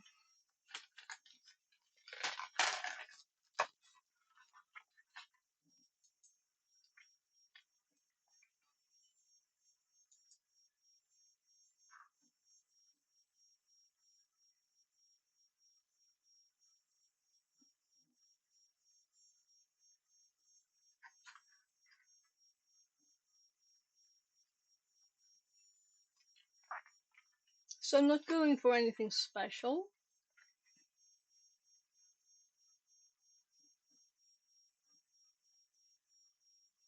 So what was the goal of this map?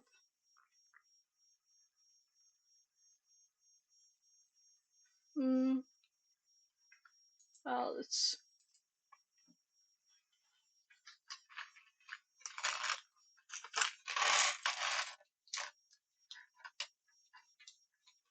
so my mic doesn't work. It's my backup,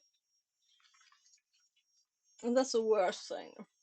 If the Proxmox server doesn't work, I mean, I found it for free in the trash. Okay, it doesn't work, you know.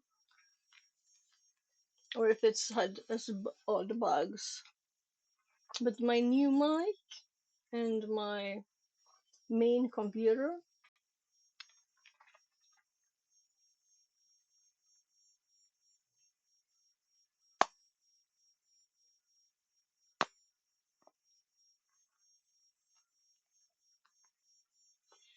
Hmm.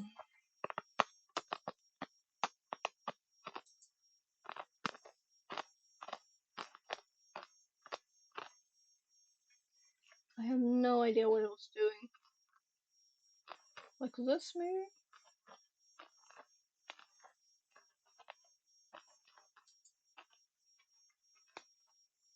Another party, so I can't play it.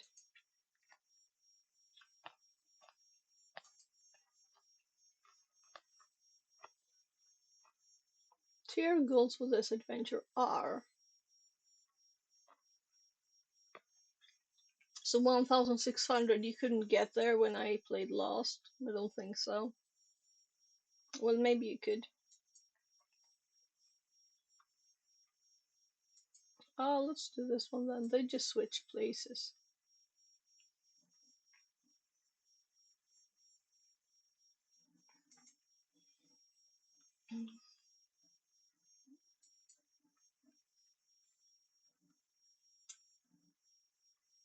Oh my.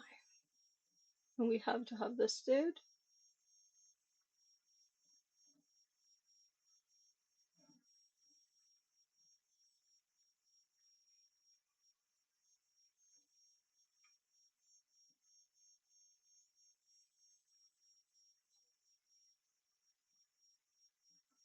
What? The effect of the shadows increased by each piece of epic. So they all have like purple stuff.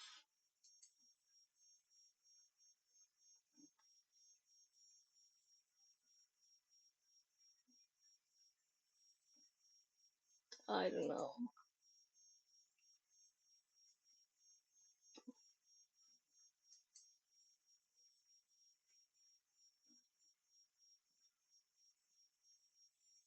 So why are the little clicky things not there? Ja, gubben, jag kommer. Nej, vänta en sekund. Jag ska bara lägga in... Nej, jag var tvungen.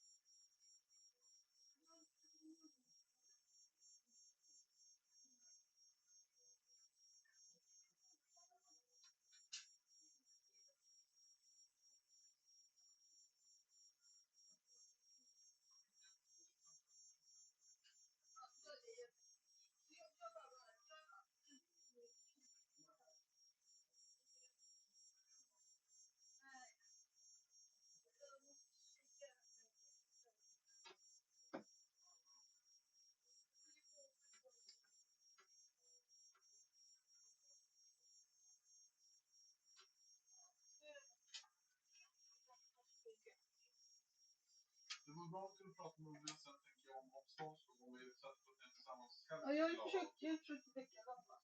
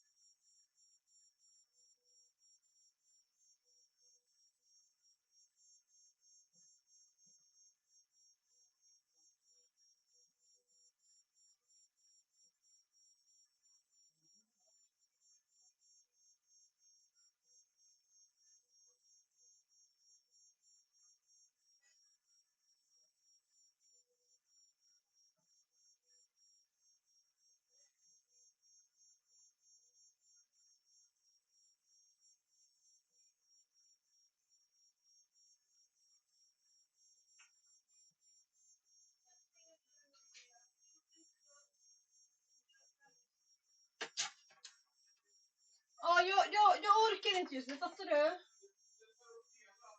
Ja, vi har mycket bröd just nu. Jag kommer äta upp den ena sorten snart. So we have a lot of bread on the bench. My kid wants two. So, idle game. I thought I'd have it in the background, but now I need a break. Yeah. So maybe I should just stop streaming, or we'll go back to doing stuff. Maybe I should reboot the computer. Stop stream, reboot the computer, see if it works better. And this is not the thing that made it work, or not work at least.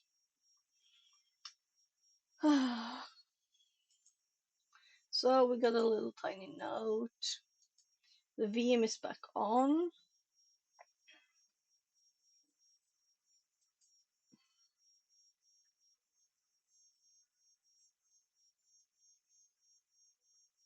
Sorry, I need to check if the pause. Yeah, it says just grabbing some tea there.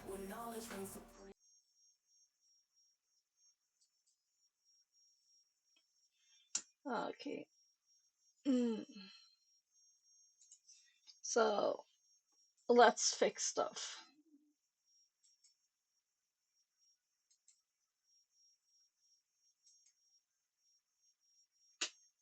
So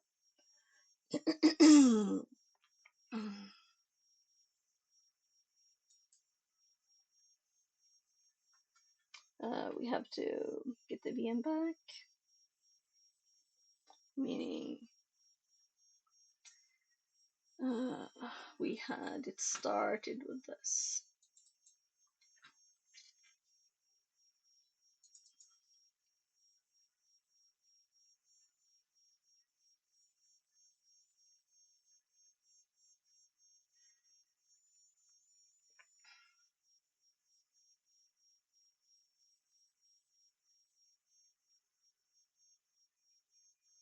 Yeah.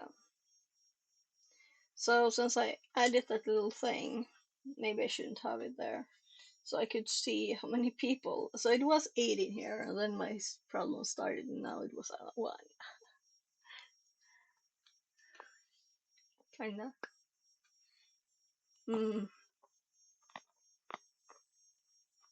We're gonna just finish and let's finish this one, and then I restart. And these are not finished, even if they look finished. So analyzing and conclusion we need to do too.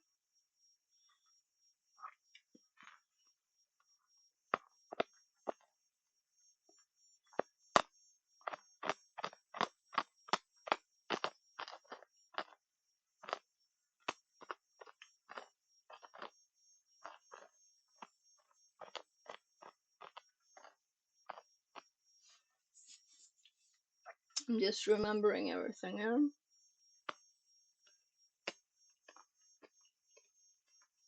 So we can now see the HTTP requests in unencrypted data streams. We have to make sure we do that again, right?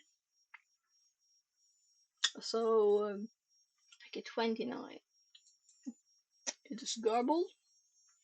So practice. That's good. So we have to do this again. So I knew almost where it was. I was just looking for the wrong protocol. So I was looking for HTTPS and it's TLS. So T, can I type L? No. So TLS, and then we do edit. And this one is already here.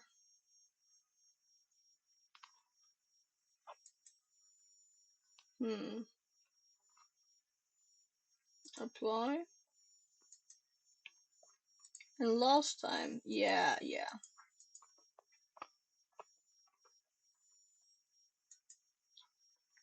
So we got it here. It wasn't already there, was it? And I was just blind? Probably. Anyway, looking at the packet deals, we can see some very important information such as the request URI and the user agent, which can be very useful in practical applications of Wireshark such as threat hunting and network administration. We can now use other features in order to organize the data stream, like using the export, HTTP, I'm checking that the mic works, the backup, Bluetooth, like using the export HTTP object feature. To access this feature, navigate to File Export Objects HTTP. So again, this time we see more files.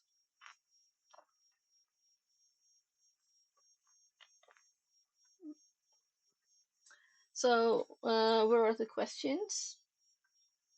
Looking at the data stream, what is a full URI for packet 31, and then 50 and user agent 50. So we're supposed to read nothing from the images and stuff. So 31.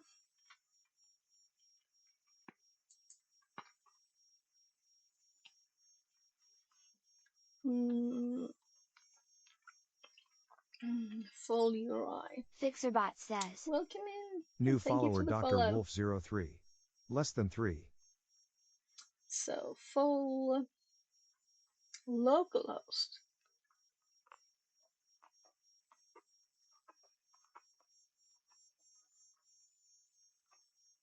Icons Apache PV. I can copy this.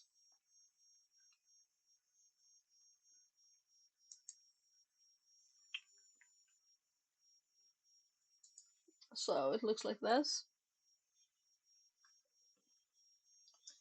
So we know it's localhost, and then we have icons. So what? Oh, this is a bit funny.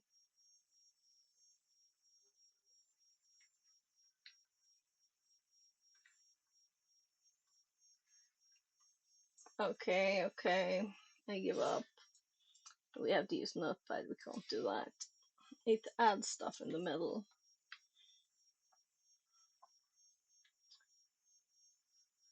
So,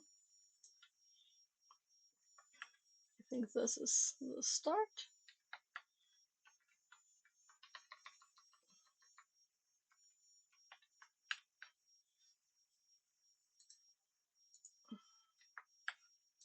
So,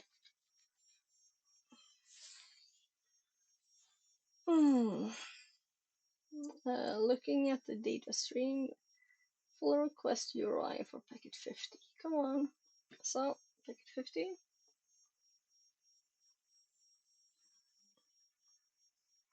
Here we have packet 50.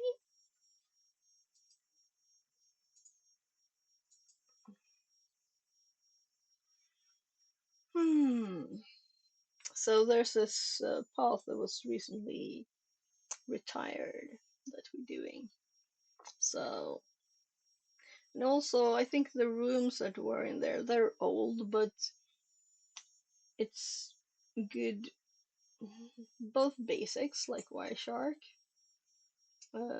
practicing finding stuff in PCAPs, that's always good. And I made some notes now on decrypting with a key. That I had done that before, but I didn't remember how to do it. And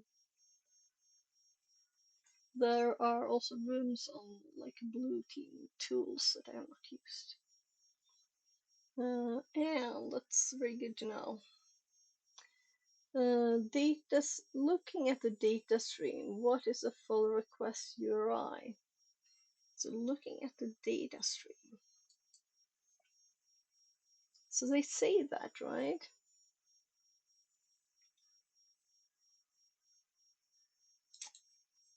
Do they mean something special with this? We could always do this, looking at the stream. But we don't get the very full stuff here, and it's hard to see what packet this stuff is from. So 19, then we have 21. So we're going for 50.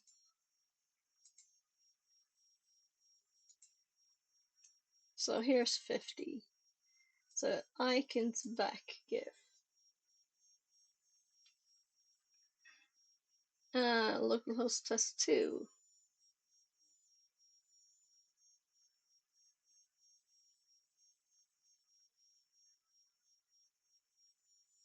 This doesn't fit.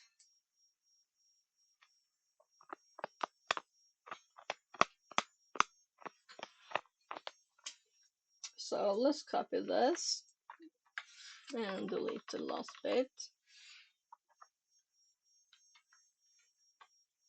This is odd.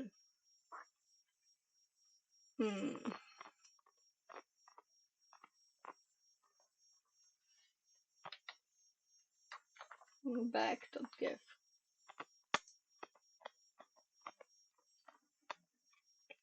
There's supposed to be a test 2 in there too. No, that's a refer. Yeah, we can't really see the full thing here.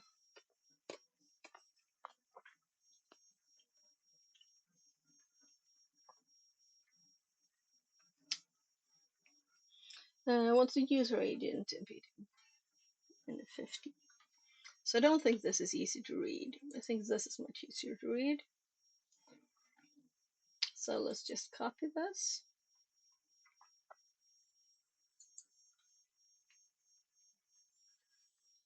And we're going to paste it here to make sure that we have the right stuff. Yeah, so the paste removes the backslash r backslash n there. So there. And now we'll say we're finished, but we're not. We need to do these two. So back.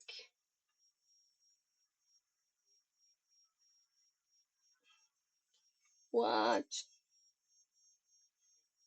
Okay, forward. Oh, there. There it is. So we need to do this one. There's no questions. I used these before when I was trying to keep a streak. So when I was doing this room, I had started it, and then I was like, I can't do. I was sick, something. So I usually don't stream on weekends, so then I might do other stuff, not try Acme.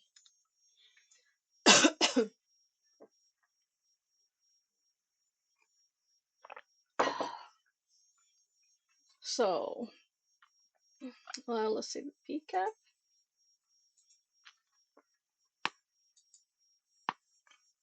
Close all down.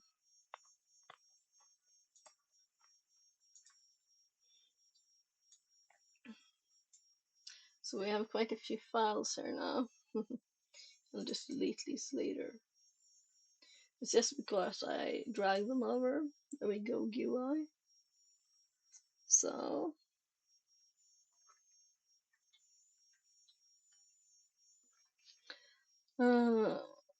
Zero login PCAP overview, and it looks very similar with the colors on our screen here.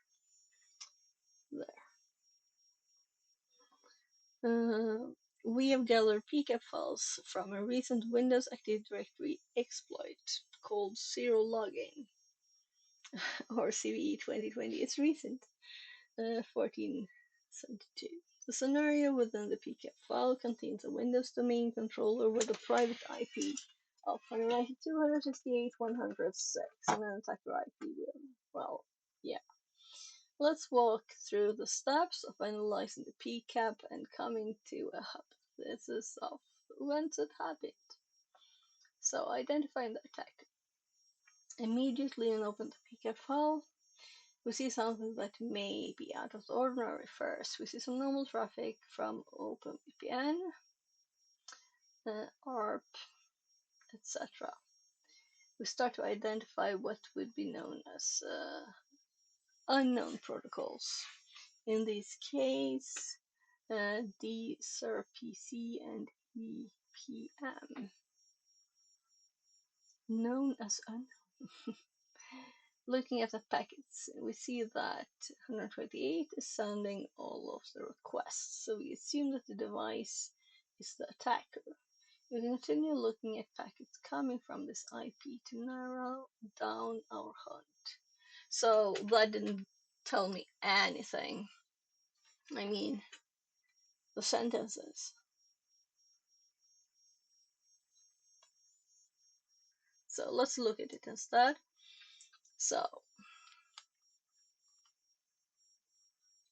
So we're like 1 second-ish between.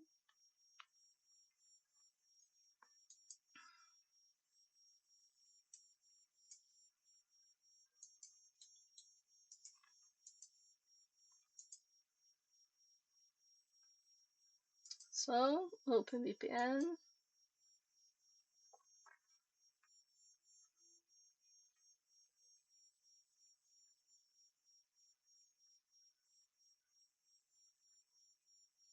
We could do this instead. Simple Service Discovery Protocol. SSDP Discover. URN. Dial multiscreen org. Service dial 1.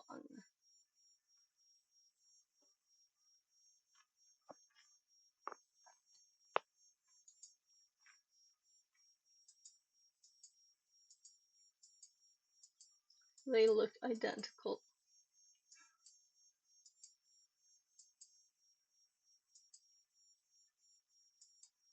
Except for the number.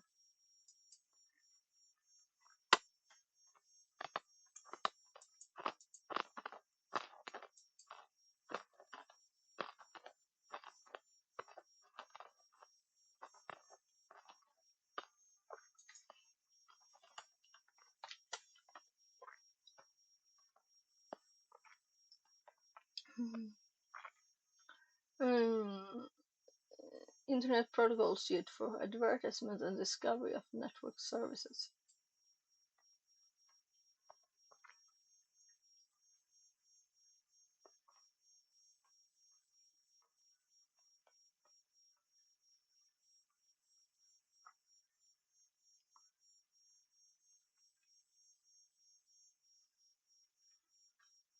Plug and play. No DNS or DHCP. Used intended for a residential small office.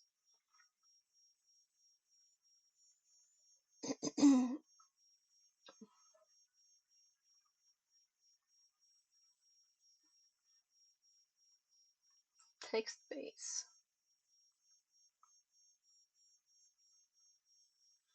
UDP. Yeah.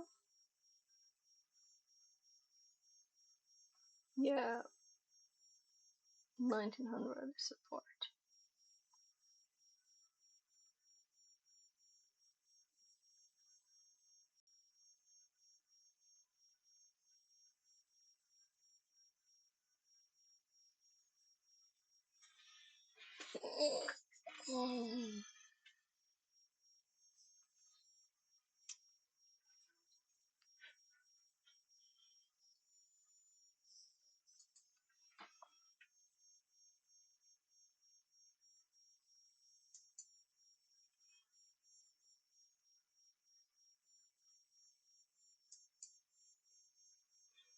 ARPS too.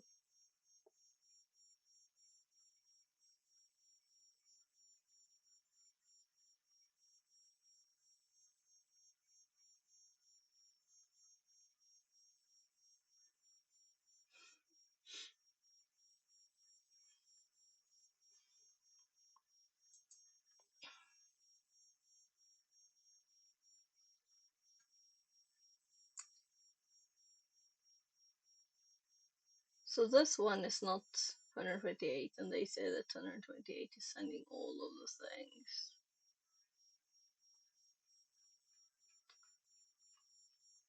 So 128 and 6 obviously are the ones like all over the place. Kolak. Oh.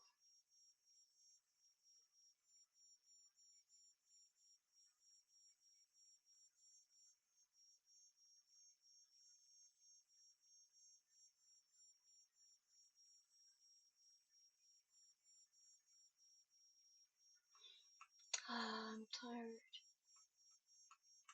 Yeah, let's finish it. Let's do this. And then I'll reboot. We can filter for the SRC of the IP that we believe to be suspicious. Well, it's not like a lot of other traffic, so we don't need to. When analyzing PCAPs, we need to be aware of IOCs, indicator of compromise. Particular exploits may have with them.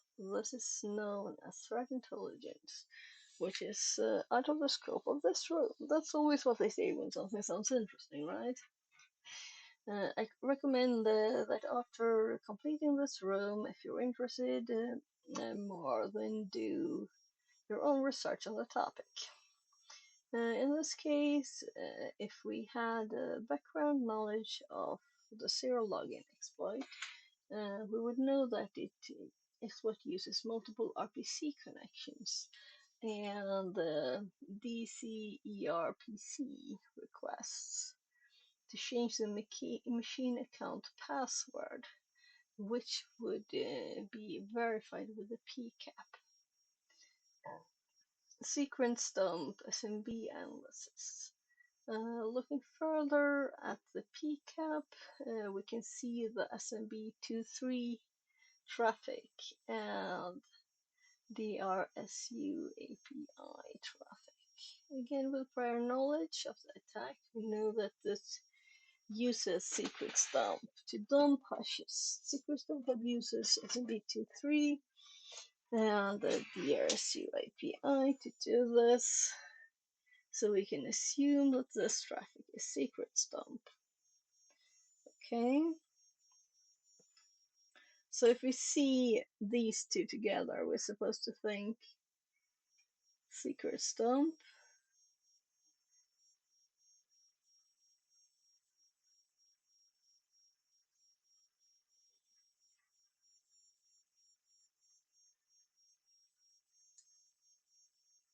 So this is RPC netlogon. Widen the field a bit there. That's a bad screenshot. We can only see hops and protocol.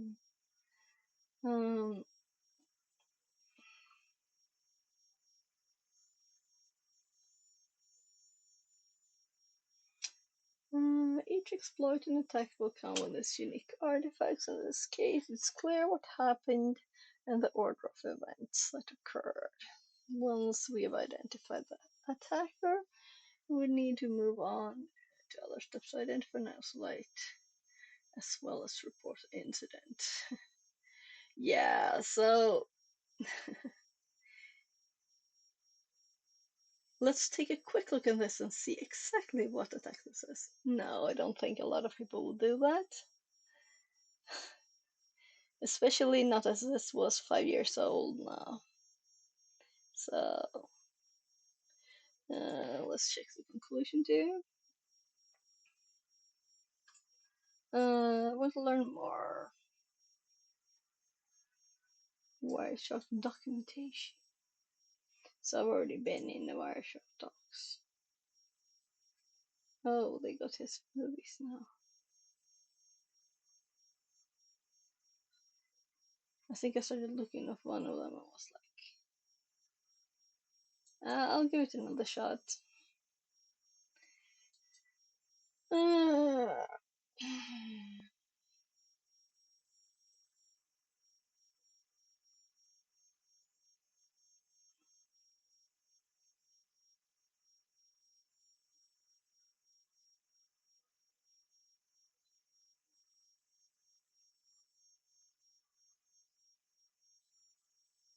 So this is not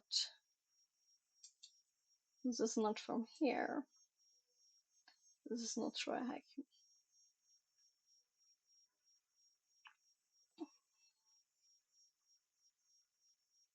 Oh, this seems good.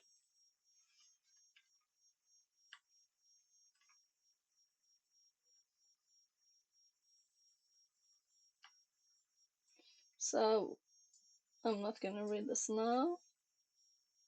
That was an old format. It's 240%. I mean, seriously, who makes this tiny text on the middle of a page?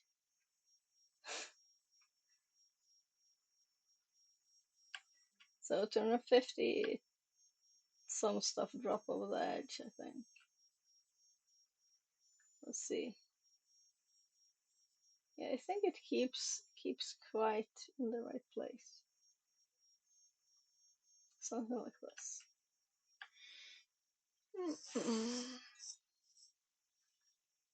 Sample captures, right. I have these in my notes already.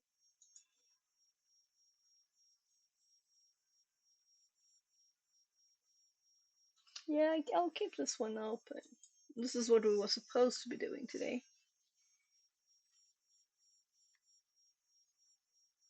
So,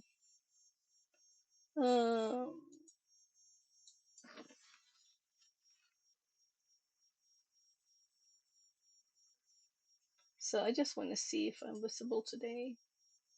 I am. Okay, good. So, we need to finish the Yara one. We did the Miter, Nessus, and right. We're supposed to click here actually.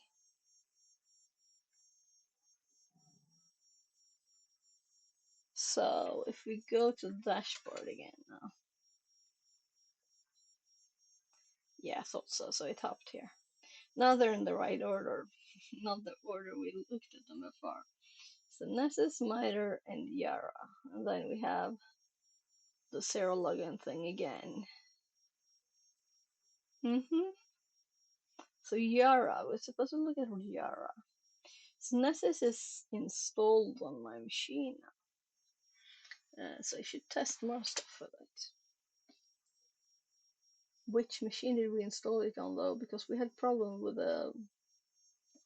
one of them. You know, the Traxmax VM, so I might have installed it on the other one,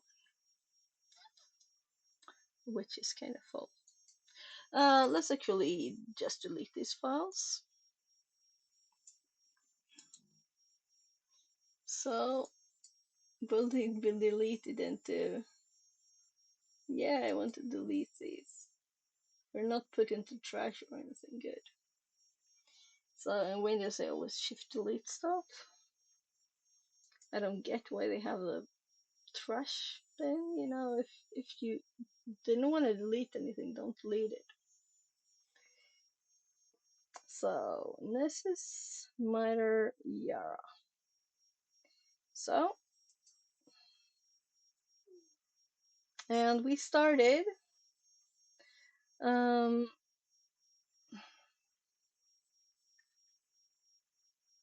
So I'm kind of thinking it's quite dinner time, and one of my kids is sleeping. So I need to go check on him and see. Maybe I'll grab another sandwich or something. And I'm thinking I will just start TTSing the whole room. And maybe I will hear something, and maybe I will just read afterwards. Anyway, so if I use this button to TTS, it will probably read the whole thing. So while I'm away, we will listen to the room, and then we will see how much I will read of the things that we already did. Yara. This room will expect you to understand basic Linux familiarity, such as installing software and commands for general navigation of the system. Moriso, this room isn't designed to test your knowledge or for point scoring. It is here to encourage you to follow along and experiment with what you have learned here. As always, I hope you take a few things away from this room, namely, the wonder that Yara, yet another ridiculous acronym, is and its importance in InfoSec today. Yara was developed by Victor M. Alvarez, at PlusVic, and at VirusTotal. Check the GitHub repo here. Answer the Det questions ser below. mycket mycket på Let's get den. started. Task 2. What is Yara? Task 3. Deploy. Task 4. Introduction to Yara rules. Du var okej. Task 5. Expanding on Yara rules. Task 6. Yara modules. Task 7. Other tools and Yara. Task 8. Using Loki and its Yara rule set. Task 9. Creating Yara rules with Yargen. Task 10. Valhalla. Task 11. Conclusion. Created by Trihack. Fnatic. Crotovald. Room type. Only subscribers can deploy virtual machines in this room. Go to your profile page to subscribe, if you have not already. Users in room. 83,929. Created. 1,593 days ago.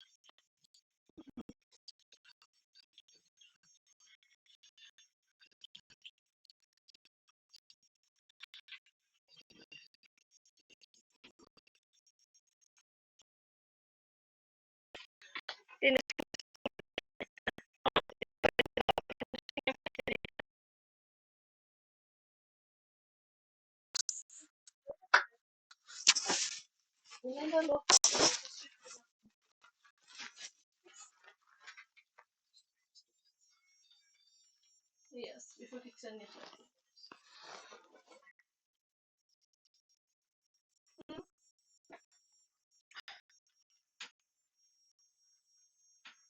Ska jag ge dig någonting, Ben? Nu har jag det.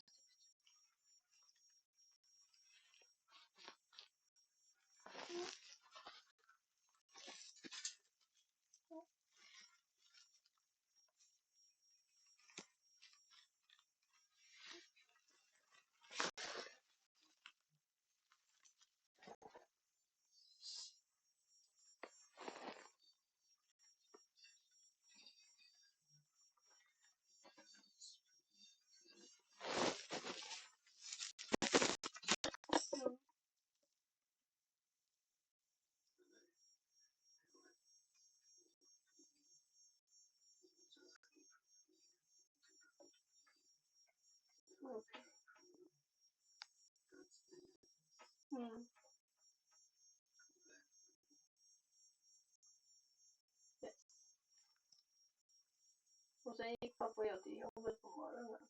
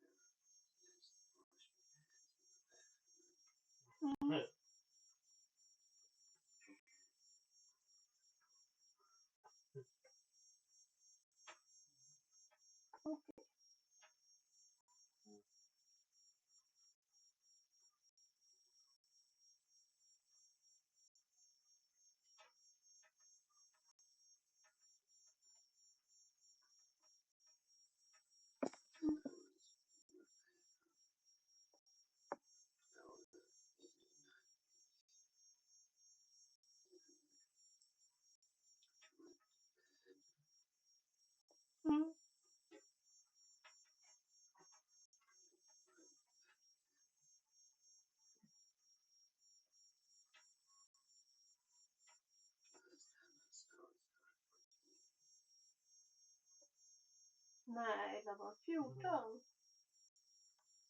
Nej, men då hade jag ju redan varit här inne. ska jag komma hem från jobbet?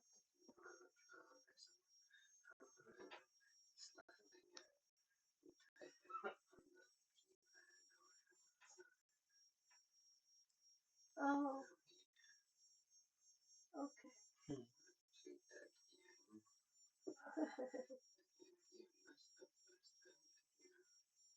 Ja, det var något konstigt första gången. Nästan bara blippelipp. Det kanske inte var låst.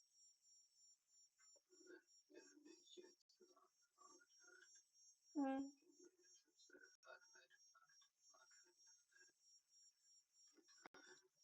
Mormor har det. Skulle man kunna ha. Men det måste inte vara låst där inne. Särskilt inte på dagen. De flesta har inte låst på dörren på dagen.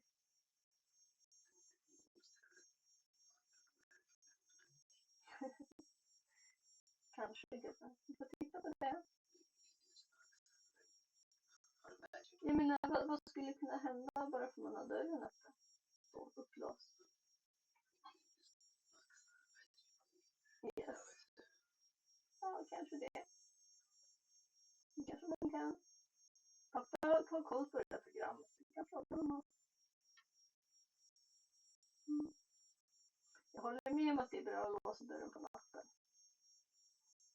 För det kan vara någon som är inbrottstjuv som försöker bara gå in och sno saker i hallen eller något sånt. Och titta på folk och glömt att låsa sin dörr.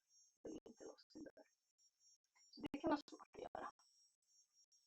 Mm.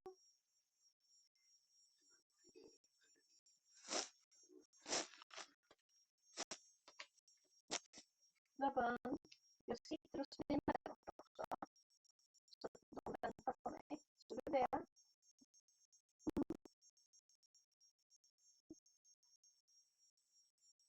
Men berätta inte. Var du klar berättad eller vill du berätta mer?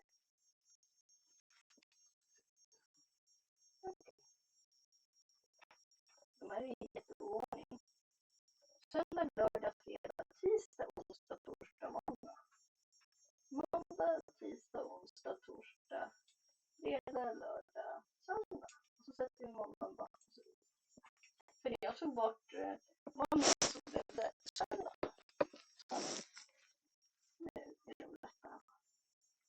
Men det går att ändra om det som helst. Jag tycker bara det är lätt att ta bort den översta och sätta underst. Ska jag hjälpa dig med någonting, Ben?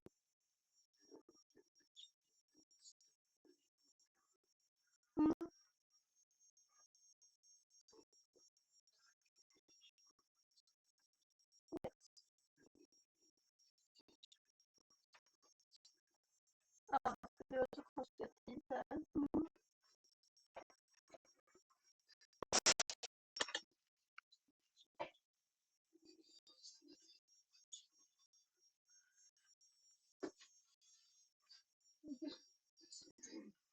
Ja.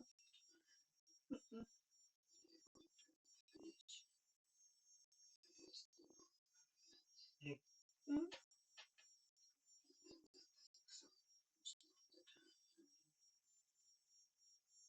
Ja, precis. Kommer du ihåg att du hade på din lista att inte titta på YouTube när det sover dags? Den du visade mig förut.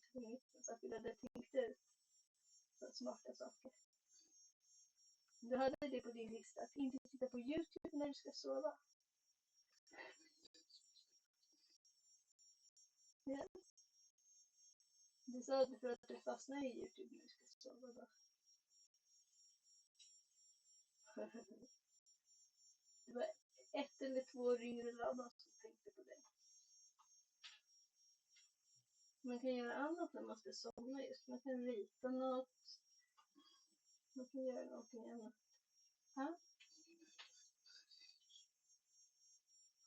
Okej. Och snart behöver vi prata lite om age.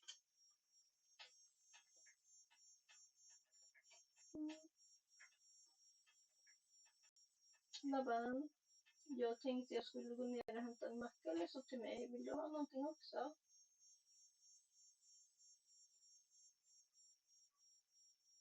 Ska jag fixa pannkakor till dig? Eller vill du äta yoghurt först, eller har du gjort det?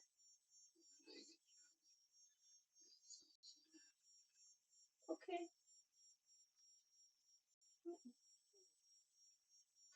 Okej. Ja, jag förstår. Då ska jag låta dig vara lite.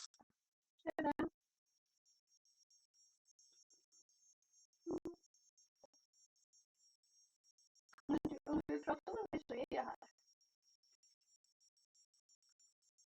Alltså jag är också jättetrött. Jag har sovit alldeles för lite i natt. Jag var uppe och så var jag tvungen att gå upp på morgonen och jobba.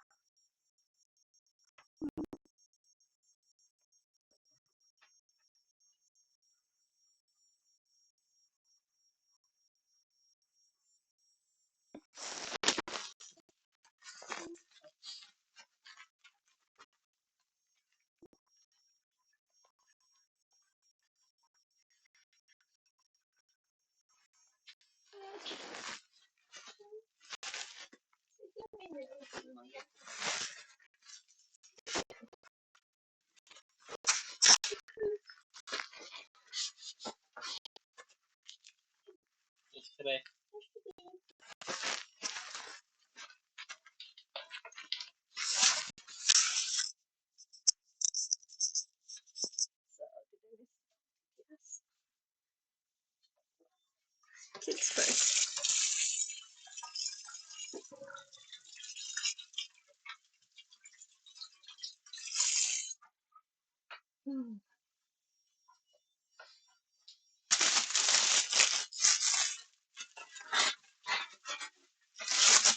Oh.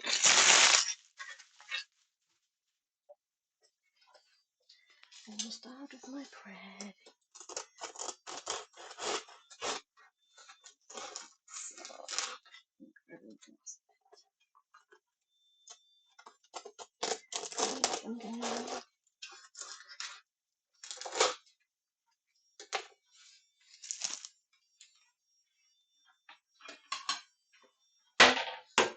Get some butter.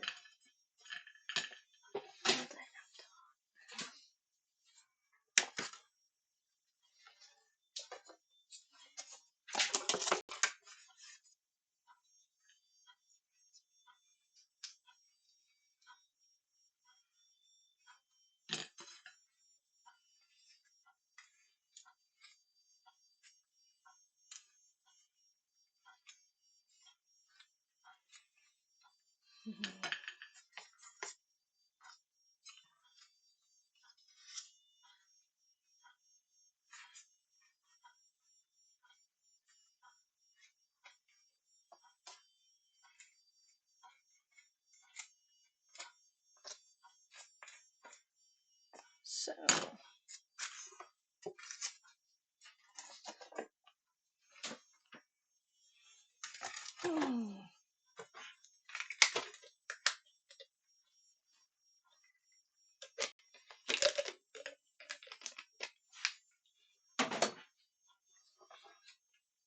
I'll grab it also.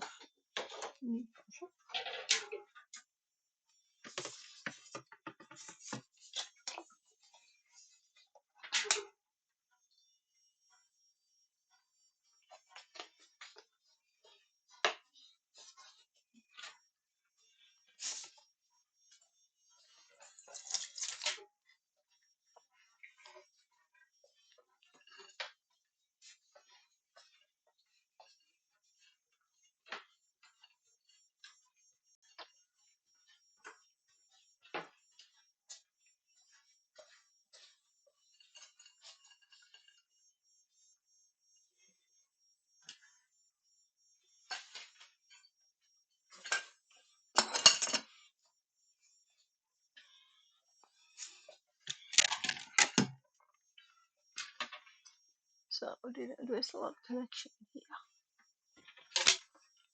Sorry, I planned to turn the mic off. I forgot it's not working again. But I'm using the backup mic. So it's quite annoying that this one is just muted. No, it's not. So let's go back to audio settings.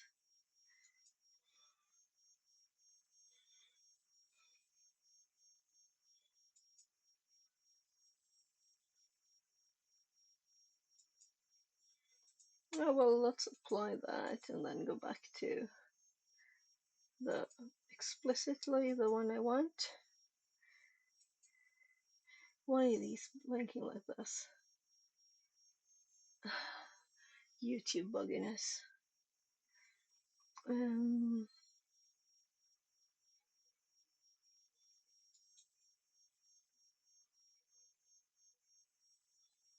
So we also have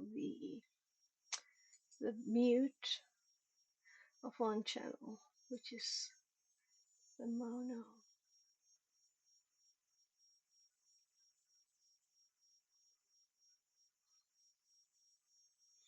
Volume boost. Oh well, let's just continue.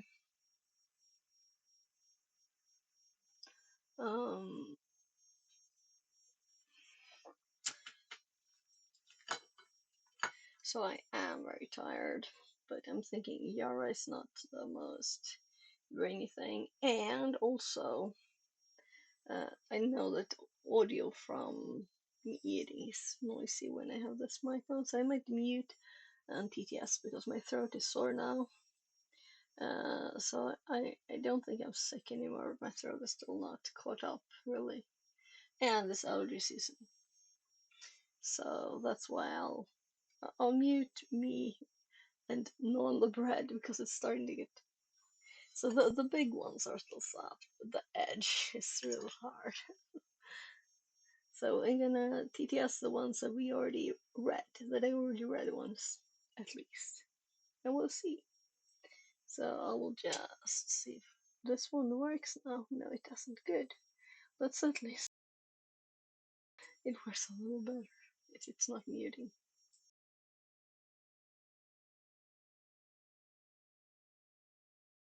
Introduction. This room will expect you to understand basic Linux familiarity, such as installing software and commands for general navigation of the system. More so, this room isn't designed to test your knowledge or for point scoring. It is here to encourage you to follow along and experiment with what you have learned here. As always, I hope you take a few things away from this room, namely, the wonder that Yara, yet another ridiculous acronym, is and its importance in InfoSec today. Yara was developed by Victor M. Alvarez, at PlusVic, and at VirusTotal. Check the GitHub repo here.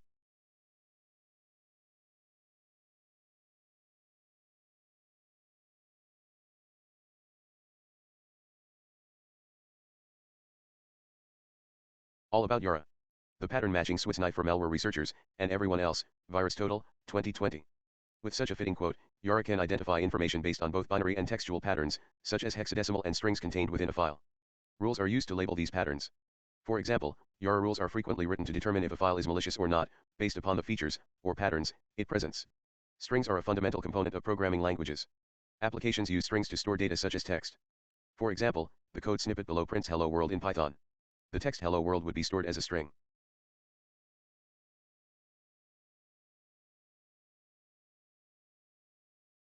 We could write a Yara rule to search for hello world in every program on our operating system if we would like.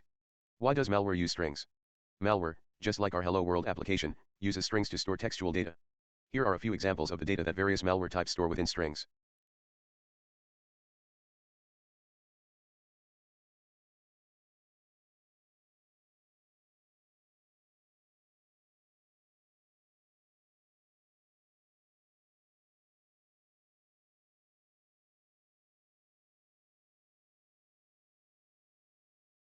Hmm. So, we could write a jar rule to search for the world.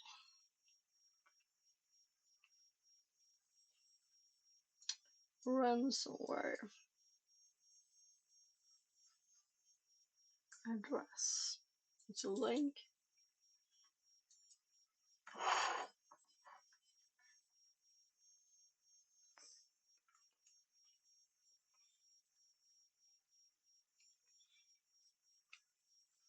Yeah, right. The bullet.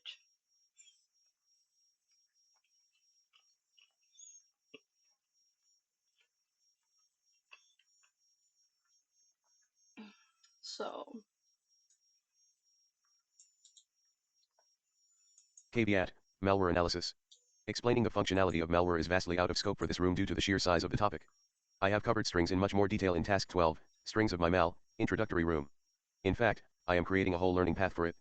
If you'd like to get a taster whilst learning the fundamentals, I'd recommend my room.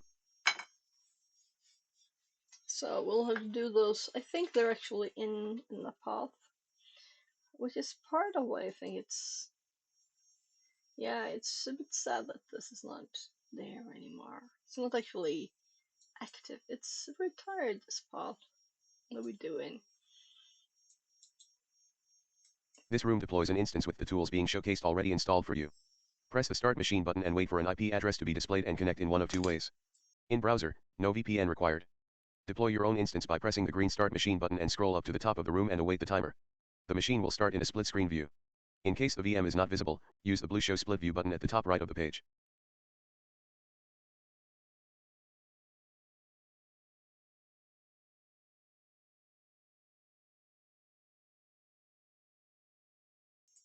So I can't say the only reason I think this is acceptable at all, I mean, it's for the free stuff, right? But this is a subscriber only room. Why even have this annoying thing? Well,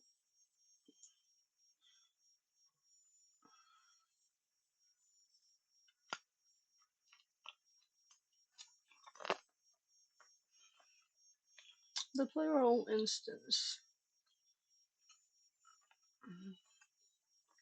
So there was nothing useful there.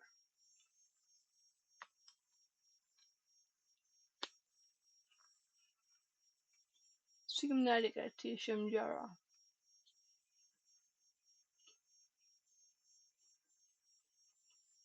Yeah, I thought so.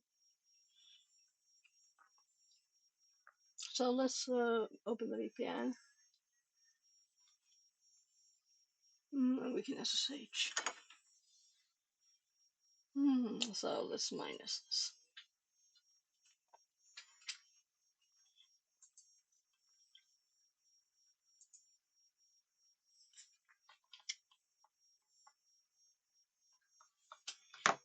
Oh shit, I almost... Sorry, that's like the first time I said that on stream. I almost...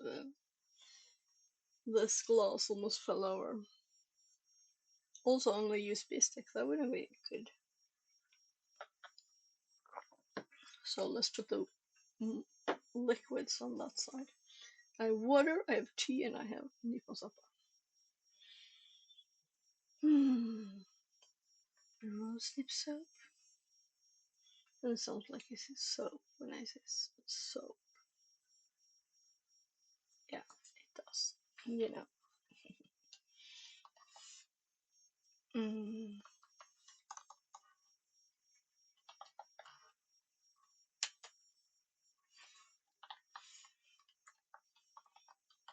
So I don't know why I have the SH file. It's not that hard to type open VPN underneath. But that's short term. And I should have skipped the SH too, right? Just make it executable. And add some more stuff in there.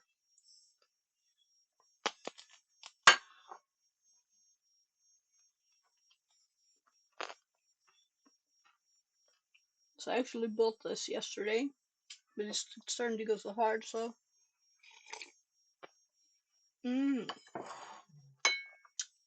Dip. That's the trick. So you have to finish it quickly, the spread, or it'll go bad. So now we can SSH here nicely. Oopsie. So SSH Matic add, and I'm gonna copy the IP thing. Oh, what happened?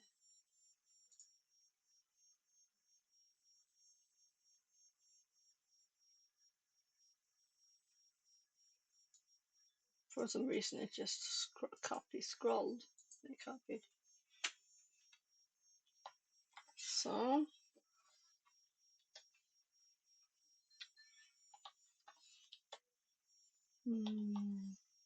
Yara rules.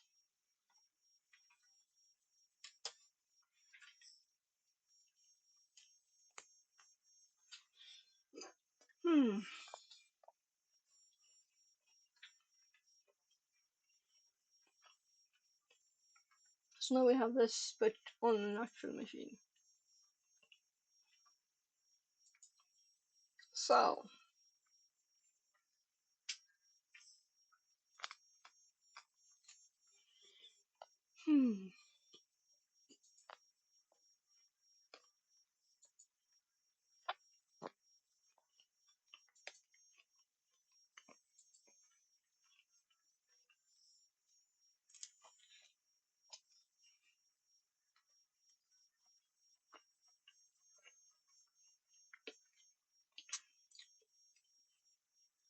sorry for being slow.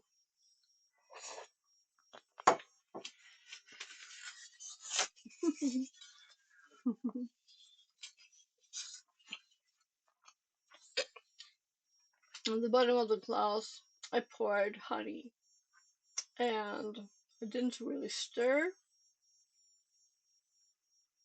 and it's still honey on the bottom. So I happened to dip the bread in the honey. So it was like I had honey on the bread.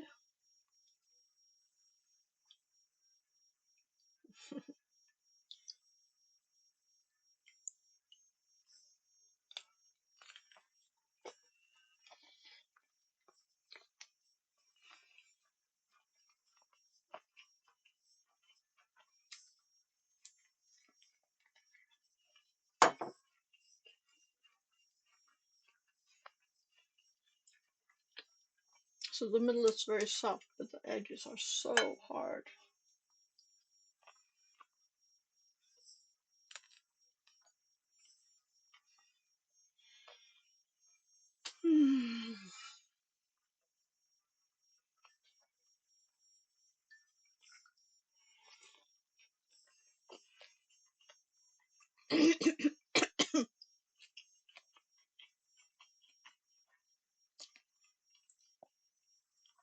So, your first Jara rule. The proprietary language that Jara uses for rules is fairly trivial to pick up, but hard to master. This is because your rule is only as effective as your understanding of the patterns you want to search for. Using a Jara rule is simple. Every Jara command requires 2 arguments to be valid.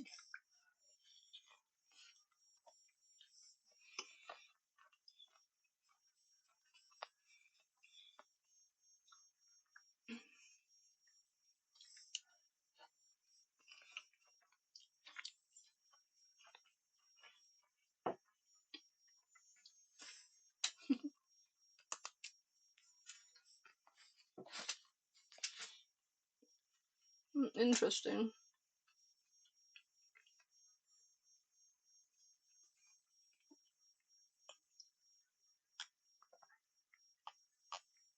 Sorry, this is dinner.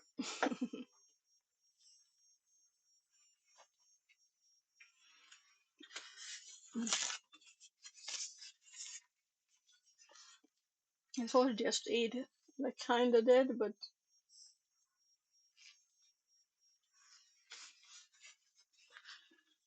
hmm.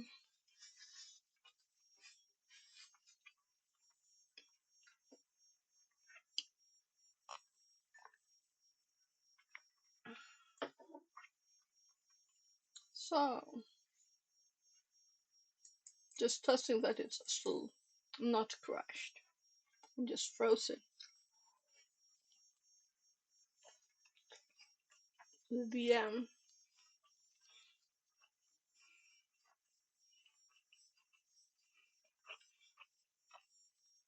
Mm.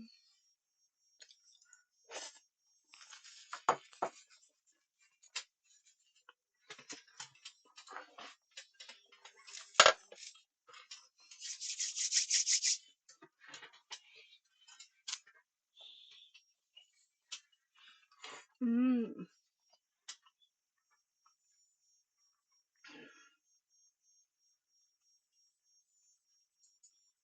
By the way, well, let's check that out. So this still works, right? I'm still there. Are these guys still streaming? Yeah. So it's always nice to have other streamers up. Um, and also, so I've already been in their course, the Sakor skills, like 3 times or something, 2 times. So it's always nice to they will get money from me. Just be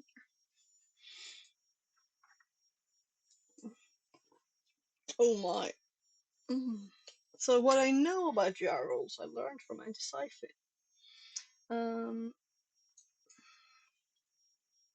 Let's see, let's get rid of this.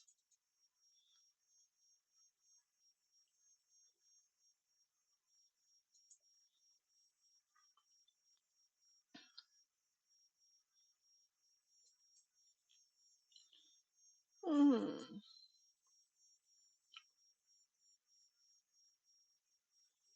Oh my.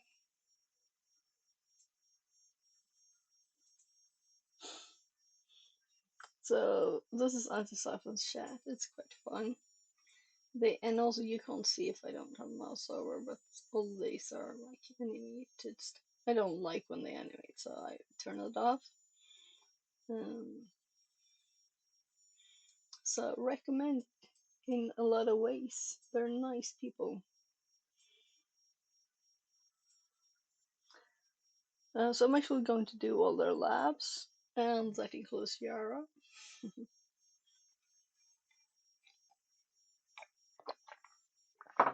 So now it's honey mixed in the tea really intensely. Like I feel I should brush my teeth at once.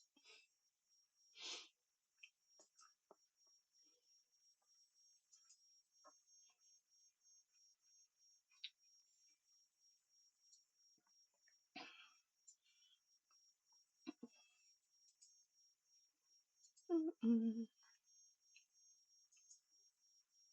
So by the way, oops.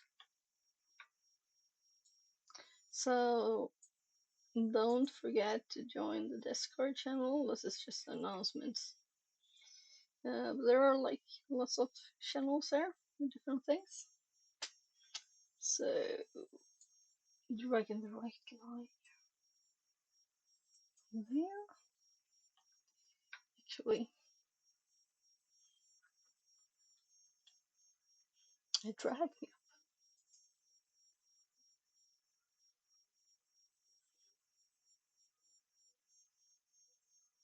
So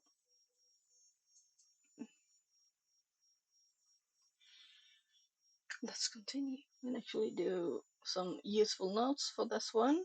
So Wireshark, I already had notes except for one little thing there. But Yara, I don't think I have. I do have probably some notes. Yeah, I won't say I don't because then I'll lie because it'll be discovered that I do have notes on it, right? Yara. So it's not a lot though. This is probably, yeah, this is from this room start. So what is this then? Oh, this is old. No, it's not. This is the list of the rooms that are in the path. I was like, what is this? And then I saw something that put me. It was Yara. Hmm. So this is it's El Hasred asking what apps should we do like something on. checksum. And I copied the answers. Let's see, because I want to learn fun tools. So that was long ago. So I want to find it. Open. Open link view. Just reveal file in navigation. There it is. So it's in blue team. Here we have also Nessus and the installation we did of Nessus. We have event IDs here for Windows. Log analysis. Yeah, KQL. And then we have Yara. So something tells me I need to make more notes here on blue team stuff. So now I have that on the screen. I have TrackMe on the screen, and I have the VM logged in with SSH on the screen. This is quite nice. Only wish I was sitting like in the middle, which I'm not. So that screen is far away. I can't reach it. Oh, there.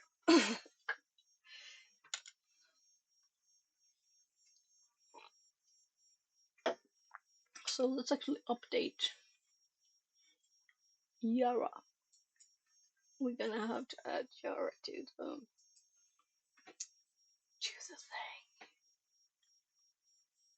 to the name.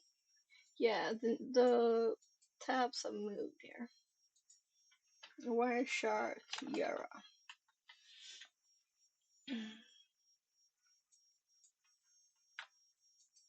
And I'm actually going to update YouTube because otherwise the name will be, that's what I talked about just now. One waiting.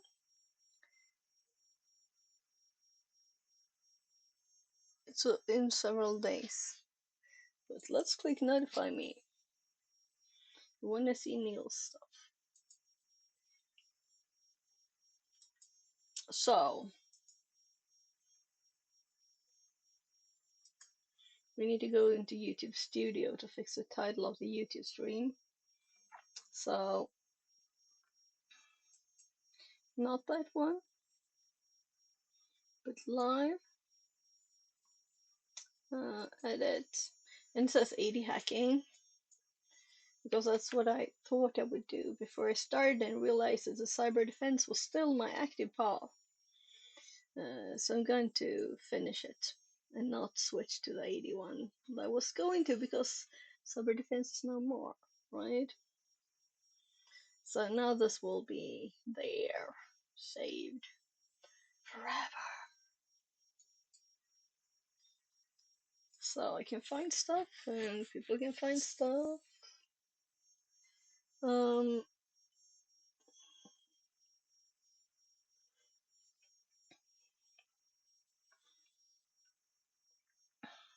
Let's just do it. Everything is set up. And I have to hop the notes to the top again there. So every Yara rule, command, not rule, command requires 2 arguments to be valid. Every rule must have, yeah, because it's rule. So the rule file and the directories. The commands consist of the rule and the file. Okay, yeah. So let's make this into my own format. A Yara command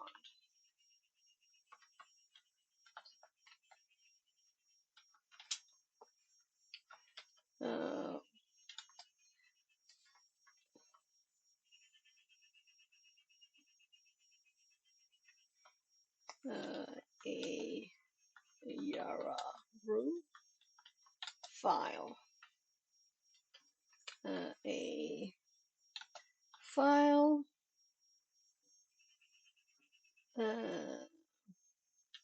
or directory.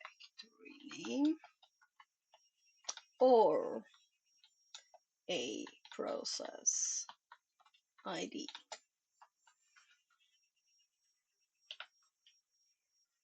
So, and every rule must have a name and a condition. A Yara rule.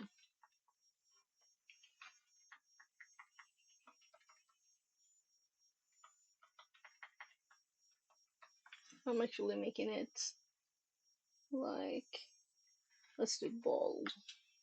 So now we can actually hop you to the screen. Yara command. A Yara, let's do this lowercase. Yara rule.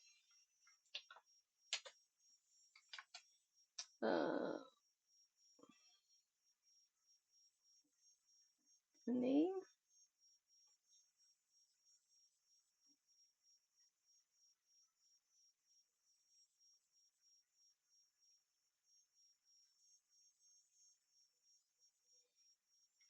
So now this is messy.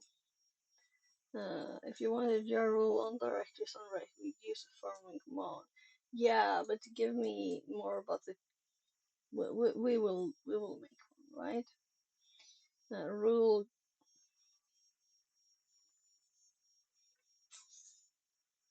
condition true. So it's always true.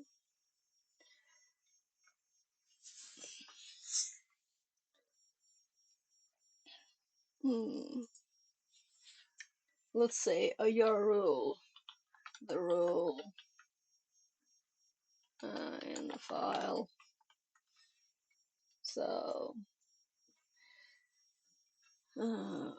every rule must have a name and a condition.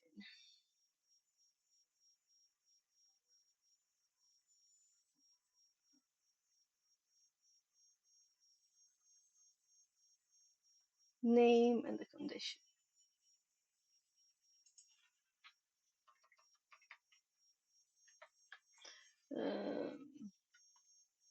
A name, a condition. Yeah, it was actually through as I thought from the start, but then it was like, so did they just mix everything together?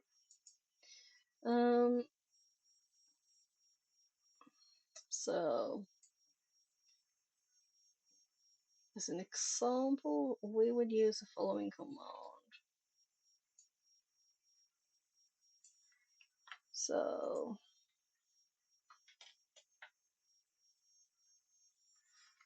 ex dot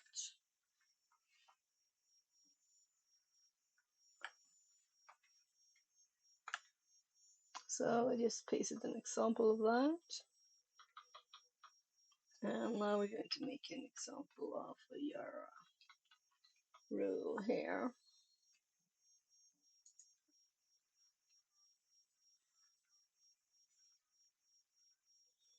So my first rule.yor, such as Nana. Now we had a bit of a funny battle of the text editor Saturday. Oh my. So it says YAML there. So that's better. So when I pasted, it actually already had a code block in the paste, and it says YAML. So now we know that Yara is YAML.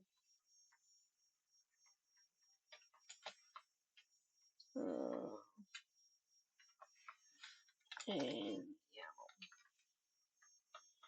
So rule condition.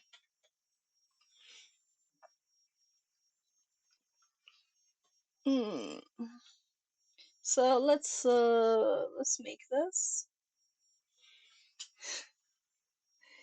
So some file. Is that the best file name?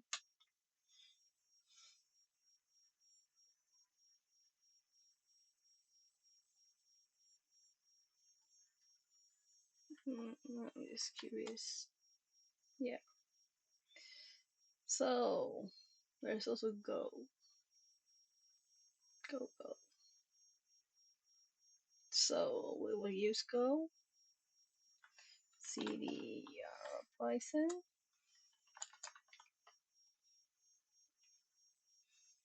So my light in front of me is a bit bright. I didn't fix that.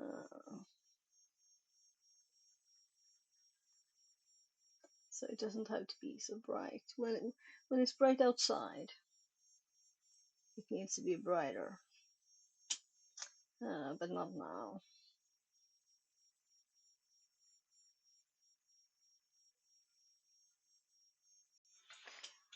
I want to see what it looks like too. Yeah, I think that's a little bit bright. Let's do a right and left too. Oh, it's 5%.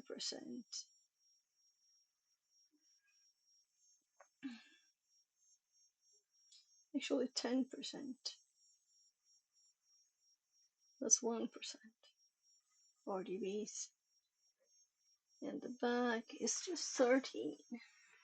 So why was the front one at 55? It was blinding me. So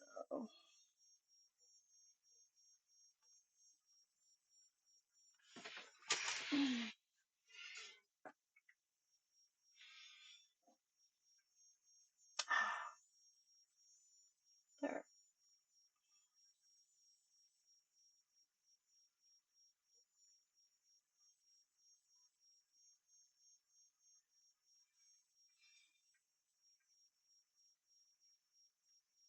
So just saw my messages. Just delete some apps that are running on the phone. There, like 10 of them. Let's continue.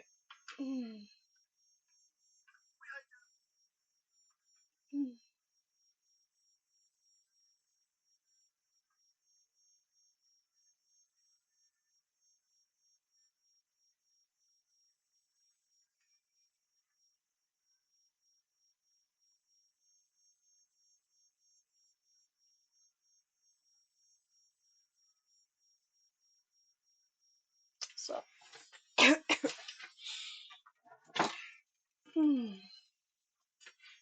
let's go.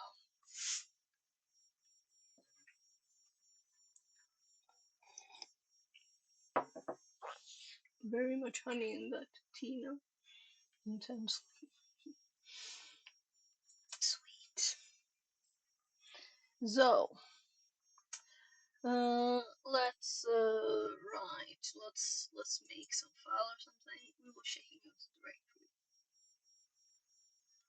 And then we have Java directory too. Yeah, let's not check out the whole thing. Let's just be in the main directory, and that's nano my file test file with some text and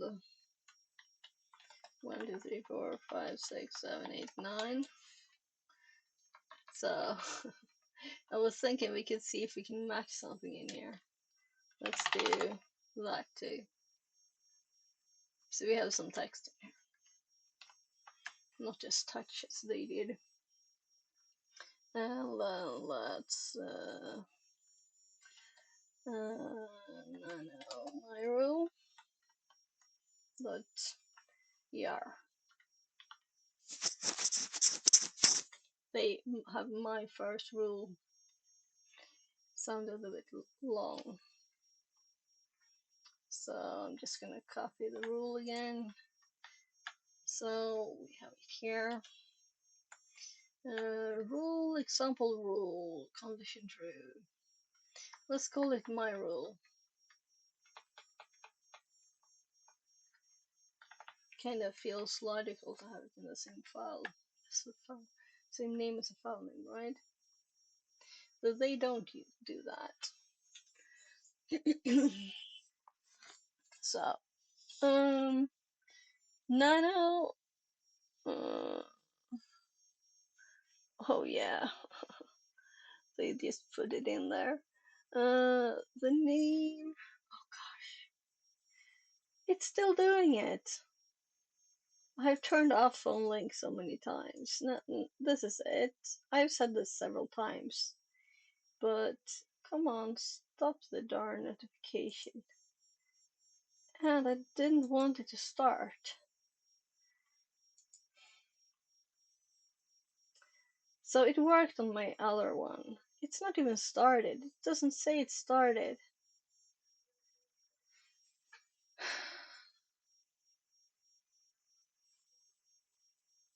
So I'm sorry. This makes me mad. Microsoft.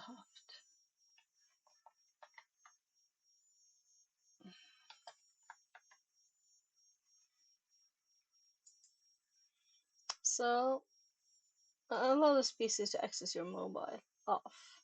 Turn on phone link. Off.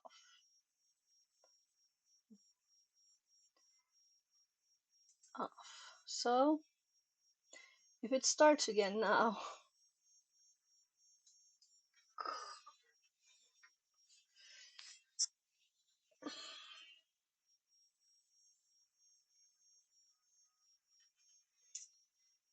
Um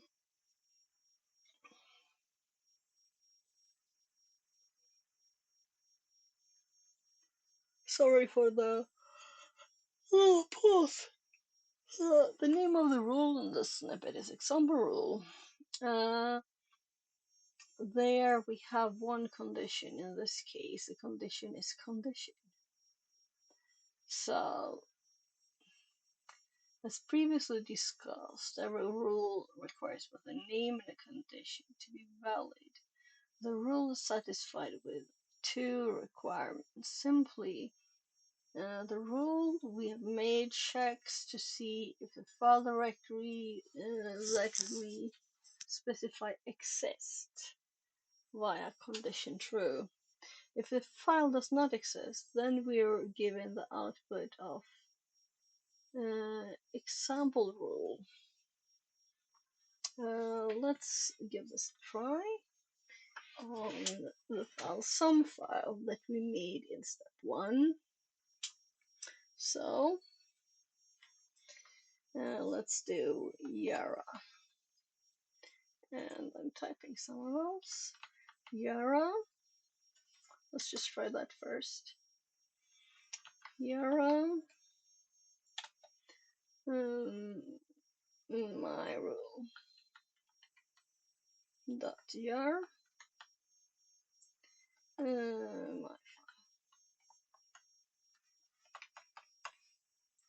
So this should give us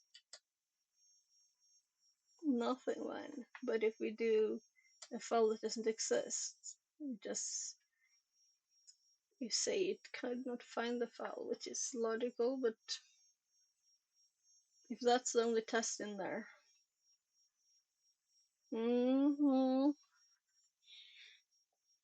Some file exists. Jar will say example rule. It said my rule, my file. Because the pattern has been met. Yeah, right. So let's change this. So let's nano this and let's my rule name, and then we run this again, and it is a file name, not the name inside the file. It is now my rule name, right? So so what if we do my rule name? Oh look, I did the wrong thing. I was going to do my file name there.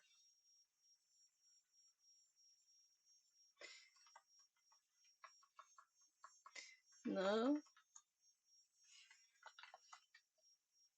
Yeah. Oh, could not open file. Meaning that this works.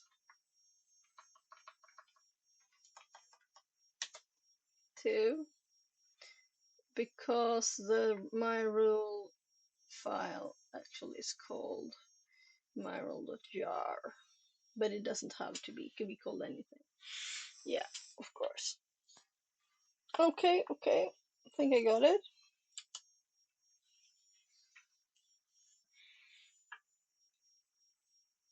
So, if the file does not exist, jar will output an error such as that below. Could not open file. Congrats, you made your first rule. This is so little. I want more. More. Your conditions continue. Checking whether or not a file exists isn't that helpful. So we need to add to the note. This rule only checks if the file exists.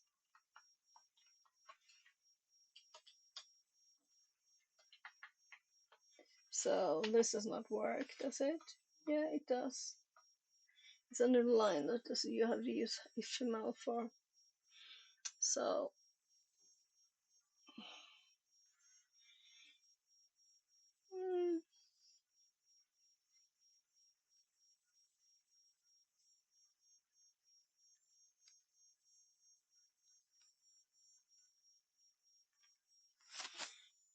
well, something on my eyelid, whatever.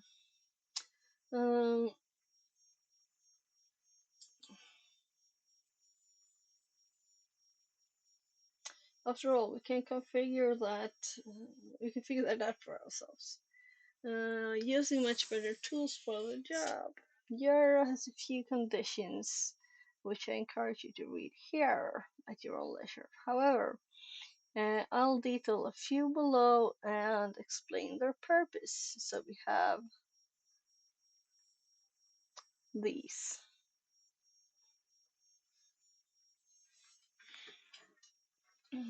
Dusk meta strings conditions. Wait. And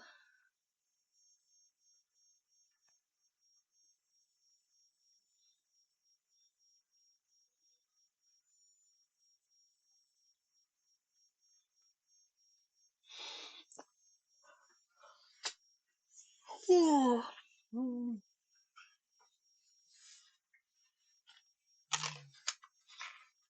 Sleep is important.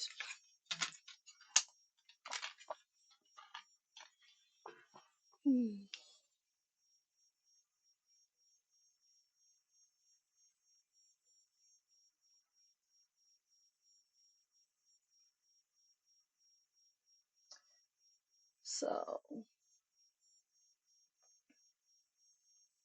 we can make comments, C style.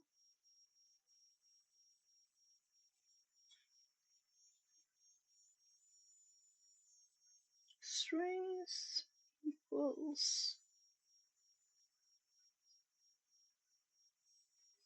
my hex string condition this or this. I could read this instead, but let's continue with try hack me. Meta. This section of the YAR rule is reserved for descriptive information by the author of the rule. For example, you can use desk, short for description, to summarize what your rule checks for. Anything within this section does not influence the rule itself. Similar to commenting code, it's useful to summarize your rule. Strings. Remember our discussion about strings in task 2. Well, here we go. You can use strings to search for specific text or hexadecimal in files or programs. For example, say we wanted to search a directory for all files containing Hello World. We will create a rule as below. So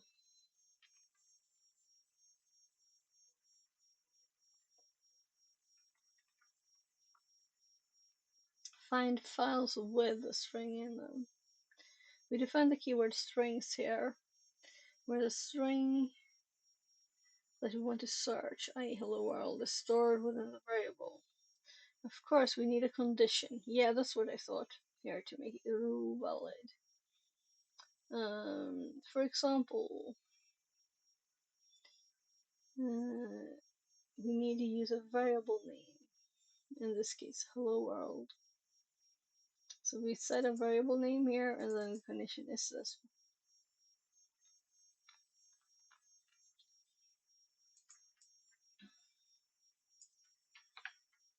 So yeah, let's do this instead. I tabbed and it didn't work because I have them in different page screens.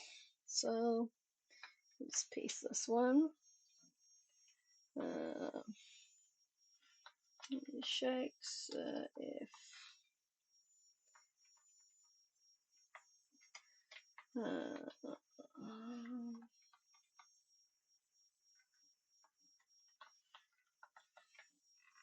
strings. It may be good to have an R in there too, or it would sting. Checks if. Looks like my kid's kind of joke.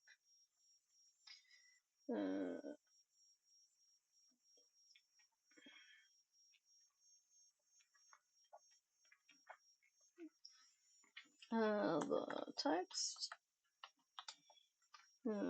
Let's better do these. Hello world! Exclamation mark is in the file. And for X use and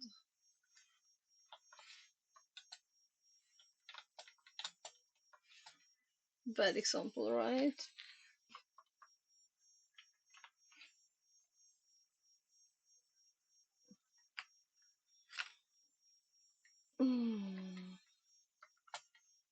My string equals I think it's $1. So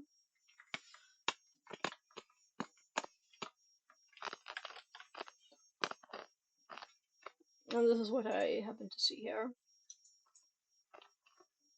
Oh, they even used my hex string as a variable name. They think like me. Nice.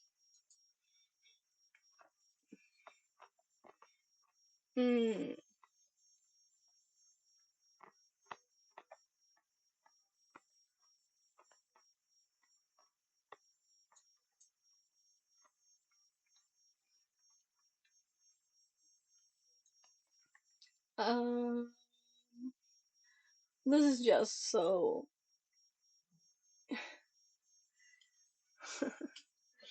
any of them, my programmer brain resists the humanness of this.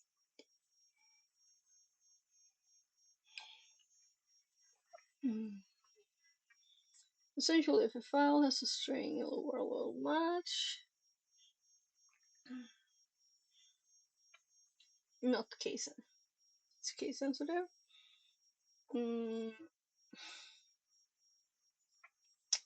So what if we don't want just these cases?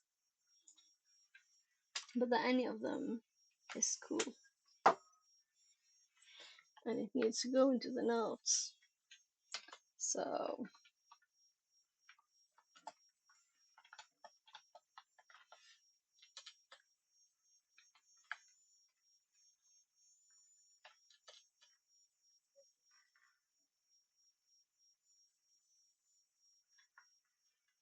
I will match all strings.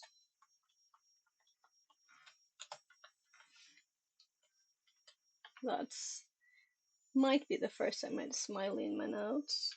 I'm not 100% sure. But it was worth a smiley. If they don't say that this is not exactly what you type, this is just a meaning, then I'm like, okay. We already use true in any of them condition. Much like a regular program, we can use operators such as hmm.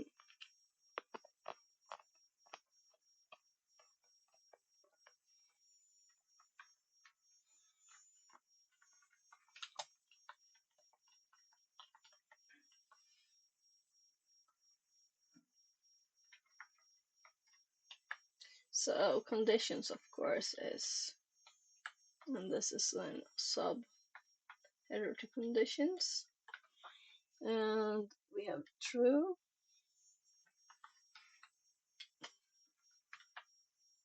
and yeah, like just like that.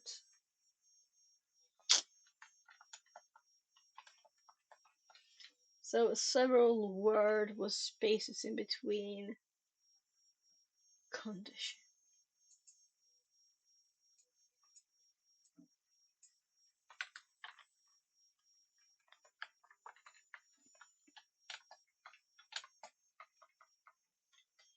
Oh,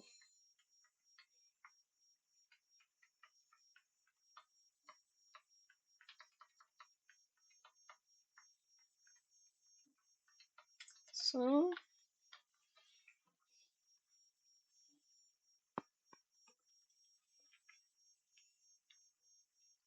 I only say the rule matches if they're less or equal on 10 occurrences.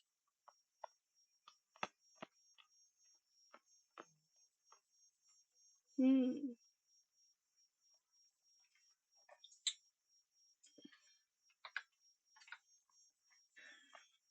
Interesting.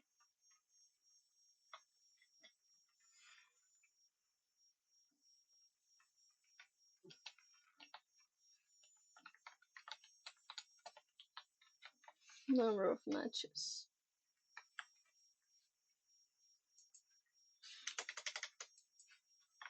Hmm.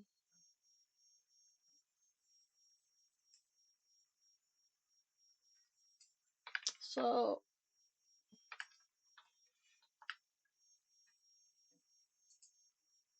or should I skip doing these?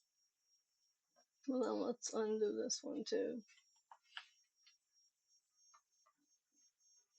So, we have the same set of like looks. Combining keywords, we can use and not or.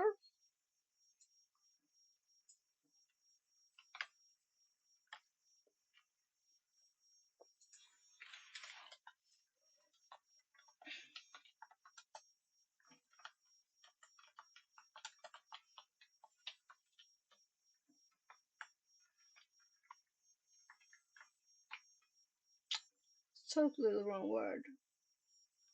Keywords such as.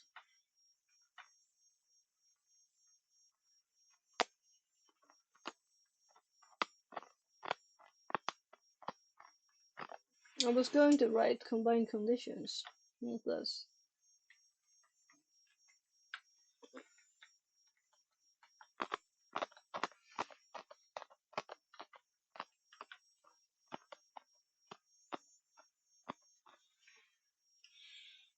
Hmm.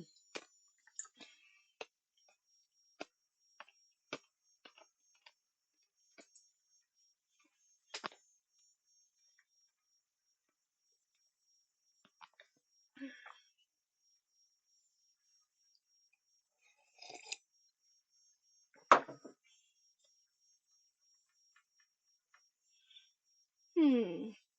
Yeah, I like this. To combine the multiple conditions. Say if you wanted to check if a file has a string and is of a certain size. For example, so here we have another file size.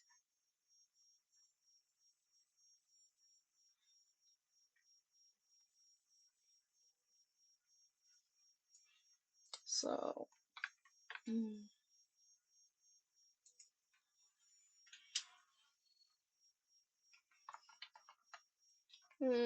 file size.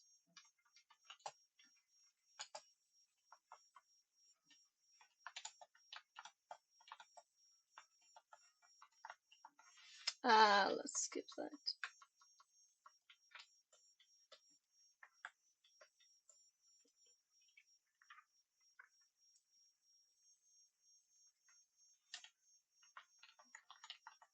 Contains hello world and this bigger line 10 KB.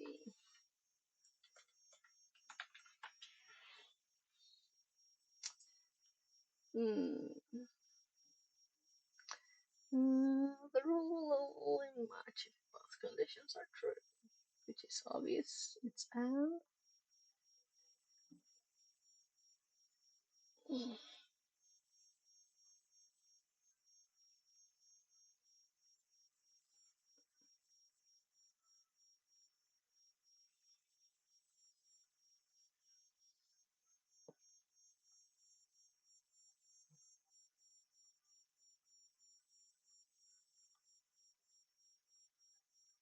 So they forgot stuff here.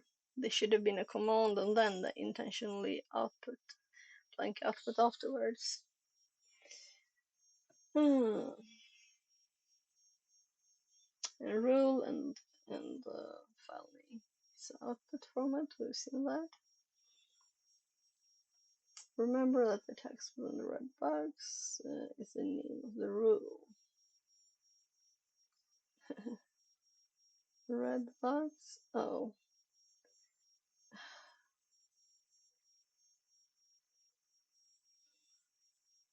So do we need to have an image of this? That's even smaller.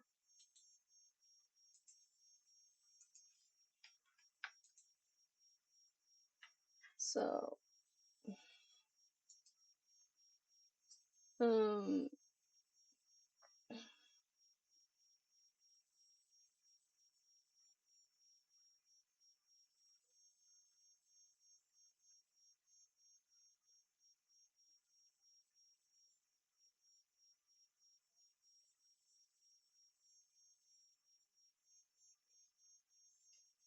green. So did they used to have some boxes on this? Information security researcher Fryer has recently created a handy cheat sheet. Oh, so that's this one. Okay. That breaks down and visualizes elements of YARL shown below. Above, the image credits go to him. So that's why they had this in here. Import. Yeah, so this is good because there's stuff that I have not seen here. We don't know yet. So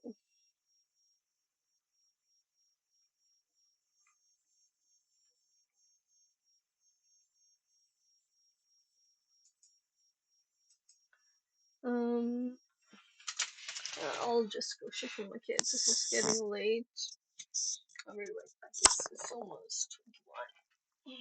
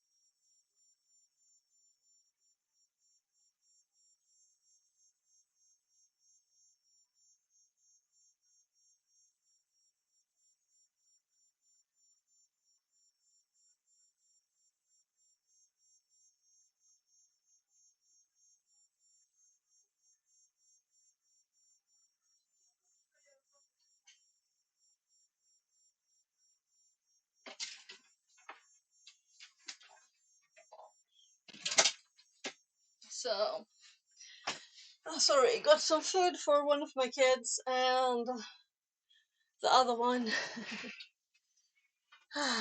Yeah. So, oh, why do I have this up? Because it's about right. Let's put this in the read. So it looked like at the top.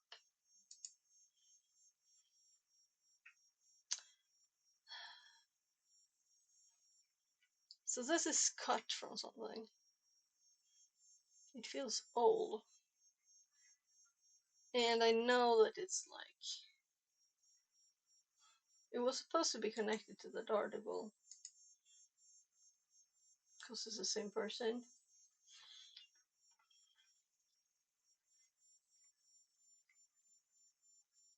Oh, so we can't see the full thing. But this is medium. I should just sign in.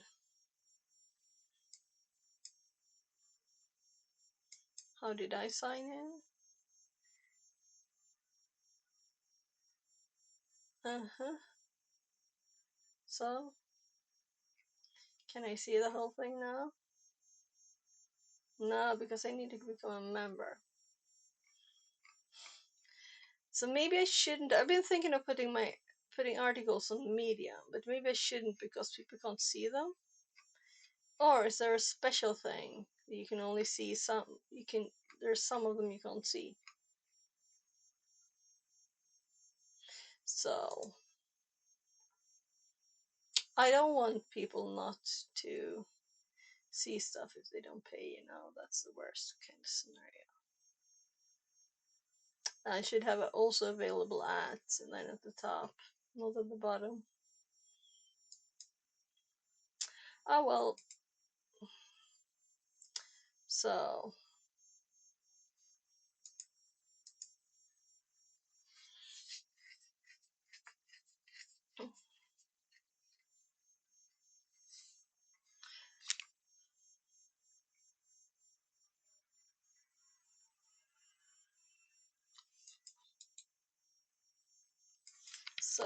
we can just put this image in the notes,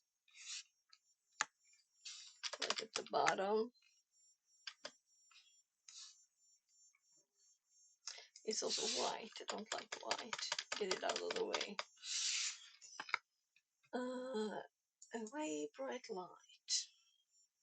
This is a much better source. I like this. So, is that the Medium article?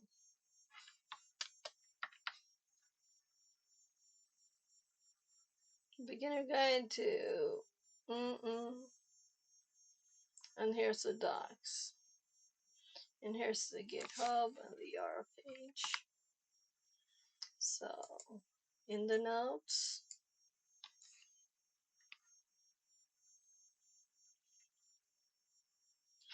So, I'm thinking that I had a bit of a pause. I'm actually going to restart the computer. As this one is, just make sure that it's still on, yeah. This one is actually not on this machine, it's the Proxmox server. The fan is working on it. You can't hear it? Good.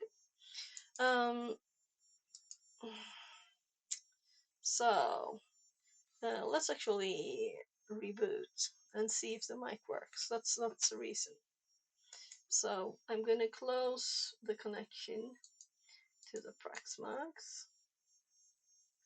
And let's close all the things here. Actually, I'm going to stop streaming and I'm going to start streaming in 3 minutes, 5 minutes, in a little bit. And I'm not going to stress closing stuff down. So I'm gonna stop the stream first, and for YouTube it is a new connection.